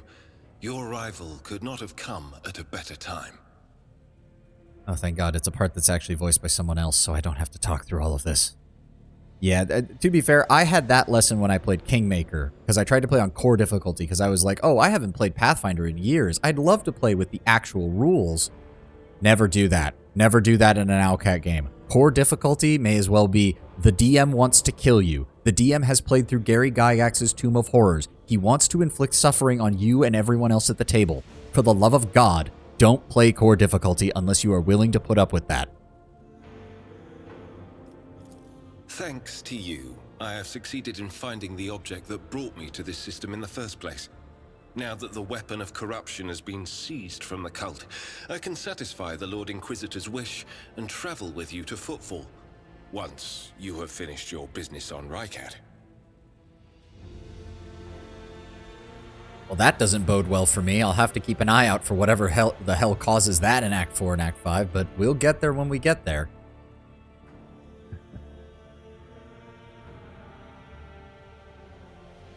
Most of the combat stuff I have close to normal, Ptolemy. One of the main things... Ooh, sorry. Hiccup. One of the main things I dropped is the skill checks, because I noticed even early on Footfall, some of the skill checks are ridiculously high. And you do not have really easy access to a good stat spread on skills in this game. Part of that issue is because unless you play an officer, there's really no way to play a face of the party. And quite frankly, Cassia plays that way better because you're pretty much always going to have Cassia in your party. I don't think I've literally seen anyone play towards the end game without her, because her navigator abilities paired with officer abilities are just too goddamn good. And I don't like having two officers in the party because it always feels like at that point all you're doing is giving extra turns to like one person to clear out the whole encounter. And again, that's not how I want to play it.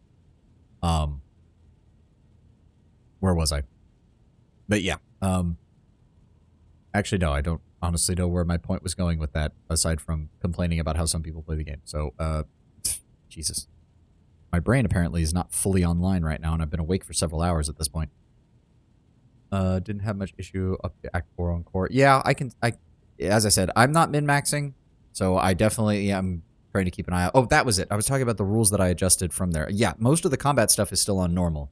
It's just some of the skill checks and some of the out-of-combat stuff and wounds taken and things like that I reduced slightly, just so that I wouldn't have to be trying to min-max skills in addition to trying to make characters that I actually want to watch fight in combat rather than being min-maxed. That was the point I was trying to make.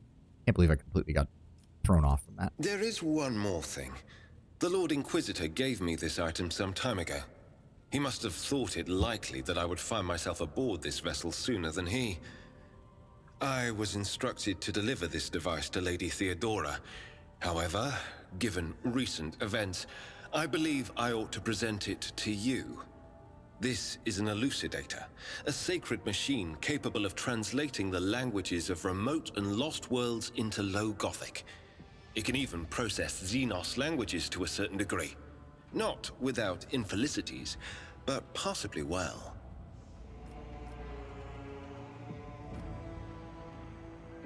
Be honest, Von Kallax. This is a tracking device. Certainly not. The elucidator is such a rare and complex creation of the Omnissiah that neither I nor any of my colleagues would dream of compromising its integrity. If you wish, have your tech priests confirm that there are no listening devices inside. Oh, now I feel like a bit of an asshole. Sorry about that, Heinrich.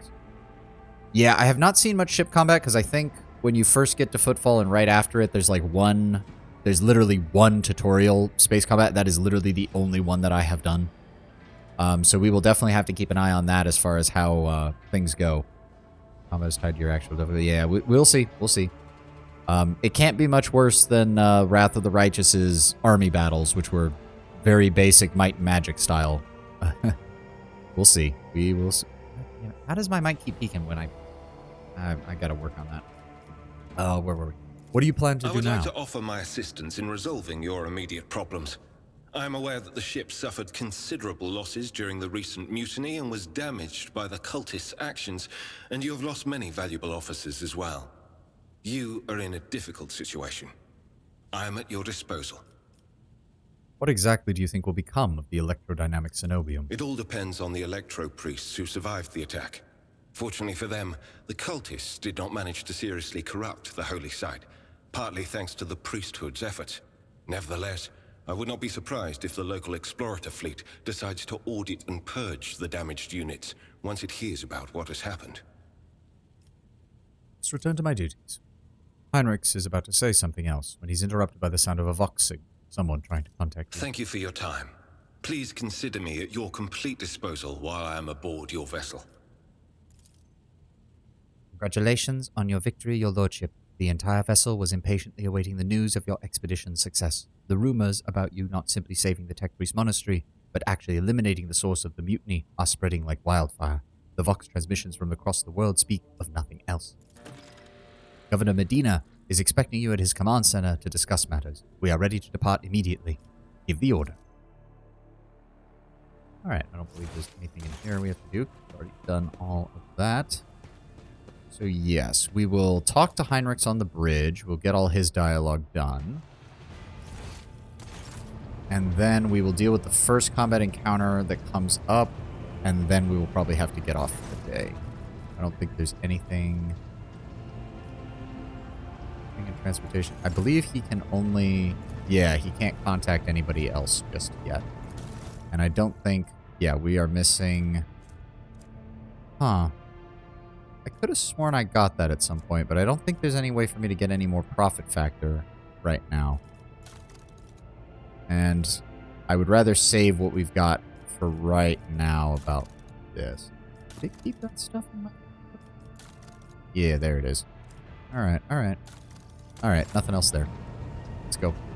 Let's do a quick run around, make sure nobody has any update. Oh, we also have Pascal's stuff, because I haven't been back up here in a while. Oh, am I going to have time? Shoot. You know what? We're going to hold off on doing Pascal and Heinrichs' stuff so that we can get some more of the combat done on the planet real fast, and we will talk to them next time. We've had enough voiceover work here. Talk to the Vox Master. Have they brought you anything? Nope. Okay. Let's check in with everybody. Lord Captain.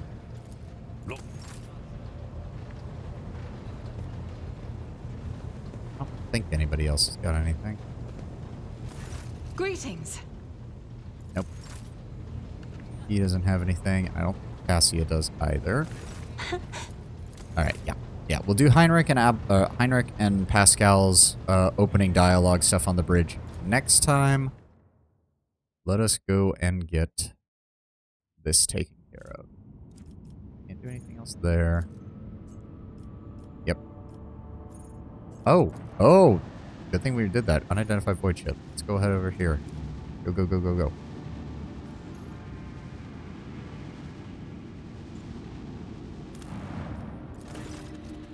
Augurs notice a large object among the lifeless rocks covering the planet.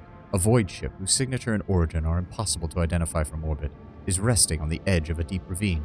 The hull of the unidentified vessel is severely damaged, rock around it shattered by the force of the gigantic machine's crash landing.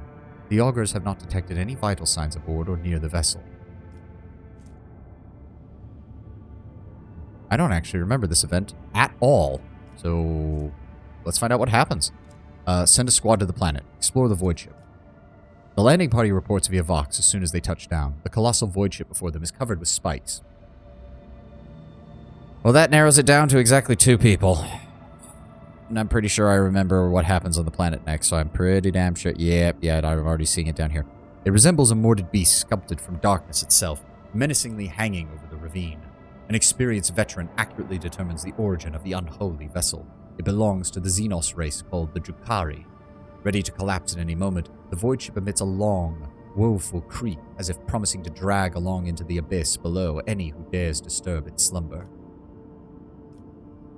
Alright, let's see. Yeah, I don't remember this event at all. I might not even have done it before. Abelard suggests finding out what Xenos were doing in the Rykad system, taking heed of the Seneschal's recommendation of orders to send more people to the planet. That's probably not going to go well. Adira tells the Lord Captain Darkness under screaming, being harbinger darkness and death, not wanting to have destiny, decides to recall people.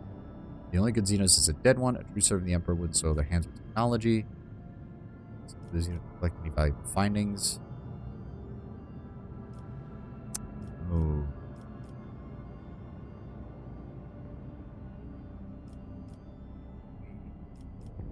Let's see here. Do we want to know more, or do we want to play the role of being the good servant right now? Interesting that Heinrichs doesn't bring anything up here, given that he is an Ordo Xenos interrogator. Interesting.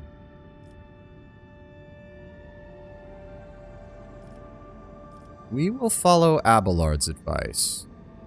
See, I can feel it in my bones. The second I click on this, I'm going to have to resist the urge to immediately want to save scum if something goes wrong.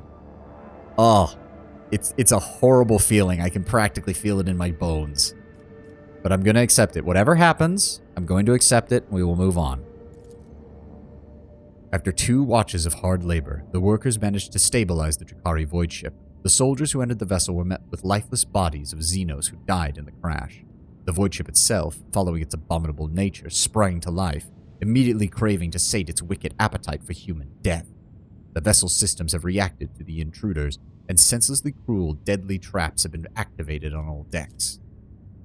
Hey, we managed to win. Monstrous contraptions designed to mince, rip apart, and incinerate their victims took the soldiers by surprise, but were neutralized before the squad suffered significant losses. The soldiers found several curious pieces of xenotech on the sinister void ship, but no data that could shed some light on why it came to the Rykad system. Okay, we got some Xenos artifacts, some more Xenos artifacts, a Drakari sword, which no one's going to be able to use, but interesting. A blast pistol, which again, nobody can use. Wow, they gave that thing 60% armor penetration. Holy shit. A monofilament grenade. Anyone can use that. That's very nice. Deals rending damage with 15% armor penetration. Not bad. I would imagine then that the choice that sent people down but wasn't from Abelard would probably have a different difficulty test to try and bypass this and might have changed up what we got. The blast pistol is interesting. I don't really think I'm going to have anybody who can use it, but Drakari weapon proficiency, 15 to 25 damage, single shot, but hits everything in a line. And it has dodge reduction of 30 because it counts as a las weapon. Which, I mean, it's not, but no, it's fine. They had to reclassify a few things, so they didn't have, like, literally 1,000 different forms of combat damage, so I can understand that. 60% armor penetration, though. Hot damn. All right. Well, we took care of that. Shouldn't be... I'm going to double check it. It's saying... I don't think there's anything else. Yeah, that just takes us back down to the prison, which we already cleared out. We don't have to worry about that. Let's head to the bunker. Yeah, leave Adira on the ship. I don't mind her not being here one bit. My first playthrough, the one that wasn't on stream, has permanently made me dislike Adira in a combat situation. Outside of combat, she's great. Her voice actor does a great job. She's got good dialogue. Her warnings that pop up as you go through areas are great. But I literally ran into like 4 combat encounters in a row where every single combat encounter, she initiated a psychic ability, immediately suffered at perils of the warp, immediately lost all of her health, and immediately dropped to the ground and took an injury. 4 times in a row. And that pretty much convinced me to never use her in combat ever again. Unless I absolutely have to. I will take her along on her story missions. I will love every bit of dialogue that she delivers. But I will be damned if I use her as a reliable member of my main team. And you can... I mean, it's completely lore accurate. Unsanctioned Psyker. Crazy shit happens. But the fact that RNG hates me that much... I refuse to put myself at the to subject myself to it if I don't have to. Let's make sure nothing updated on this. Good. Now we talk to the governor. Yeah, I can only imagine, because I'm pretty sure in one of the combat encounters early on, she did exactly that. It was either a Bloodletter or a Blue Horror or something like that that she spawned. And it was immediately a pain in the ass.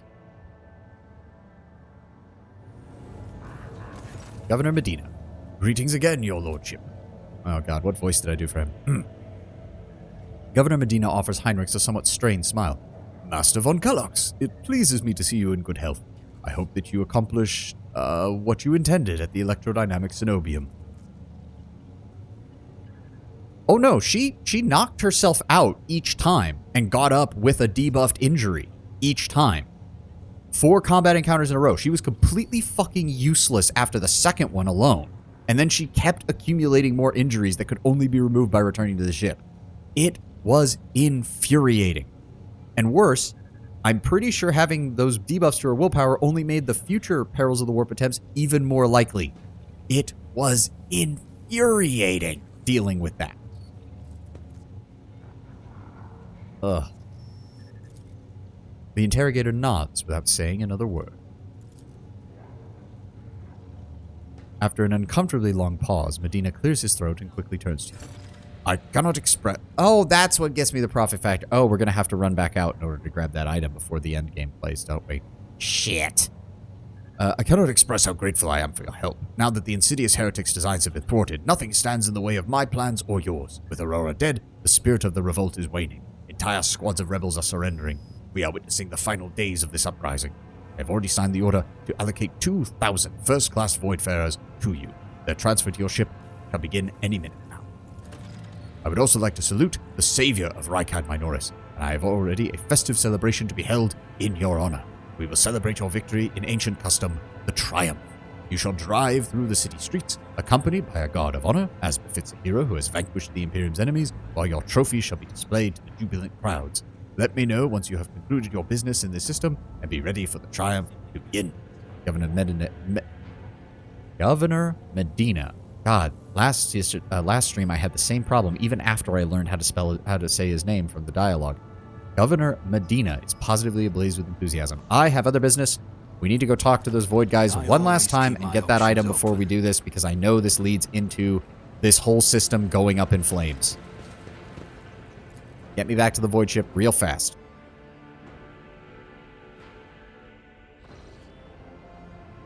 Oi, Thunderfang, you've got something. Give it. Give it, give it, give it, give it, give it.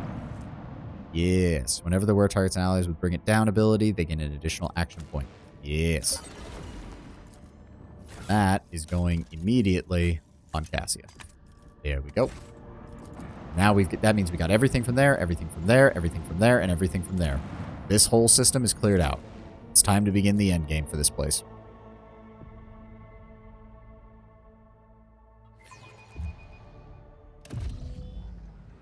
I always have a backup plan.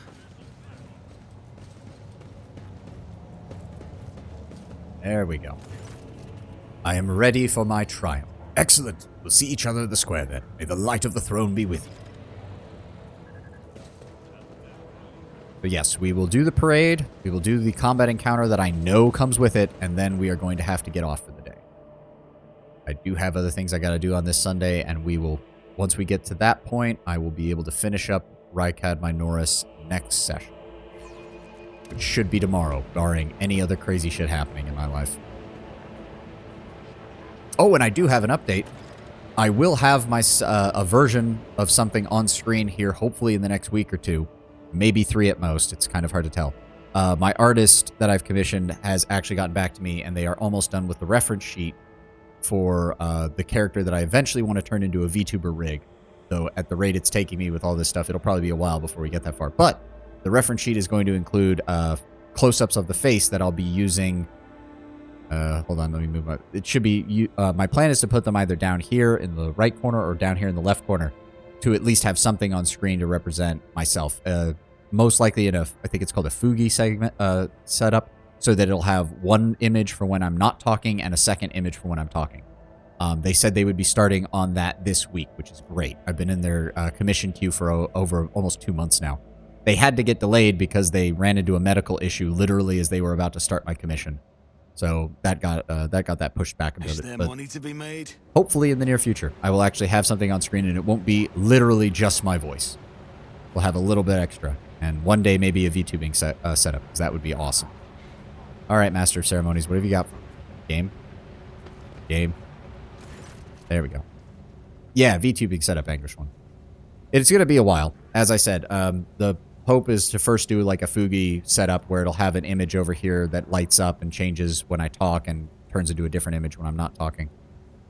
But yeah, I'm a fan of VTubers. I'm a fan of the whole setup, and part of the reason I didn't stream for a long time wasn't just computer issue. Another thing, I was kind of afraid of putting myself out there with just my voice or having to put my face and everything on there with a webcam. But a VTubing setup is kind of the best of both worlds. I can have something on here, I can have a setup with that, and I can not have to show my face and not have to potentially, reveal stuff and all that stuff. So, yeah, it's an interesting setup. I think it'll work out great. We're a long way from that, though, so. Your Lordship, peerless Lord von Valencius, I am the Master of Ceremonies of Rykad Minoris. Everything is in place for your tribe. Allow me to give you a brief summary of the upcoming event. Speak. You may take the road, now familiar to you, from here to the starport. You will be accompanied by your comrades-in-arms and a guard of honor.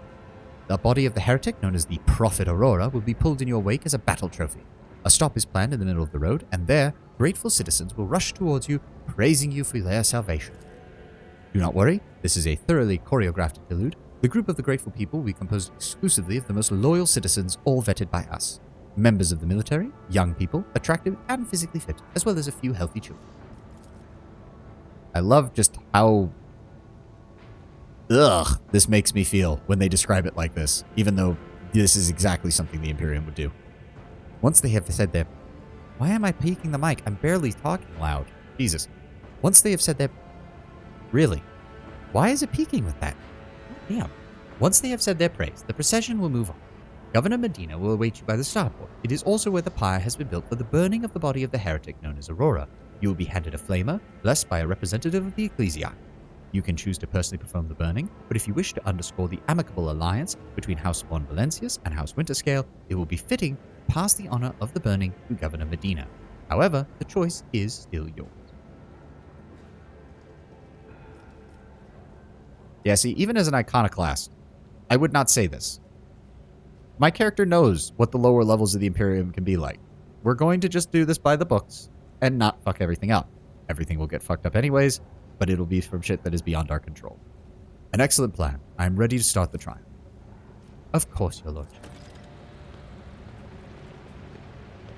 I don't think anything spawns down here. There's no gear, no goods or anything. Always keep your eye on the price. All right. Oh, really? You do? Well, we'll see if that changes anything. Surrounded by evil, repelling emblems, Aurora's corpse looks like a tiny island of gloom in the glorious ocean of your impending triumph. The governor's people must have put a lot of work into protecting the body from decay, as well as sawing off the grim iron mask. The dead prophet has a weary, unremarkable face of an utterly nondescript commoner. The one aberration of her appearance is the many small mouths on her cheeks and forehead that have been painstakingly sewn shut with a thick thread and plastered over with a layer of facial powder. I mean, to be fair, it might have been being used in other things, Ptolemy. For all we know, it was off trudging through the city, blowing things up the entire time. But it does look a little clean for that, so it might be entirely possible that the governor kept this close by as his personal tank. And, it didn't see a single day of action despite everything that's been going on. The cosmetics transform the heretic's face into an eerie, pale white mask, the corner of her mouth frozen in a hint of a grin, wryly mirrored by each of the lesser mouths. Are you pleased, enemy mine? The grin seems to ask. I will hunt down all of your accomplices, wherever they may be. They will all follow you into the fire. Not a sound comes in response, but as soon as you blink, the corner of the corpse's mouth seems to move, upward by a hair's breadth. Or maybe it's just your imagination. Keep your wits about you. I don't think there's anything else. Oh yeah, there's two Lehman Russes. There's two Lehman Russes. The better question is, if these things were doing the fighting against the heretics, why in the hell are they armed with multi-meltasponses? But heretics didn't seem to have any heavy armor, so a multi-meltasponson isn't going to do jack shit. Why didn't they have heavy flamer or heavy bolter sponsons? That would have made a hell of a lot more sense. Alright, let's get this mounted up. It's just about done for the day. Here we go.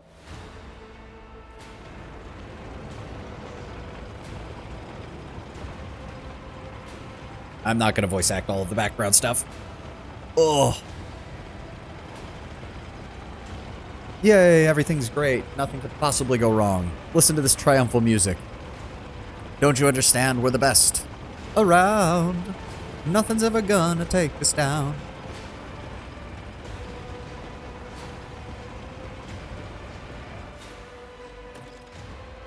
Just occurred to me halfway through that cutscene that the multi-milk responses just straight up disappeared. Make way, let us greet the hero. A small group of festively dressed people rush towards you. Glory to the Von Valencius dynasty. Glory to Savannah de Firenze, a hero of Rykad Minoris. A stately, beautiful, and finely dressed woman calls out your name in a sonorous voice. It isn't until you take a closer look at her face that you realize that it's Captain Raquel, the pilot you met on Rykad Filia. The grateful citizens wish to present gifts to their redeemer. The master of ceremonies' sugary voice almost brings a taste of honey to your mouth.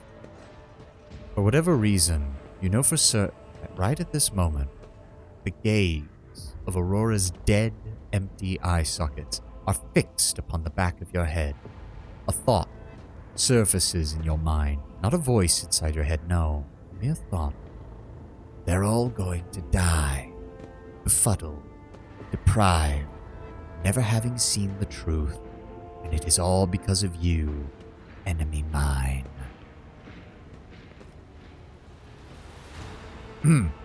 It is my pleasure to protect an imperial world and all its honest inhabitants. May the light of eternal terror shine on us all.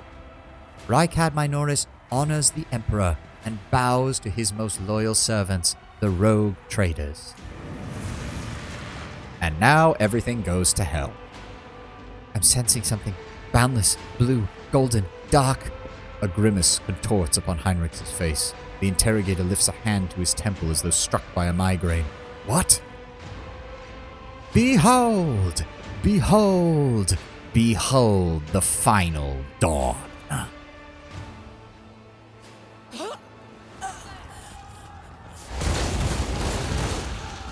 Now everything goes to shit.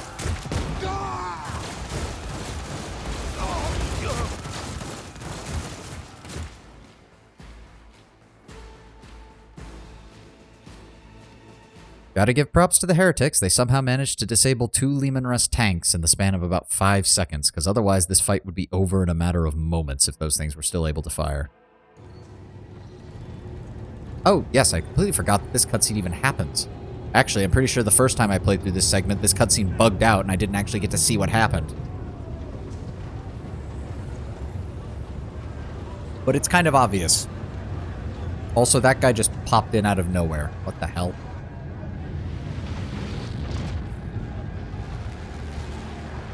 Yep.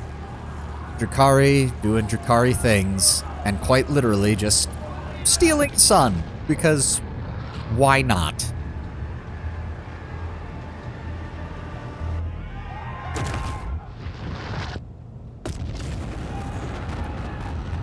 Yeah, that's not good.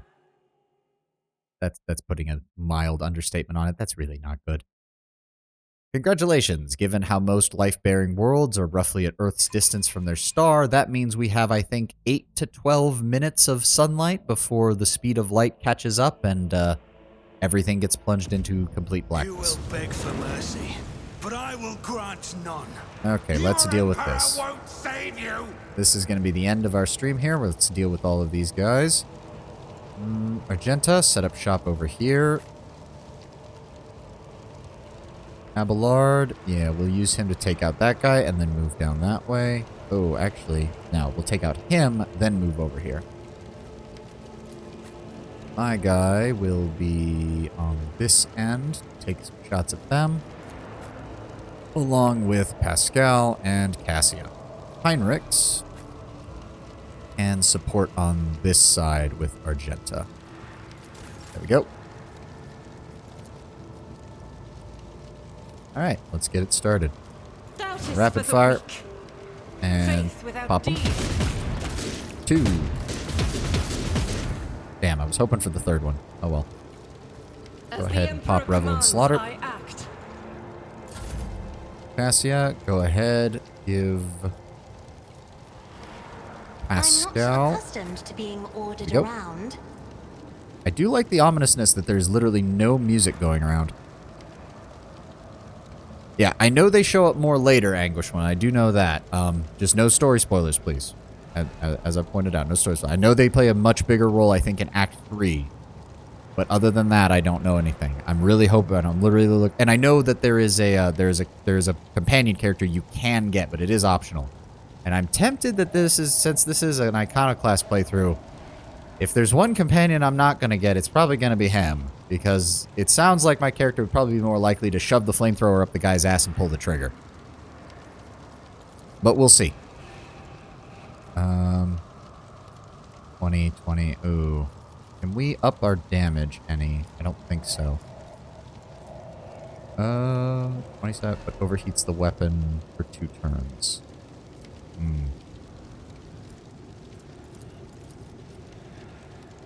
Well, let's give it a shot. Shoot him. Damn. Really hoping it would kill him. But we can use this. Reduces damage. No, that just does for a single one, so that's not really that useful. We'll go ahead and throw... Yep, analyze enemies. Cassius' turn now.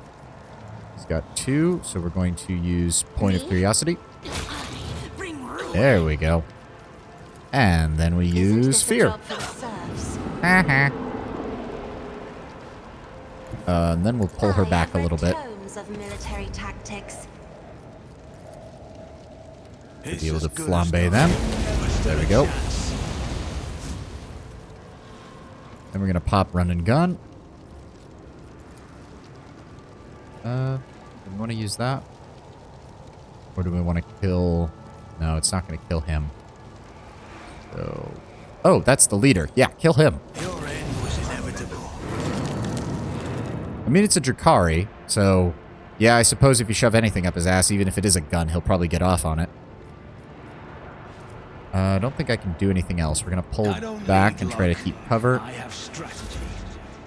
Abelard would be so kind as to kill this man. Then...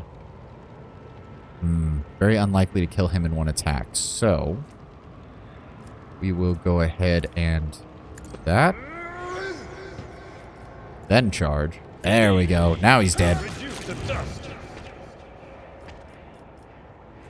No point in doing that. Yep. Heinrichs would please... I'll put my psychic abilities to use. Go ahead and iron arm yourself up. Lord Captain. Go ahead and slice him. Can I reach this? No, I cannot, but we can get closer. And that's it for him. Pascal. Please move around the corner so that we can hopefully get a shot without... Good, he didn't walk into the bloody freaking thing. Going to... 20. Doesn't really matter then. Shoot him then. Good. Chaos guides me.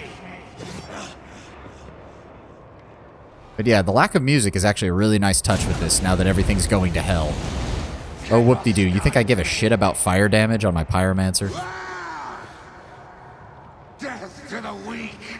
Yep, he's going to open fire. Oh, shit. Oh, right. We need to protect... I think we need to protect Raquel, otherwise we lose out on some dialogue from her later. Don't do anything stupid, Raquel. Weapon at the ready. Oh, no. Don't... I forget the friendly fire can be just as bad when we've got a bunch of our allies around here. Follow my lead. Stay vigilant. And they ran through the AoE. Of course they did. Hey, thank you. That actually helped. I must not out of my way. Pretty sure he just walked into that thing and died. Yep, he did. Chaos guides me. Yeah, nice try. Oh, do we have more? Yeah, we got more coming in. Okay. Son of a bitch. God Emperor, move Genta. through me. Be the fire in my heart. What else have we got? Go ahead and pop him. Eradicate That makes things easier. Cassia, go ahead and give... Well, actually, no. First, go ahead and draw all of these assholes to the same point. We can hit all of them. Good. And then go ahead and force them to spread out again. Just dragging them around the battlefield, and there's nothing they can do about it. Going to go ahead and give my character another turn. Have him move up. Do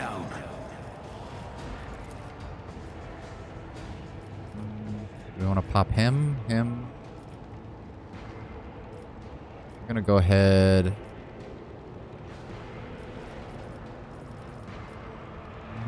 Yeah, him. Vaporized. Revel in Slaughter. Good, very good. You know what? We're just going to run and gun. Wait, why am I on fire? When did I get on fire? What? Oh, he set me on fire. Oh, so I do extra damage because I have... Right. I don't care. Whoopie fucking do. I'm a pyromancer. You're going to deal like 1 damage a turn to me with that. I don't give a shit. I'll see to it your end was inevitable. I'm freaking Roy Mustanging all of you and just snapping my fingers and you guys fall over dead. You can't do anything. It's my turn again, which means I can do this. You never stood a chance. There we go. Still not getting that extra turn, unfortunately. We're gonna swing over here. And can't do anything else. Okay. Now, let me see here. Tried and tested tactics. Go ahead and move there. Kill him. Charge him. Very nice. And then... I don't think he can do anything else. That guy is going to attack Abelard. Heinrichs, go ahead and... No, we can't use that. Yeah, just go ahead and kill him. Move up here. Yeah, I completely missed that he set me on fire there, Anguish One. I completely forgot because he was going with that. But that's nice because it triggers the additional psychic damage and everything that I get. So I ain't gonna say no about it. But of course. Charge that dude. He's dead. Nope, that's worthless. Pascal. Oh, there's a bunch of dudes over here now. Let's see here. 54%, 54%. Honestly, Pascal, hold on. He's melee, he's got a flamethrower, and he's melee. So honestly, I don't really care. Pascal's got... Well, I don't want to move him too close. Hold on. Let's go around this side. So he doesn't have to worry too much about either of them. That gets him around both of these. That increases his chance. We're going to go ahead and shoot him. Wow, okay, 90% you missed. Thanks for that, Pascal. I serve the ruinous powers. Yeah, 4 damage. Nothing too bad. Firestarter comes up. Is he gonna hit his own guy? No, he did. Doesn't matter. Pascal don't care. Oh, good shot, Raquel. Good shot.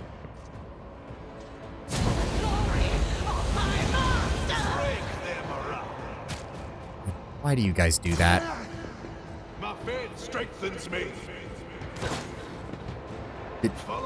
No, he actually hit the enemy. Okay. Please stop almost hitting Abelard.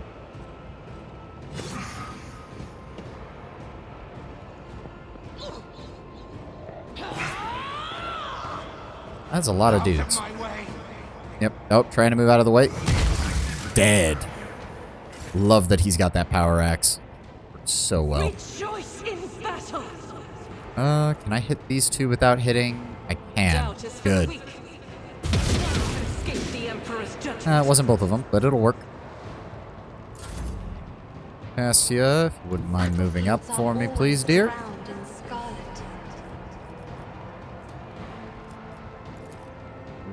Yes. Force them out of cover. Trigger that. I do love that in the early game, you don't even need to give Pascal any melee abilities. He's just solid as a melee combatant right out of the gate. Later on, I have seen what people can do with plasma weapons, though, and that's what I'm building him somewhat towards, as well as being our general intelligence skill monkey. But I do like that early on, Pascal is just a nice switch hitter that you can do either of those with. And then we're going to scatter him back out. Oh, he almost walked straight into that. And then we give Savani another turn. We're going to walk this way so he can see both of them. And then pop. Revel and Slaughter again. Double up on that stack. Love it. Cassie can't do anything else. Now it's my turn again. And snap my fingers and set him on fire. Believe that just leaves the asshole down here. Yep. And we're good. Nothing left.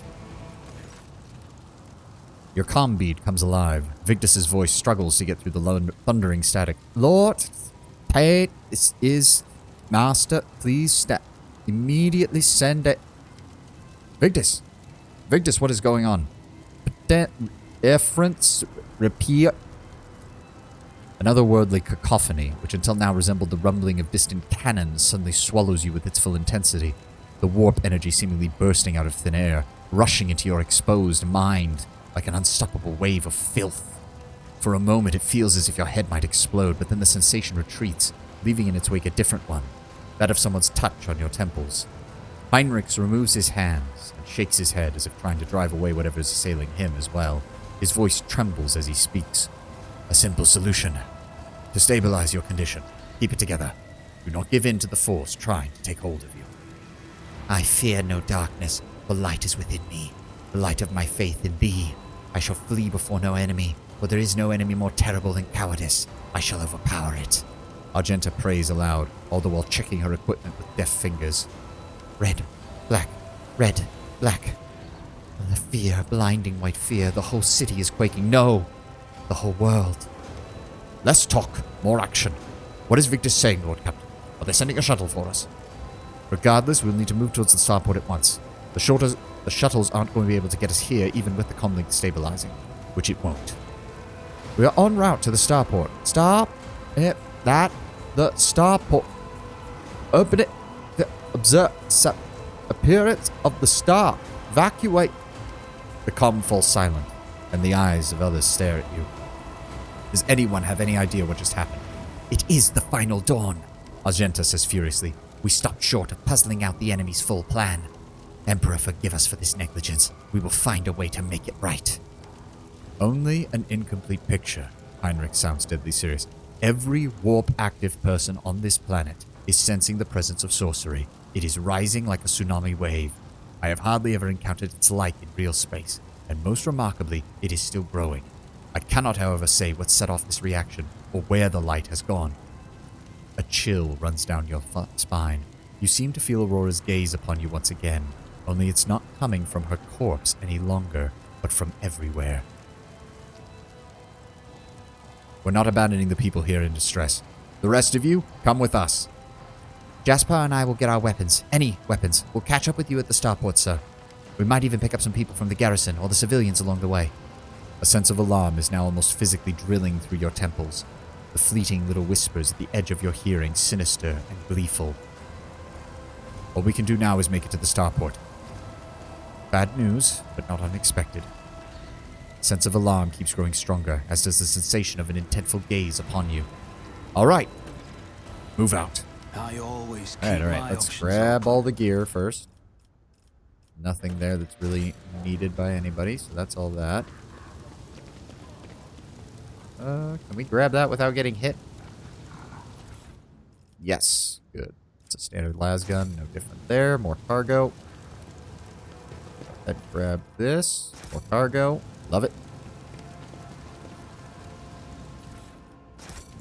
Cargo should be everything. Very nice. Okay, so that is where I'm going to have to call it for today. We managed to get over 4.5 hours. Did have a little bit of extra time today. I'm going to go ahead and save right here. All right, so I hope you all had a great time. I hope you all had a great day, and I hope you all have a great rest of your weekend. I should be streaming tomorrow, same time, 11 a.m. Eastern Standard. Yeah, I hope you all enjoy the rest of your day. I got to get going, actually. I've got stuff to do. I've got cleaning to do, more real-life responsibilities. So I hope you all have a good one, and I hope you all have a great weekend. See ya, and thanks for everybody coming in. Anguish One, Ptolemy, everybody who came in, everybody who followed. Thanks again to Justin the Lion for doing the raid and for being here for us. So yeah. Oh, and I'll have this uploaded to my VOD channel on YouTube, Sovani_VT on YouTube, preferably within the, well, it'll start the process within the hour. I'm not sure how long YouTube's going to take to actually upload it. But it'll be up there later in case anyone wants to check out what they missed. So I hope you all have a great weekend and have a glorious day. See ya!